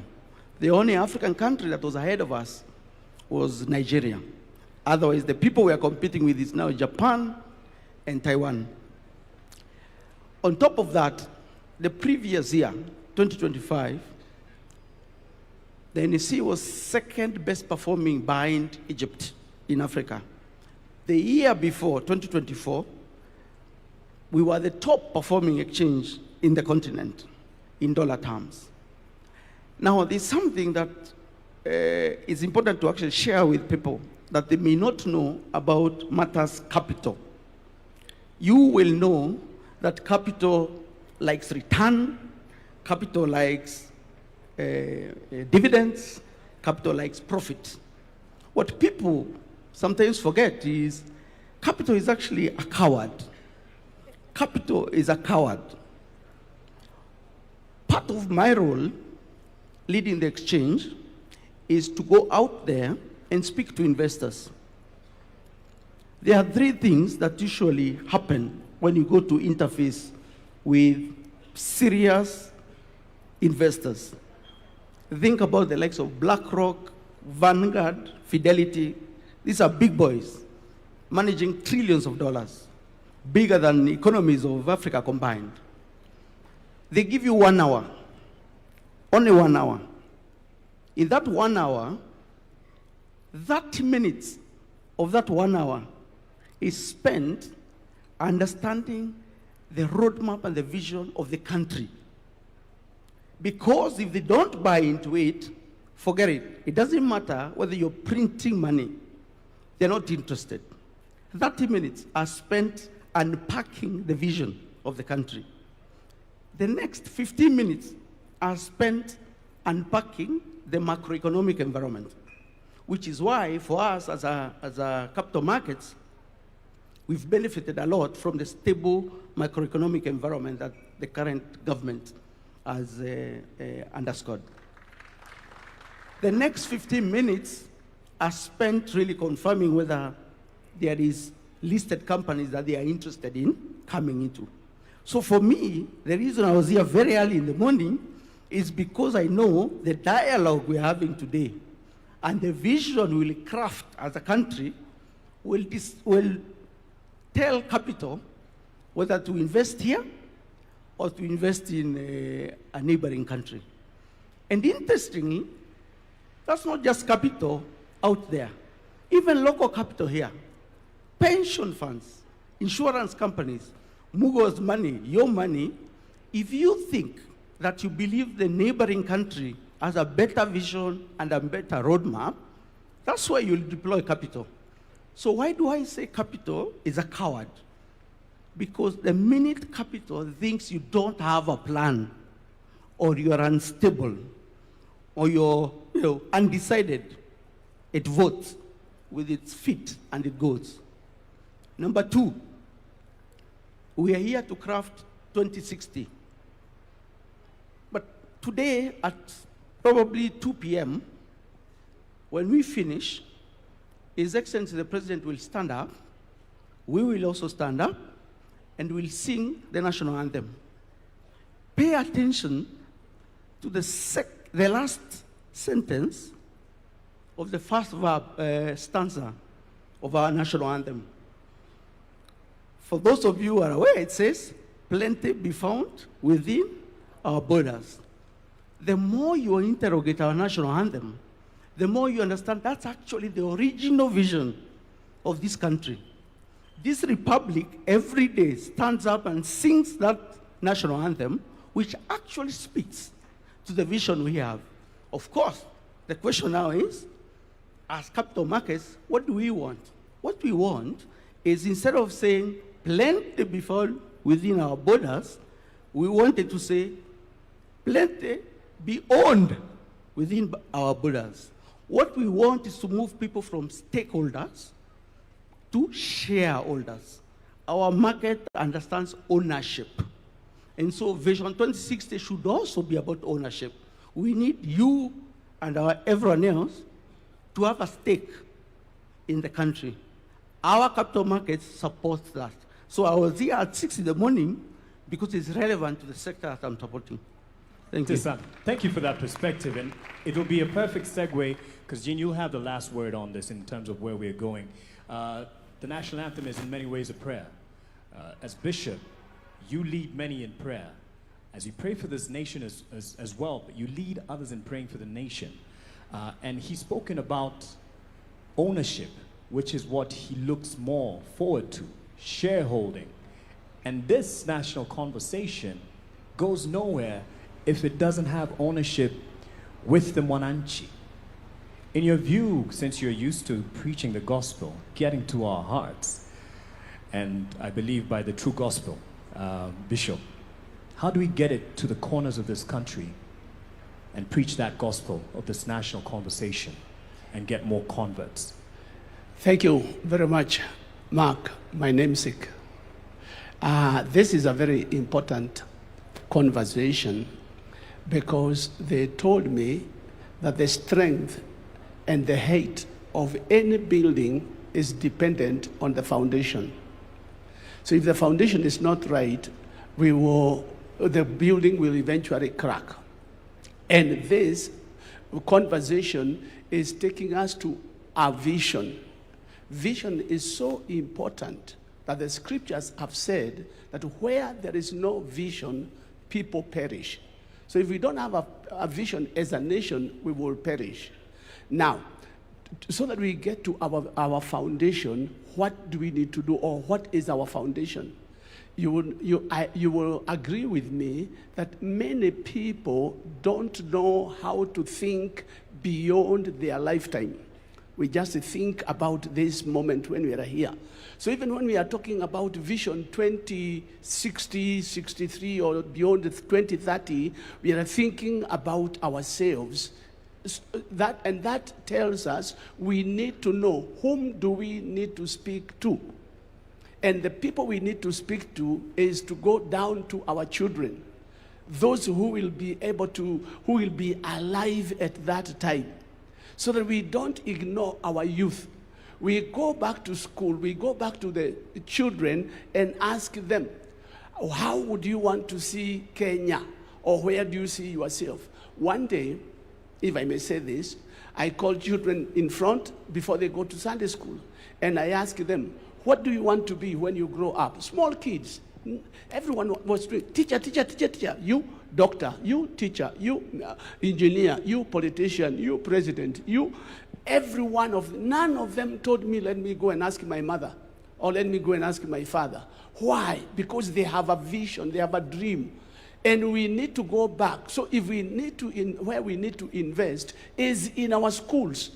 So we teach our children, number one, how to be patriotic. One of the problems we have in our nation today is that we are so negative. So negative. We never see anything good. And until and unless we go down to the children and we teach them how to be patriotic, and we teach this vision to them so that they can own it. When they own it and they grow up, they become politicians, they will not want to change, to come with their own dreams, because they have a dream they captured from the beginning. When we open up their eyes, they will be able to see beyond what everybody else is seeing. So mine would be that we need to invest in our children and teach them. But we cannot talk about children without talking about teachers. Because the children will receive that which are given by their teachers. So we also need to take teachers seriously and cause them to see that what they are doing is important. There is nobody in here who never passed through a teacher. So we need to consider teachers, and we need to build on teachers so that they can build on the children. Once the children have captured, this young boy here, 7-year-old, he has a vision, he has a dream. Now, if we get all our children to have dreams and to see what the nation, what a nation they would like to look to see when they are old, they will capture it, they will run with it, and we will not be disappointed. Thank you very much. Let me speak to someone who you probably consider your child in terms of age, and she's, yes, young enough to be your child. Jean Gadinji, as a strategic consultant, you do a lot of work on narratives. And there's what he's given as an example of kids choosing the future. And the vision that they bear is based on a narrative that they have of fashionable careers. You are a creative entrepreneur. So you're looking at beyond the traditional careers that we have. So as you speak to this, tell us a Kenya that you see and hope for in 2060. Thank you. Thank you, everybody. Good afternoon. And I love that question because I guess my intervention will be less technical and slightly more poetic. So for me, Kenya is a nation that punches above its weight. So if you look at our contributions from our scholars, our writers, our innovators, you know, we give the world M-Pesa, right? Our athletes, we break world records all the time, and even our contributions to World Agenda. The World Urban Forum was first held here in Kenya. This is the forum that actually gets the world to globally dream about sustainable urban development, and we birthed it. So Kenya punches above its weight. So for me, Kenya at 100 is about getting to a point where this excellence that comes to us that we demonstrate is part of our lived experience across the nation. So at the risk of sounding repetitive, allow me to share what that means, okay? So you'll dream with me a little. I want only simple things. So in my version of Kenya in 2063, our youth don't have to live Kenya to see the world. The world comes to them. In 2063, a Kenyan is able to live in Turkana as easily as they would live in Nairobi or Shanghai or New York City. No one will have to compromise access to services, modern experiences, cultural activities, communing with nature. In 2063, most Kenyans can live in Hola as easily as they can in Mombasa because they can find work, they can find a house to live in, they can find good schools for their children, we have great hospitals, we have places of worship, we have parks, you can go to the disco anywhere, right? So the simple dream is that our informal settlements will all be called Old Town, and we will only preserve them for tourism and documentaries, right? So our cities in 2063 are so well planned that we can navigate streets on Google Maps without referencing landmarks like take a left at the green Mama Ali's kiosk, you know? Wouldn't it be nice to be able to take a bullet train from Nyeri to Garissa and be there in less than an hour? In 2063, I wanted that for a water-scarce country, there is water reticulation to every single home. That during prolonged drought, we don't have to sell livestock at throwaway prices. That we actually can harvest rainwater across the country in huge municipal water pans. And during rainy season in Nairobi, Malindi doesn't have brown ocean waters from silt deposits. At 100 years, my hope is that Kenyan youth don't have to choose between paying for electricity tokens and eating nyama for lunch. Wouldn't it be nice not to be afraid of AI taking young creatives' space, but we have the conversation about optimizing it? Wouldn't it be nice to not have to stay at a job you hate because you're so afraid that you won't find gainful employment if you leave? Wouldn't it be so nice not to have to go to India for specialized medical treatment? Or have to join a WhatsApp group to changia someone to go to South Africa because we can't treat their cancer here?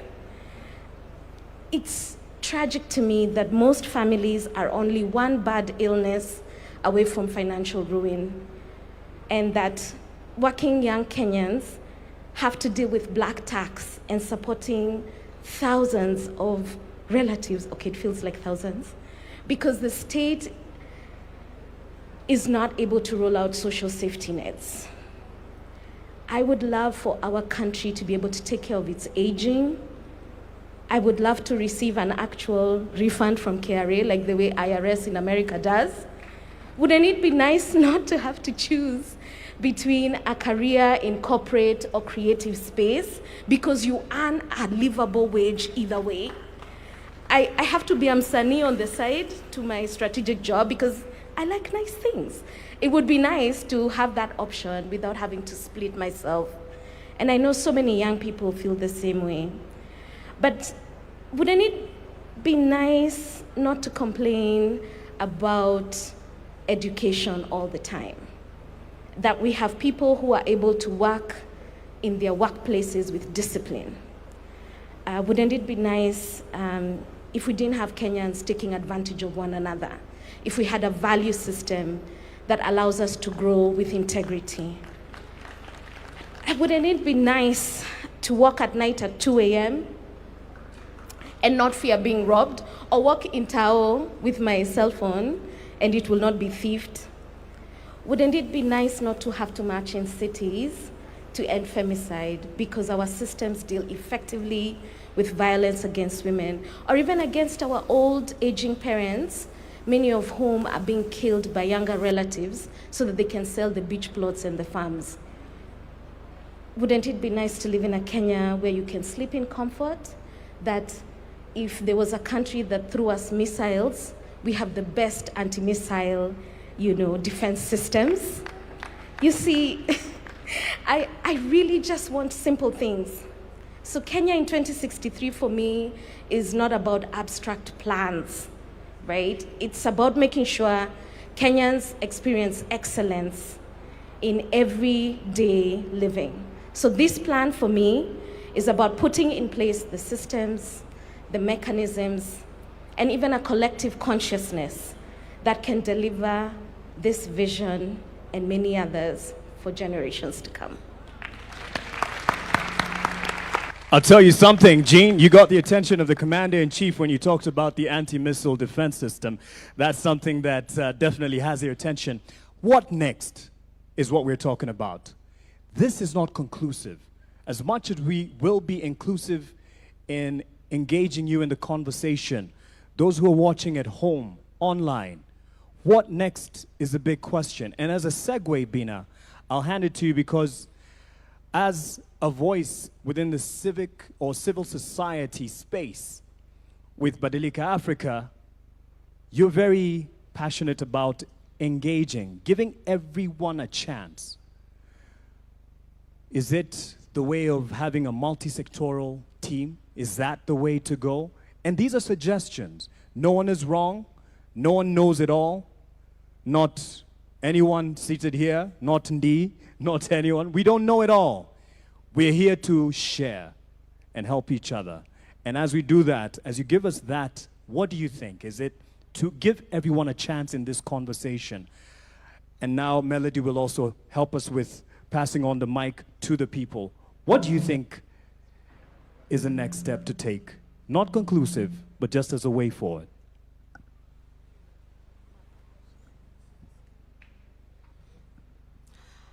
Thank you so much. Thank you. Is it okay? Thank you so much once again. So 2 things that I'm reflecting on as you ask that question is that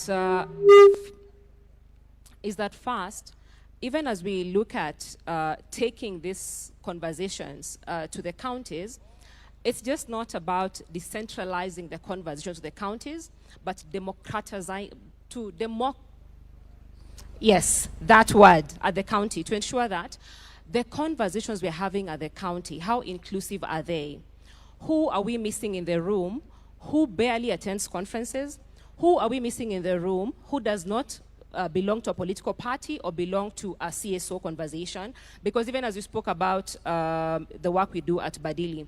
So the fact that we even focus on taking some of these conversations to the salons, you know, and we make sure the person who's braiding your hair, because they're spending 4 hours with you, are they having these conversations? What are their concerns? Because for them, they can't come here because they need to earn a living.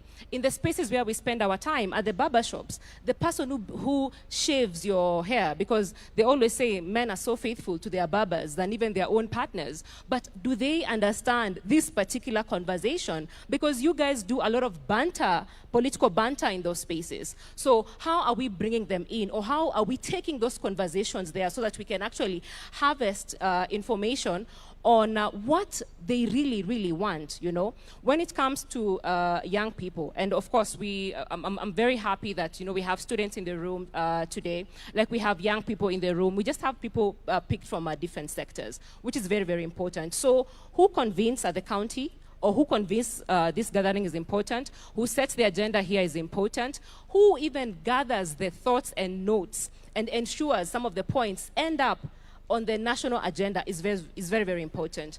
But Mark, I also wanted to add that even as we talk about where Kenya is going next and we talk about all these challenges, I think we have to also just discuss about how power manifests in our different spaces.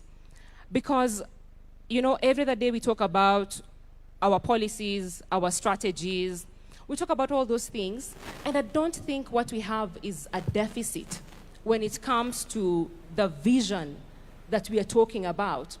And I think we also just have to move away, because I'm in spaces and we're always discussing about the goodwill of the person who occupies State House or the goodwill of the people who occupy political institutions.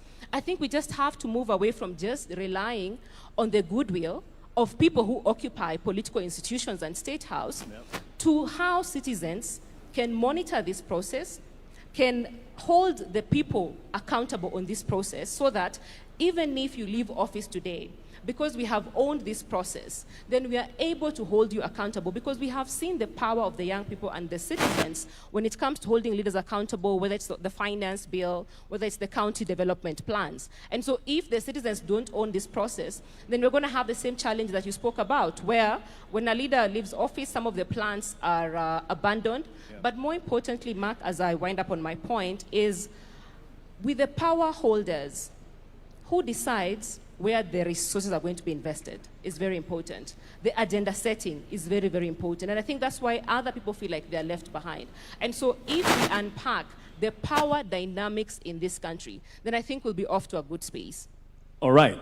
I believe, and Mike, you can just keep this mic handy as well, pun intended, but as you get a feel of the room and help us get as many people. As you've noticed, I've only had one round of a question and just that second one to get us to what we are asking. What next? Doesn't have to be a question. What do you think? What is next? Asante sana. Mimi naitwa Jasper Moses Mrutu kutoka Taita Taveta from Pare Council of Elders. Pare Council of Elders inasimamia wapare ambao wametengwa kwa miaka mingi sana. Mimi katika kwenda mbele, manake mambo mengi yamezungumzwa, nitaongea kwa bullet. Mapendekezo yangu ni kwamba in 2063 I envision a nation that is developed in whose development is anchored in the Constitution and more specific in the Bill of Rights. Second, I envision 2063 a nation built in foundation of socio-economic inclusion of all communities and groups, including minority and marginalized communities of Kenya. I envision a nation that strengthens, a nation strengthened with the cement of affirmative action for the minority and marginalized communities in Kenya and other disadvantaged communities. I envision a nation with a citizenry and leadership that respects and adhere to its own plans, rules, and policies. That is discipline and integrity. Thank you. Asante sana, nitaenda nyuma kidogo. Asanteni kwa upande huu. Nitaenda nyuma kidogo kwa vijana pia. Kuna kijana hapa. Mruhusu. Ukielekea, maybe we'll take one from here and kindly keep it as short as possible. We have so many people and would like to contribute as much as possible. Let's also concentrate on what next. What do you see as the next step? Thank you so much. Kwa majina naitwa Mwanza, son of Mwanza. Mimi ni kijana wa Mukuru. Wengi wameongea Kizungu, mimi nitaongea Sheng. Nakwambia rais, mimi kama kijana wa Mukuru affordable estate nimekuwa nikiishi kwa streets. Sasa hiyo umenitransform na kaa kutoka affordable house. Hiyo ndio Kenya ambayo ninataka kuona 2060. Kenya ambayo hata ule kijana mdogo, mimi kama rasta, mimi ndio mrasta hapa ndani. Hii ndio equality ambayo unaongelelea. Kwamba pia sisi wa rasta hatutaona kama wezi, but pia tunaona kama watu wa maana. Through affordable house nimeweza kusave pesa. Yenye nilikuwa nalipa rent ya mama yangu na yangu, sasa nimerudi shule niko MKU Law School, karibu namaliza shule. Nikuwe wakili kama mtu wa wengine. Mimi kama mtu wa streets ambaye nilikuwa naibia watu hii town. Sasa hivi ninakaa affordable. Sasa hivi vijana wangu wanafanya kazi Bomas, Talanta Stadium na wengine hata huko Maurironi wako napata kichele. Sasa hivi hatuna reason ya kuibia watu, lakini tunapata pesa na tutapeleka Kenya mbele. So kwa hivyo rais, kwa hayo mengi na machache, nasema tutakusupport na sisi kama vijana, wale ambao wanapata affordable hostel wote, tutakusupport tuweze kupeleka Kenya mbele ili tuweze kufika 2060. Asanteni sana na Mungu aibariki Kenya. Asante, twende kwako Gitonga. Your Excellency, I want to thank you very much for introducing this bold path for Vision 2060. It has come at the nick of time. Vision 2030 build the physical structures for our country. We recognize the immense infrastructure groundwork laid down in the lifespan of Kenya Vision 2030. As we approach now the new dispensation of Vision 2060, our national conversation must start drifting from building physical assets to maximizing technology and technological production, so that we are able to open up more openings for jobs for the youth and other people. Post-2030 era must therefore be driven purely by data, artificial intelligence, and modern technology. If Kenya is to transition into a global competitive, high-income, first-world nation, in this generation, technology cannot be treated as a separate sector. Technology must be the operating system for the entire economy. It is the core engine for agriculture sector, for trade, for manufacturing, for health. Therefore, we need to invest more in technology, especially artificial intelligence. Thank you, Your Excellency. Asante. Asante sana Mheshimiwa Rais, mtukufu Rais, kwa ajili ya hili kongamano. Niruhusu niongee kidogo kwa ajili ya wana health ama healthcare.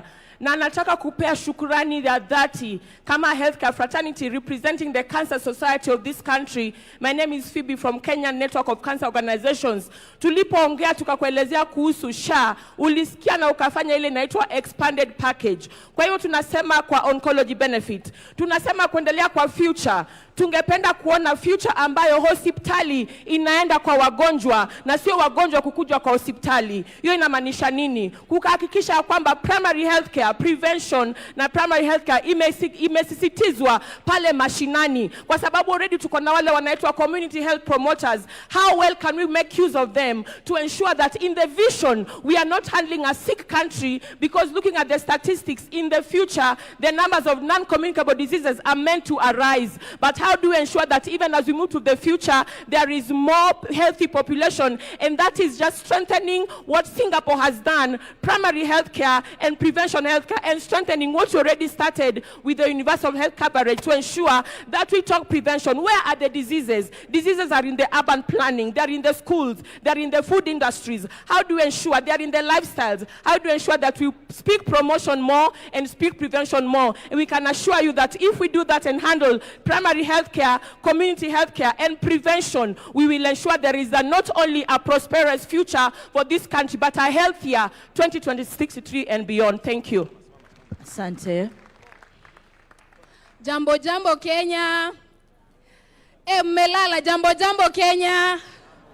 My name is Rosalyn Alionya from Kakamega County. I'm a young person from the ODM party, and I'm privileged to be here.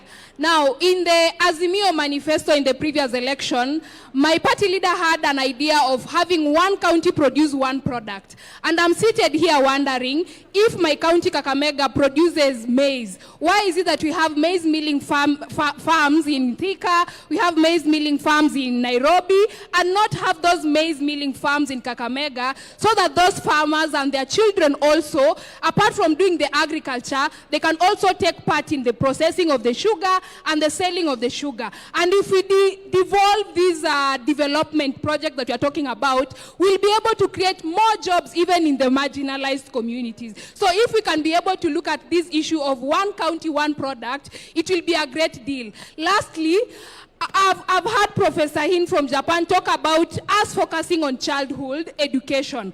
But why is it that when a learner gets good grades, we always create for them an ample opportunity? When they're getting maybe 400 marks from primary, they get an opportunity in a national school. When they get good grades, they get an opportunity in good universities.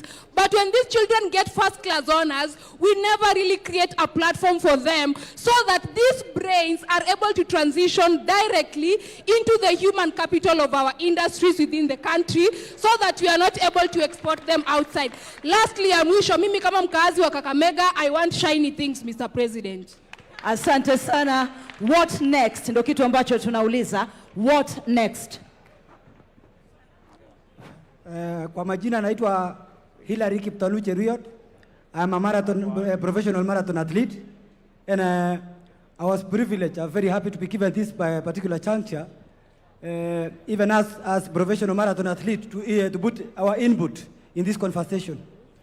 Kwa leo tungetaka kushukuru President wa Kenya Dr. William Samoei Ruto kwa sababu kuna vitu tunaona kama wakimbiaji yenye amefanya, na sisi kama wanariadha hapo awali hatukuwa tunaona kama tuko na mwelekeo, na ya muhimu sana kuhusu hii maneno Vision 2030 and beyond.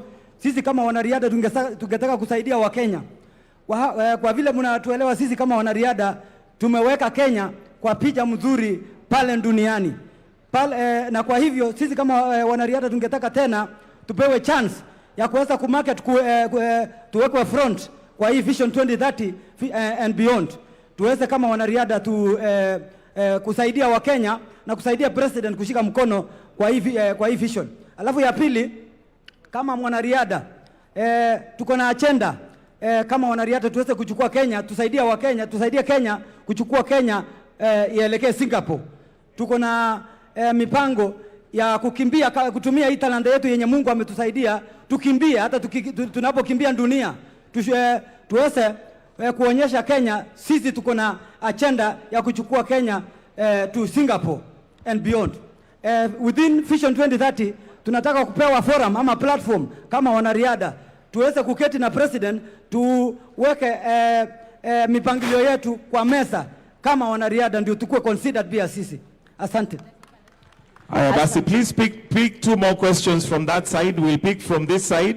Naona hapo ndio mambo iko moto kabisa, kisha tuanze sasa kumalizia. So 2 questions from that side, as we also get 2 questions from this side as we get closer to winding up.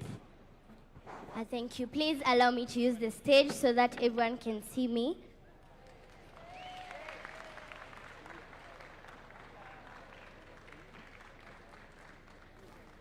Thank you.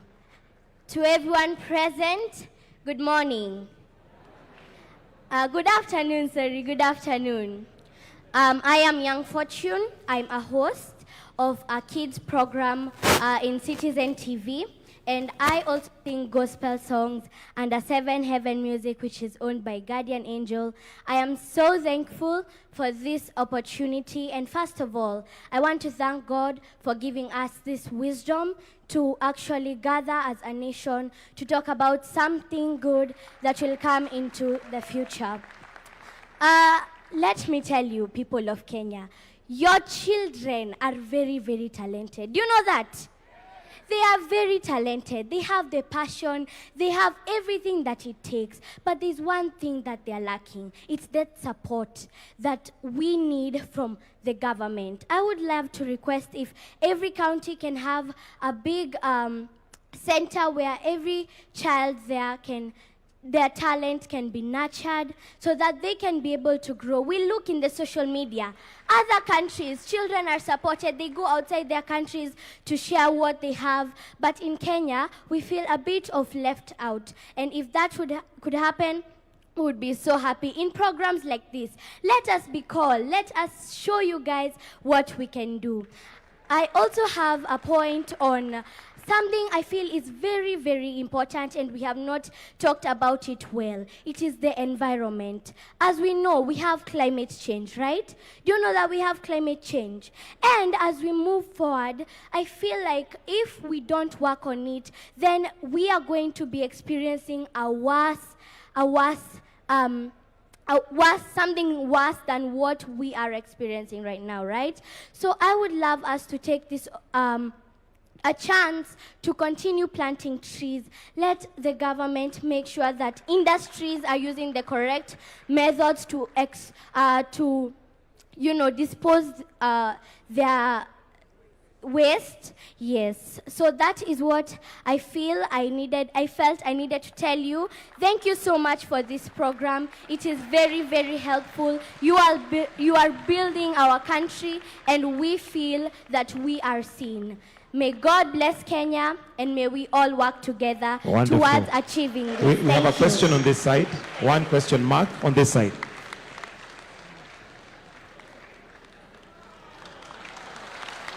Asante. Wakumalizia upande huu kindly. Hello, Your Excellency.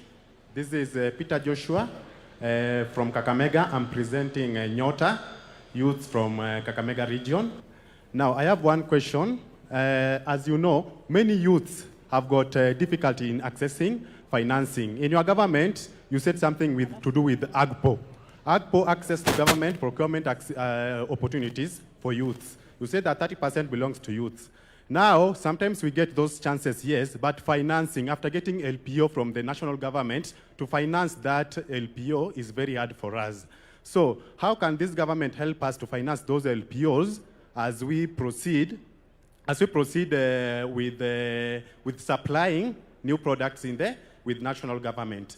Recently, I secured national government LPO worth 600,000 that was to supply 100 bags of maize, but it was turned down due to lack of enough finances. Now, how can we be able to, how can this government help us in Vision 2060 to be able to accommodate the youth in accessing the national government funds without requesting for collateral securities, that is logbook and what we call title deeds, which many of youth under 25 doesn't have any of those, Your Excellency. Thank you, sir. Good afternoon, Mr. President. My name is Diana Mwansia, a student leader from JKUAT, a school rep, School of Communication and Development Studies. My question is, we have had the conversation about the national conversation about beyond 2030 vision. My question is, after this, what's next? Yes, what's the step after this? Yes, thank you. Thank you so much, Mark Masai. Asante sana. What next? And perhaps you've read my notes because that is the last question. 30 seconds to all of us. What next? The question has been posed to the president, and he will answer it as a citizen as well when we invite him not to conclude, but to invite the start of this national conversation. Asanteni sana for the passion that you have shown to speak and to weigh in on this. It's not the last day. It's just the first of a journey we've started. A journey he has walked. So in 30 seconds, what next? Mogo.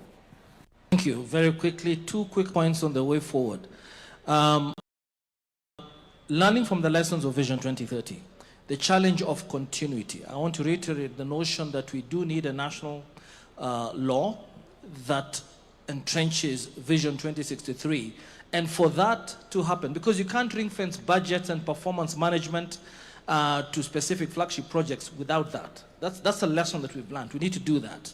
But for that to happen, we need a robust conversation, a robust national conversation across the entire country. And hopefully, just to take Professor Hino's suggestion of a committee of experts, that committee of experts must be properly constituted, credible, independent, be able to elevate the discourse about politics, and most importantly, engage the public through different mediums or media. The younger generation, as demonstrated by the HAC Kenya 63 group that came here, is an example of many ways of engaging the public. So the committee of experts will have to find a way to engage that type of a public as well, and those diverse media, and be able also to carry the conversation to differentiate between the long-term objectives of Vision 2063 and what is immediate, because what's clearly emerging is that we've got immediate needs that must be addressed, but at the same time, we must think about the future of this country. Thank you. Thank you very much. I think for me is to say that Kenya at 2063 does not just look at housing in terms of building more homes, but how safe are we in those homes? Not just more roads, but how safe are we when it comes to using those roads? How inclusive are those roads when it comes to even people with disability accessing those roads? Not just bora kazi, but what is the quality of the work that people are doing? Access to dignified lives, meaningful work, and also reducing the underemployment so that you can match your skills to the work that you wanted to do after school. Kenya at 2063 is able to redistribute care work, is able to reduce the amount of time our caregivers are spending on care work, and they're able to take that time when it comes to development.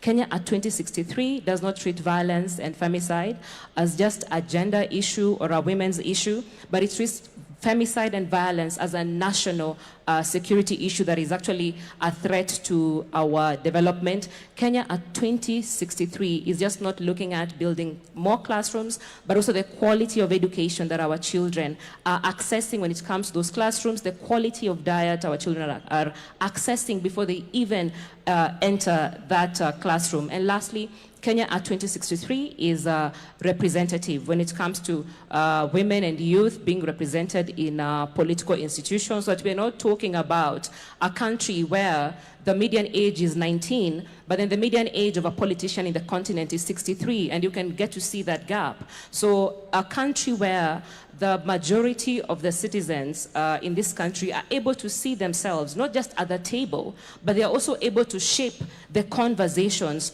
on that particular table. Thank you very much. Thank you. So I think this is on.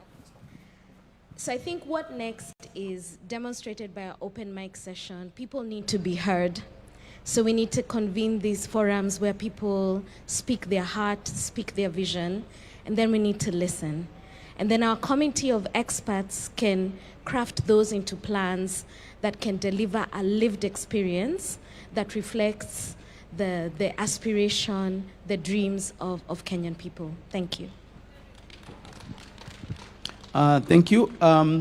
3 things. I think the first one is, for us from a capital markets perspective, we would love that the capital markets is embedded in Vision 2060. What does that mean?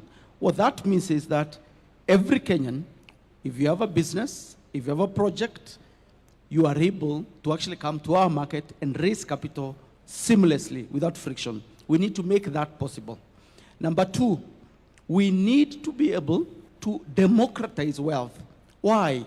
You know, I keep going back to our national anthem because I truly, truly do believe it's our regional vision. The national anthem talks about farm may we stand to defend.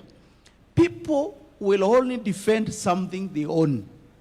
In order for us to be able to defend the vision in terms of its crafting and implementation, we need people to own both the vision as well as the underlying resources that go to making the vision a reality.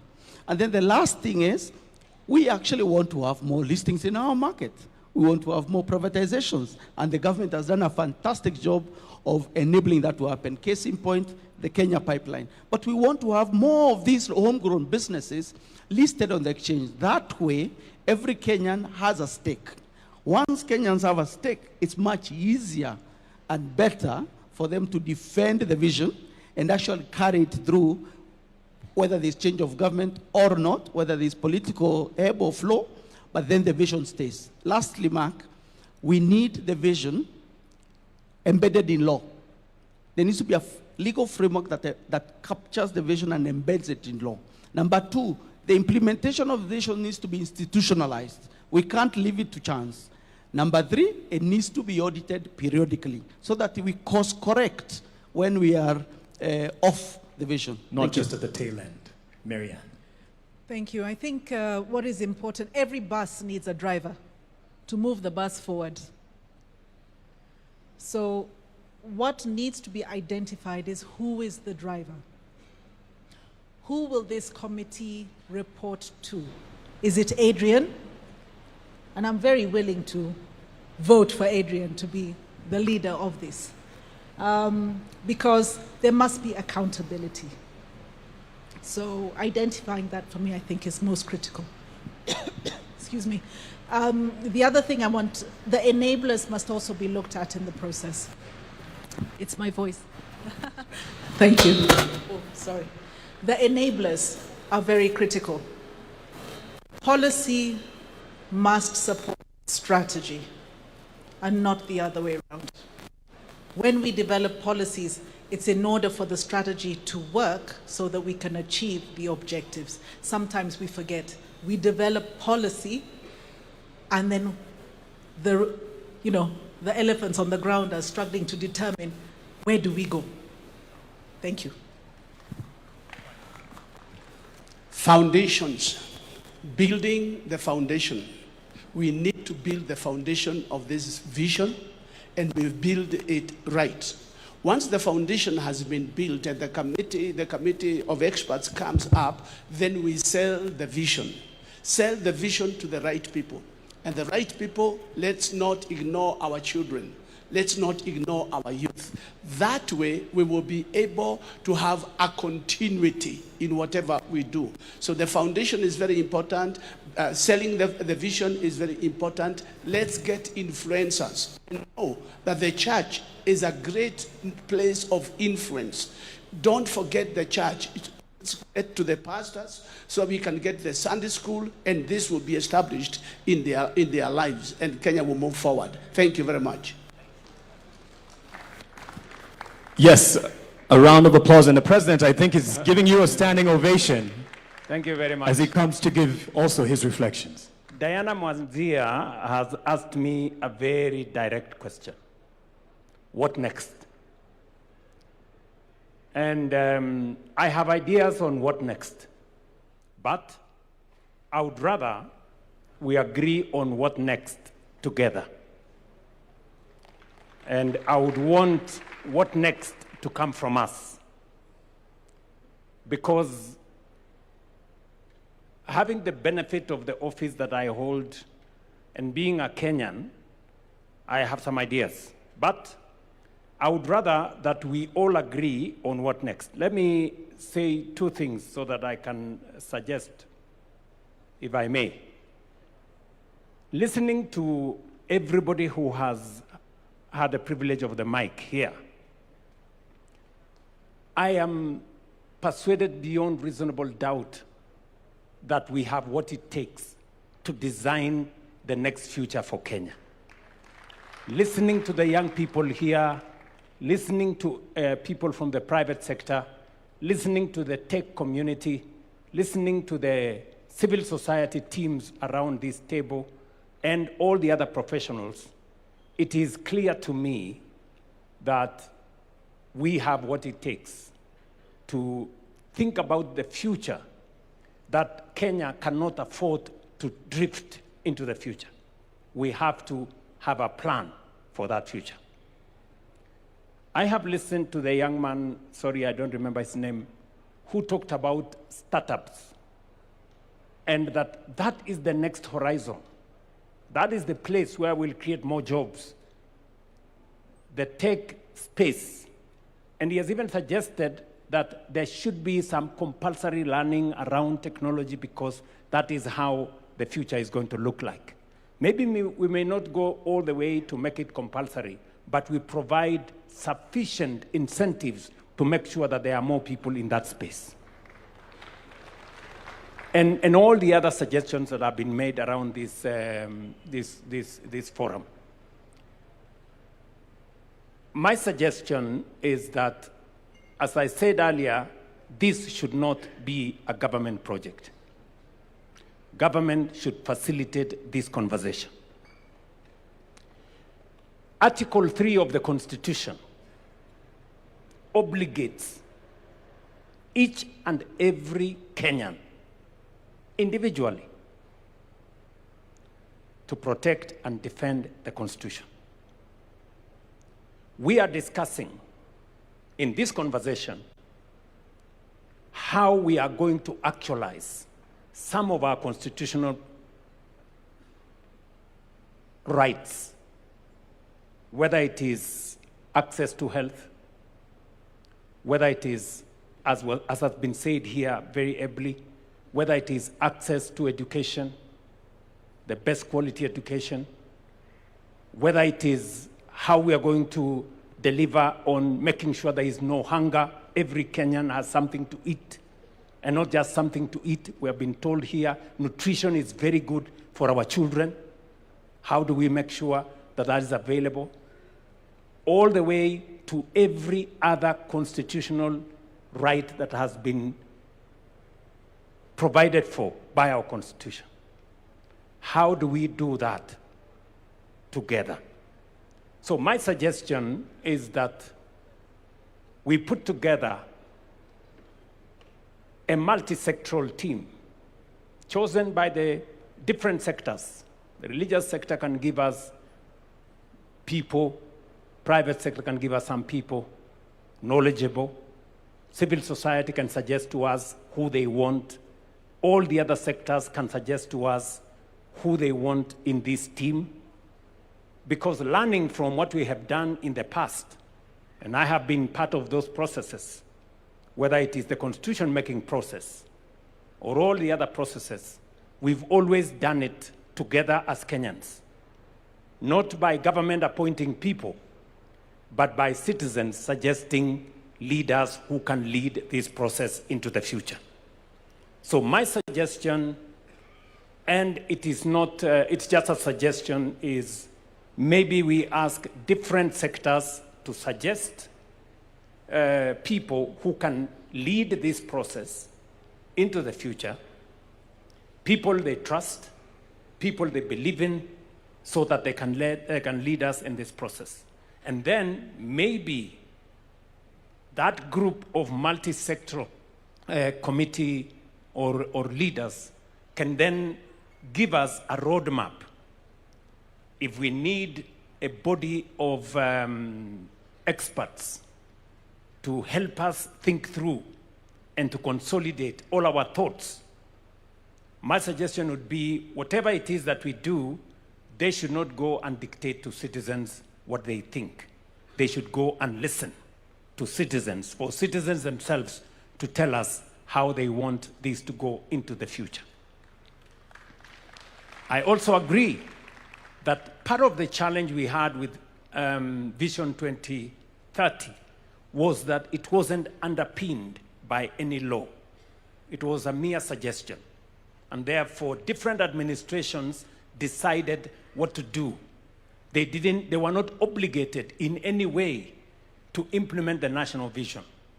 So others came, reversed this, others came, tried to push that, and it wasn't coherent.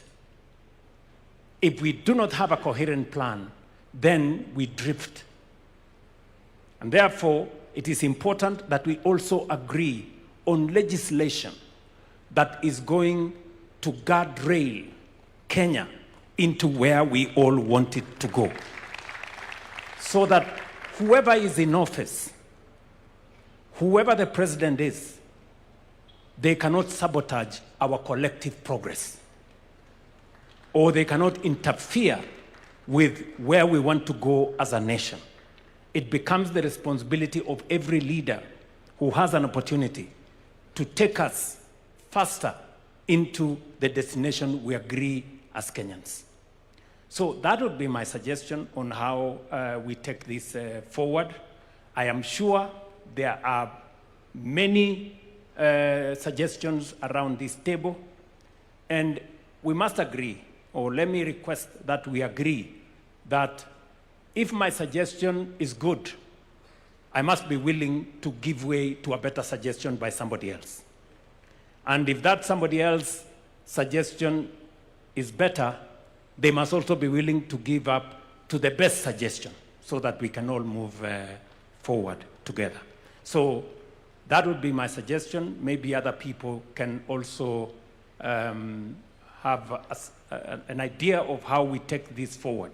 Because I think one thing is a given, that we are here, it is now upon us, Article 3 of the Constitution, that we are obligated to think about how we move. And each one of us has as much obligation as I do as a citizen for us to give our input of where we want Kenya to be. I deliberately avoided in my statement 2060 or 2063 or 20. That should be also a suggestion by Kenyans. Beyond 2030, what do we want to call it? How do we want to frame that future? And we want to do it together. Finally, I want to ask those of us who are here. We have student leaders, we have religious leaders, we have business leaders, we have political leaders. We must not abscond duty. We must not run away from responsibility. I know there is a temptation. We have civil society leaders. All of us have a stake in Kenya. So sometimes people want somebody else to do. You know, but you know, that somebody else could as well be yourself. So each and every one of us must take ownership, and we must not escape responsibility or run away from our obligation as leaders. And that is why I'm asking all the leaders to work together so that we can facilitate all the citizens to participate in this process. I can just say from a government standpoint that we are available to make all resources available for this process to be truly people-centered, citizen-driven, future-looking. We are ready for that. Thank you very much. Maybe just so that we can benefit from some wisdom, we have one of us, an elder in this room, Dr. Oburu Oginga. He should also... And as he comes, we may have our seats. Asante sana.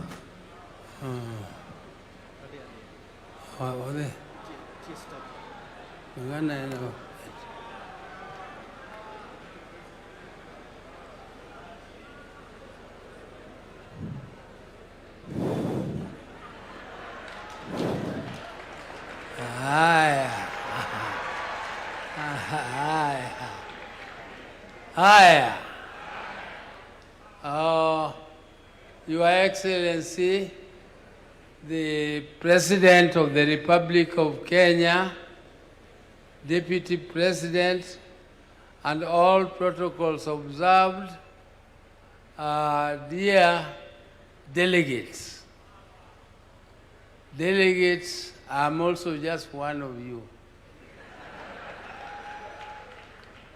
I'm so impressed, highly impressed by the energy of the youth.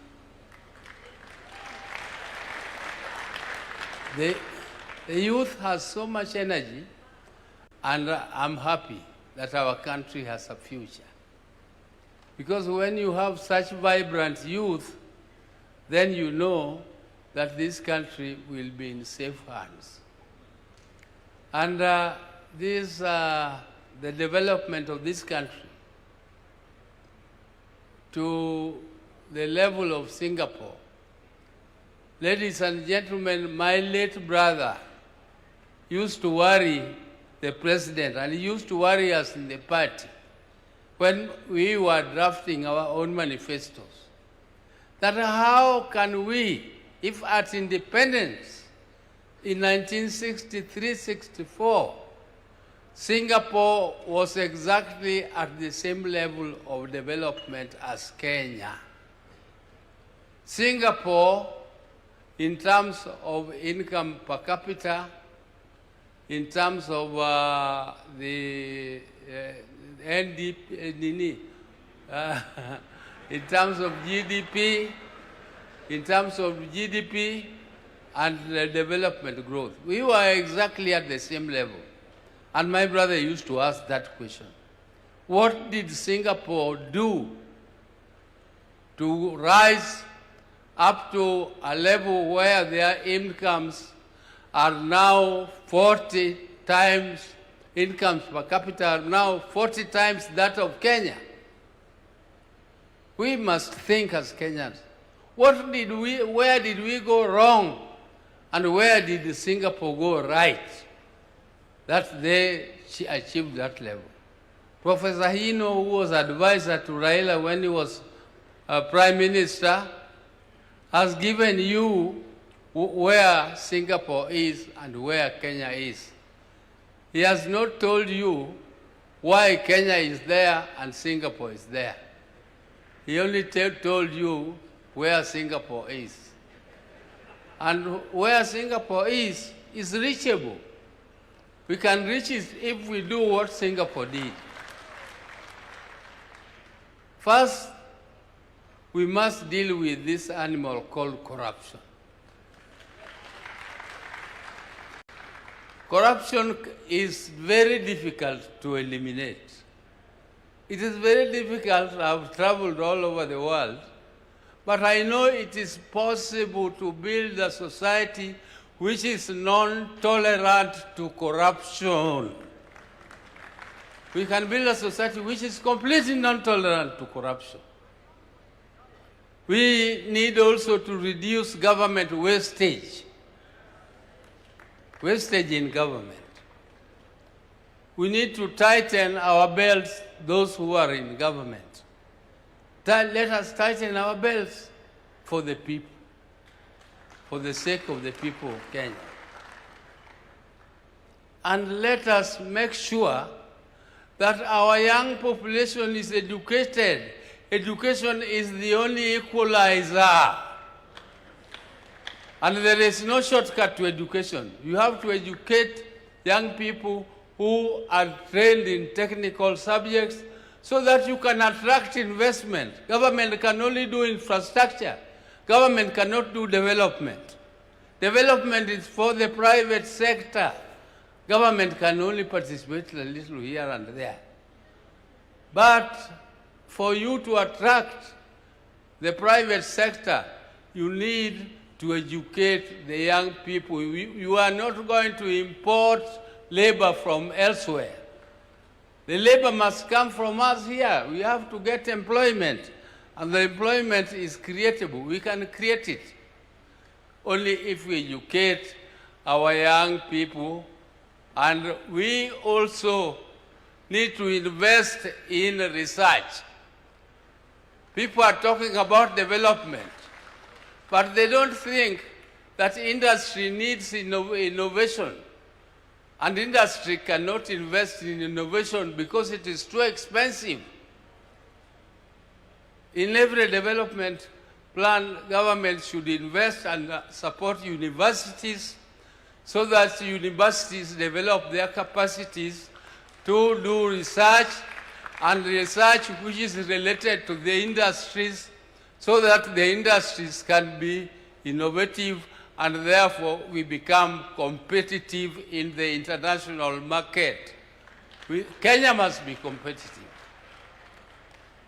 The world is moving so fast, and you cannot sleep and think that you only want to feed your people. Feeding your people is a responsibility of the government, making sure that people are fed.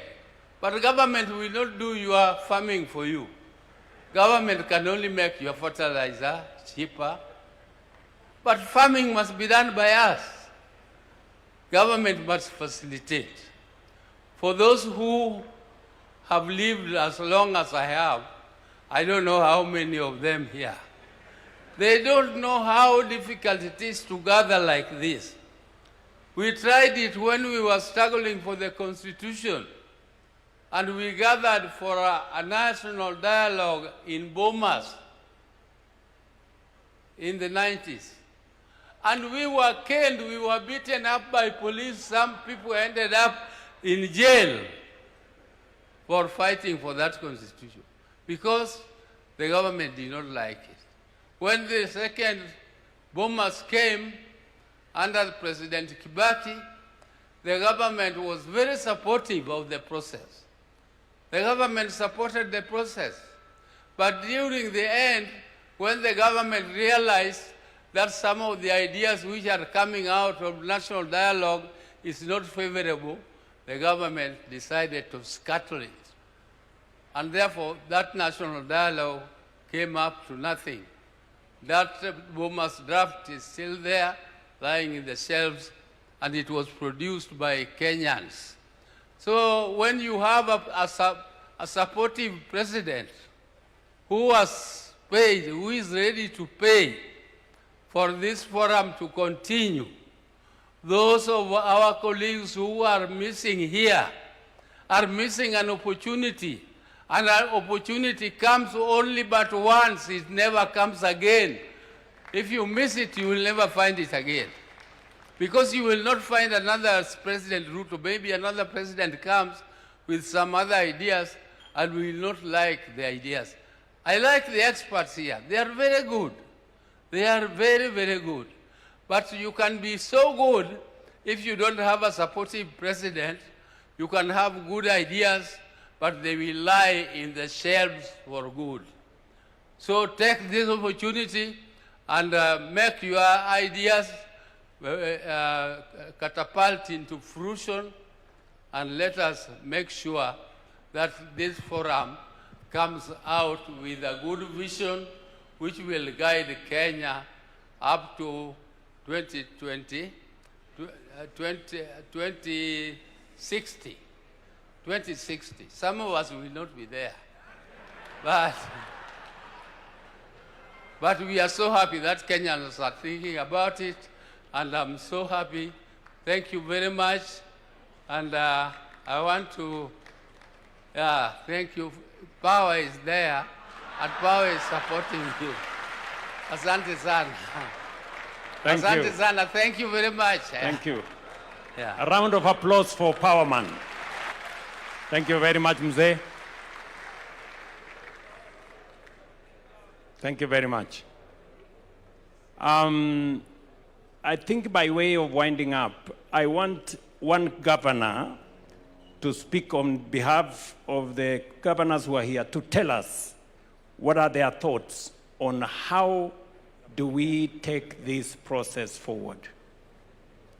Also, to a representative from the National Assembly and Senate, for them to give us suggestions on how they think this should go forward so that we can agree. I think they have done a lot of listening, and I think it is time for them also to give us suggestions on whether we need a legal framework to establish and to facilitate this process, or whether we need, and whether if we go to Parliament, they will allocate the resources to facilitate this national conversation. I also have listened to the young people. Already, they have worked on a platform, the Hackathon 100. And they have said they will use that platform to collect and to process suggestions from young people and on the digital space. I would suggest that we facilitate that process so that we can collate and collect those views in that manner. Do we have a member of parliament who wants to, or a governor who wants to make a suggestion? The Council of Governors Chair, my good brother, please take the floor. Thank you. I'll use that one. Thank you very much, Your Excellency, the President of the Republic of Kenya, Dr. William Samoei Ruto, all protocols observed. Your Excellency, I think in my mother tongue we usually say, or in our setting, don't speak because you've not spoken if there is nothing additional to say. I've heard everyone here. I've seen all the energy. I was conversing with Dr. Ndi there that the first person to have thanked God for giving us the opportunity to be here and to have this conversation was the young girl. And that tells you how smart our kids are. I just want to assure you, Your Excellency, as the Council of Governors, we have bought into this idea. It is timely. I think it is not wise for our politicians to suggest that we postpone this just because we'll have elections next year. Government is there in perpetuity, and as a responsible president who's facing an election, you did the right thing to take note of the fact that the vision that we've had is expiring in less than how many years? 3 years from now, and that you have set the process for replacing it. Your Excellency, we have so much going right for Kenya. And we have seen what Professor Hino also presented, that we've come a long way in implementing the vision that we had. But I want to tell Kenyans to understand that the tone at the top, having the right people in the right places, will also determine whether whatever vision we craft will see the light of day. There are countries, even in the developed world, that have gotten their governance so wrong, their politics so wrong. They have had 7 prime ministers in 5 years, and they are declining. If we don't get governance right, if we don't get politics right, we will not have the right tone at the top, and whatever we're doing here will not be properly implemented. So much as we've been reminded that we're facing elections in 1 year, the Kenyans who are going to elect a president and are going to elect governors, and I will not be one of those governors because I'm already serving my 2nd term, are seated here and are watching. The decisions that you make will determine whether whatever we are crafting here will actually be implemented in the manner that we've seen visions implemented. Your Excellency, as we now cascade this down to the counties, on behalf of the Council of Governors, we want to assure you that we will support it, that the concern by one of the ladies in the panel here, that the contributions and the views will be inclusive. Everyone representing every sector, every part of the community will have an opportunity to contribute. Last but not least, Your Excellency, this is the first vision that's been implemented under the new constitution while counties are in existence and are functional and operational. We have seen what standardization of thought and standardization of implementation can do to equalize this country. Today, affordable housing is happening in Mandera, it's happening in Nairobi, it's happening in Bungoma, it's happening everywhere. This vision that we're crafting now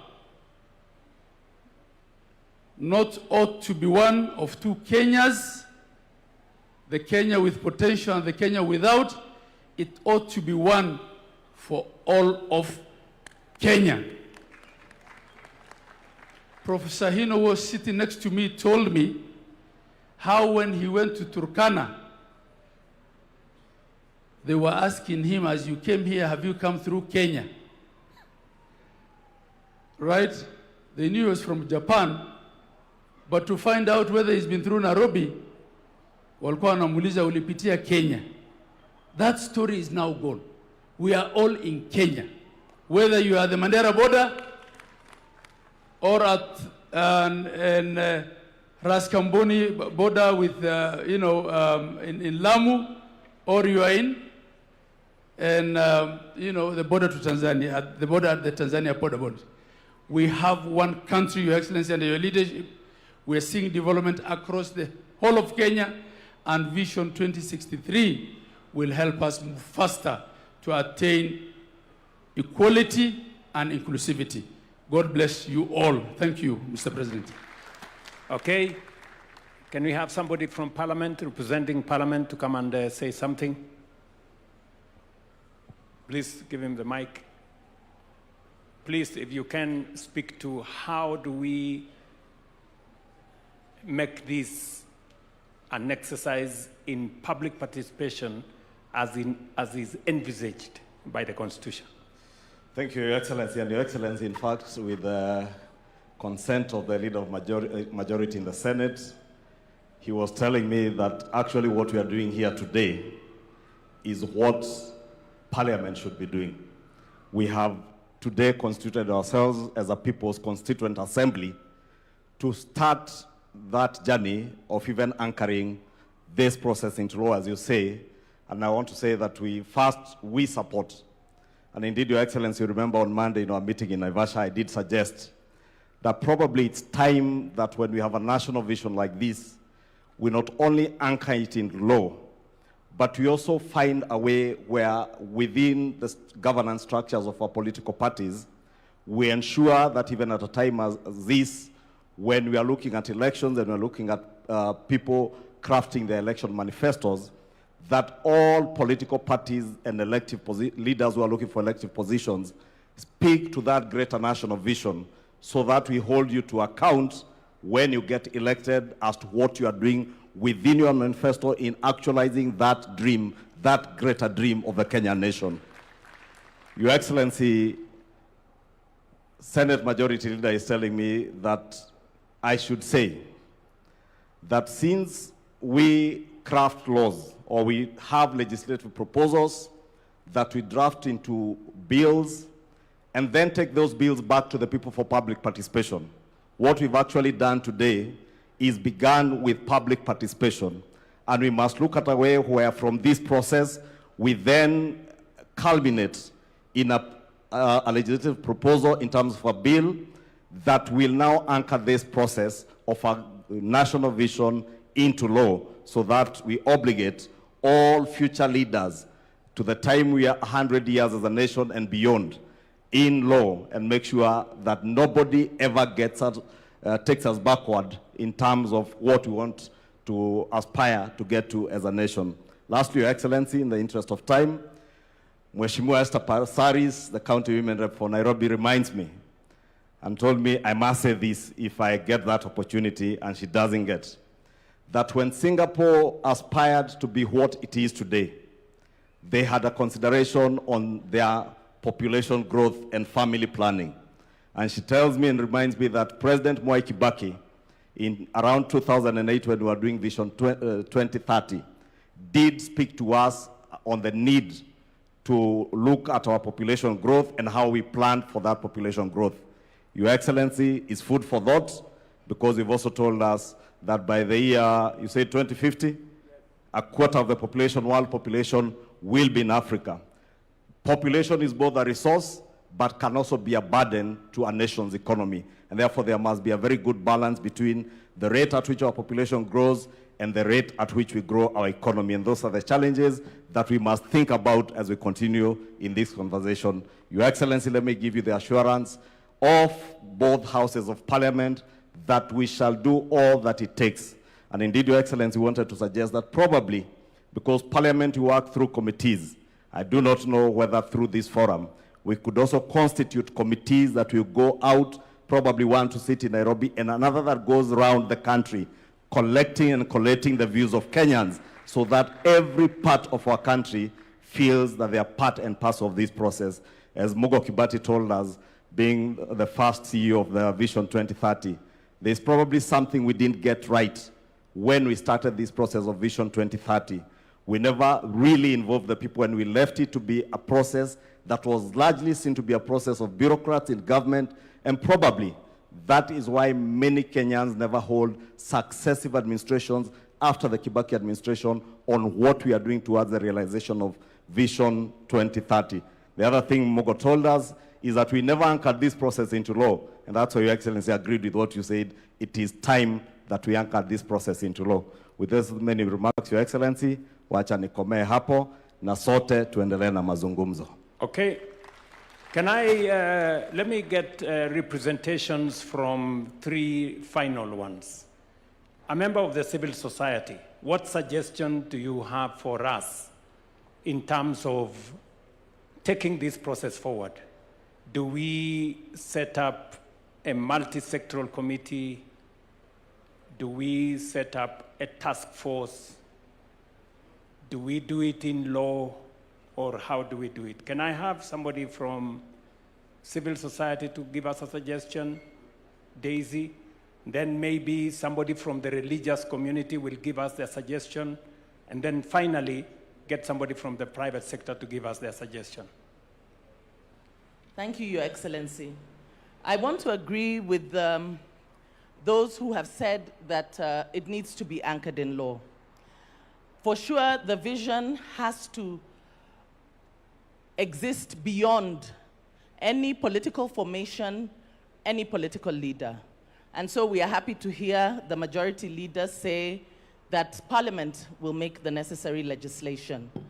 But in terms of participation, I think having an initial multi-sectoral forum would do well, so that you are able to involve as many different sectors, because the gentleman here has asked me to insist and say that even minority communities must be included. We may talk about communities, but within those communities, we have other communities whose voices need to be heard. And so I think that to structure it, we do need to have a multi-sectoral engagement with the different players. Even when you talk about civil society, it is very wide. We have women's rights organizations, human rights defenders, and a host of them all. And so moving forward, I hope that we can have a framework that guarantees that every voice, at least representatives from the different voices, will be heard. Thank you. Thank you very much. Somebody from faith-based to give us suggestion on how they think this should go forward. Okay, we have a bishop there. Maybe you can let us know your name. My name is Kanga from the National Council of Churches of Kenya. And we have nothing to add or nothing to subtract. But as Nate has said, we have an all-round task force to put everything together, and then we put in action. Simple. The vision is there. The vision is documented. The vision is be sold to people. The people have to buy it. We give it time, and then be accomplished before 2030 as we move on. It will be illogical to know that we have today and you don't think about tomorrow. You have tomorrow, you don't think about a day after tomorrow. If you do that, that's illogical. We have the vision, have an all-round task force to do the needful, collect information, sell it to the people, come back again, and then get running. Thank you. Thank you very much. Somebody from the private sector? Yes. Thank you very much, Your Excellency. I'm Dr. Ruto Eric, the President of the Kenya National Chambers of Commerce and Industry. We're very happy with this vision because, Your Excellency, if you look at Vision 2030, on the political wing, I think we scored 100%, if not beyond. In terms of the social aspects, we most likely scored 80%. But when it comes to the economic side, Your Excellency, I think that is where we are not doing very well. That for us in the private sector, when you tell us that we want to go to Singapore, I was seated there and I was thinking, I should be very proud as a Singaporean that Kenya today is at standstill and we want to go to Singapore. Us in the private sector, when you tell us that our turnover should increase 40, 50 times, we want to do business where there is wealth. And Your Excellency, we are 100% in support as the Kenya National Chambers of Commerce that we represent all sizes of businesses from across the country, as far as Mandera, as far as Lamu, I was there 2 weeks ago, that we welcome your idea that this become a citizen-driven and multi-stakeholder-driven, and with the private sector, we want to assure Kenyans and Your Excellency that we will be in support and we will be in each and every village in this country so that we can collect their views and bring it here so that we can be able to see that Kenya. When you talk about 2063, as in the private sector, we are seeing that it is too far. Because when we wake up in the morning every day, we want to be wealthy. And that wealth that you want to create for us, we want to see it even if it's possible. We are impatient. We should see it in 2030. So that 2030 we can start another agenda of 2100. Thank you very much. Thank you. Today is the International Youth Day, and we have huge representation of young people in our midst. Can I get one young person to come to the stage? And there is a lady already there, yeah? Allow the lady in maroon to give us an idea as to how do we take this forward in your context. Apart from hackathon, how else do you want us to take this forward? Na kabla hujasema, utatueleza bag ni ya nini? Thank you so much, Mr. President. They do say, power is done what? Is grabbed. Sindio? So I came for my chance. My name is Ruth Kemto Ziko. I come from Bomechi University. I'm the school president. Nilinua mkono huko sana lakini hawakunipea. So nimeamua kuikujia mwenyewe.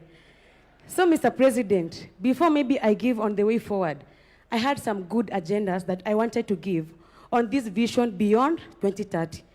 2030 is for the youths, is for the children that were here. So whatever that the parliament, the people sitting here will be doing is for us. It's for the coming generation. So give us the voice. Give us time, we give you our grievances. Number one, let's talk about, you are talking about Singapore. Singapore sahi haina deni. So as we think on going to beyond 2030, let's think on how can we get away with all the debts that Kenya is having for any country. Number two, I'm talking about constitutional implementation. Women, we are the majority in Kenya, right? Why can't we implement the constitution to have the president, if it's a man, let the deputy be a lady, right? And lastly, being honest, Mr. President, employment is what the youths want. But not every youth will be employed because sisi ni wengi na sisi wote tumesoma. But because unemployment is an issue to us, why don't you bring up the policies that will give funds to innovators, fund talents, fund support different people, give them money like the Nyota for self-employment. And for that, Mr. President, bring Nyota to universities and colleges. We are innovators too. And lastly, it's about the help, scholarship, and funding in different universities and TVETs. As we think of beyond 2030, let's make education free for every Kenyan child, from primary, secondary to high school. Let no child cry because akwenda university juu akwana pesa, sindio? Make it free. And lastly, me being a teacher of special needs education, as that young man said, factor in these special needs people. They are being left behind in our society. For the first time, with the government, bring them in. Otherwise, Mr. President, you are doing a good job. For all the president when tumejua hapa nyuma before tuzaliwe na wengine wamekuwa uko number 1 for now.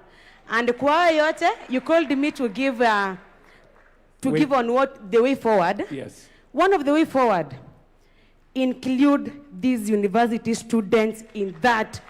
Bring research everywhere. If it's each county has a university. And Mr. President, if there is a county that has no university, in this vision beyond 2030, include every county to have a university so that it can factor in every learner. So for that, include the university students, the college students, and the high school and primary students. I've seen one here. She's very clever than me, in fact. So let's have their views because they are very educated. Thank you, Mr. President. Thank you very much. I think that wraps up. She has said very fundamentally that education must be free. And I agree with her 100%. And that speaks to our members of parliament. You know, we have sent to parliament the tertiary education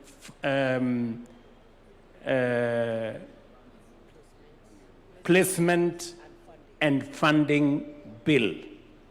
Tertiary education funding, placement and funding bill.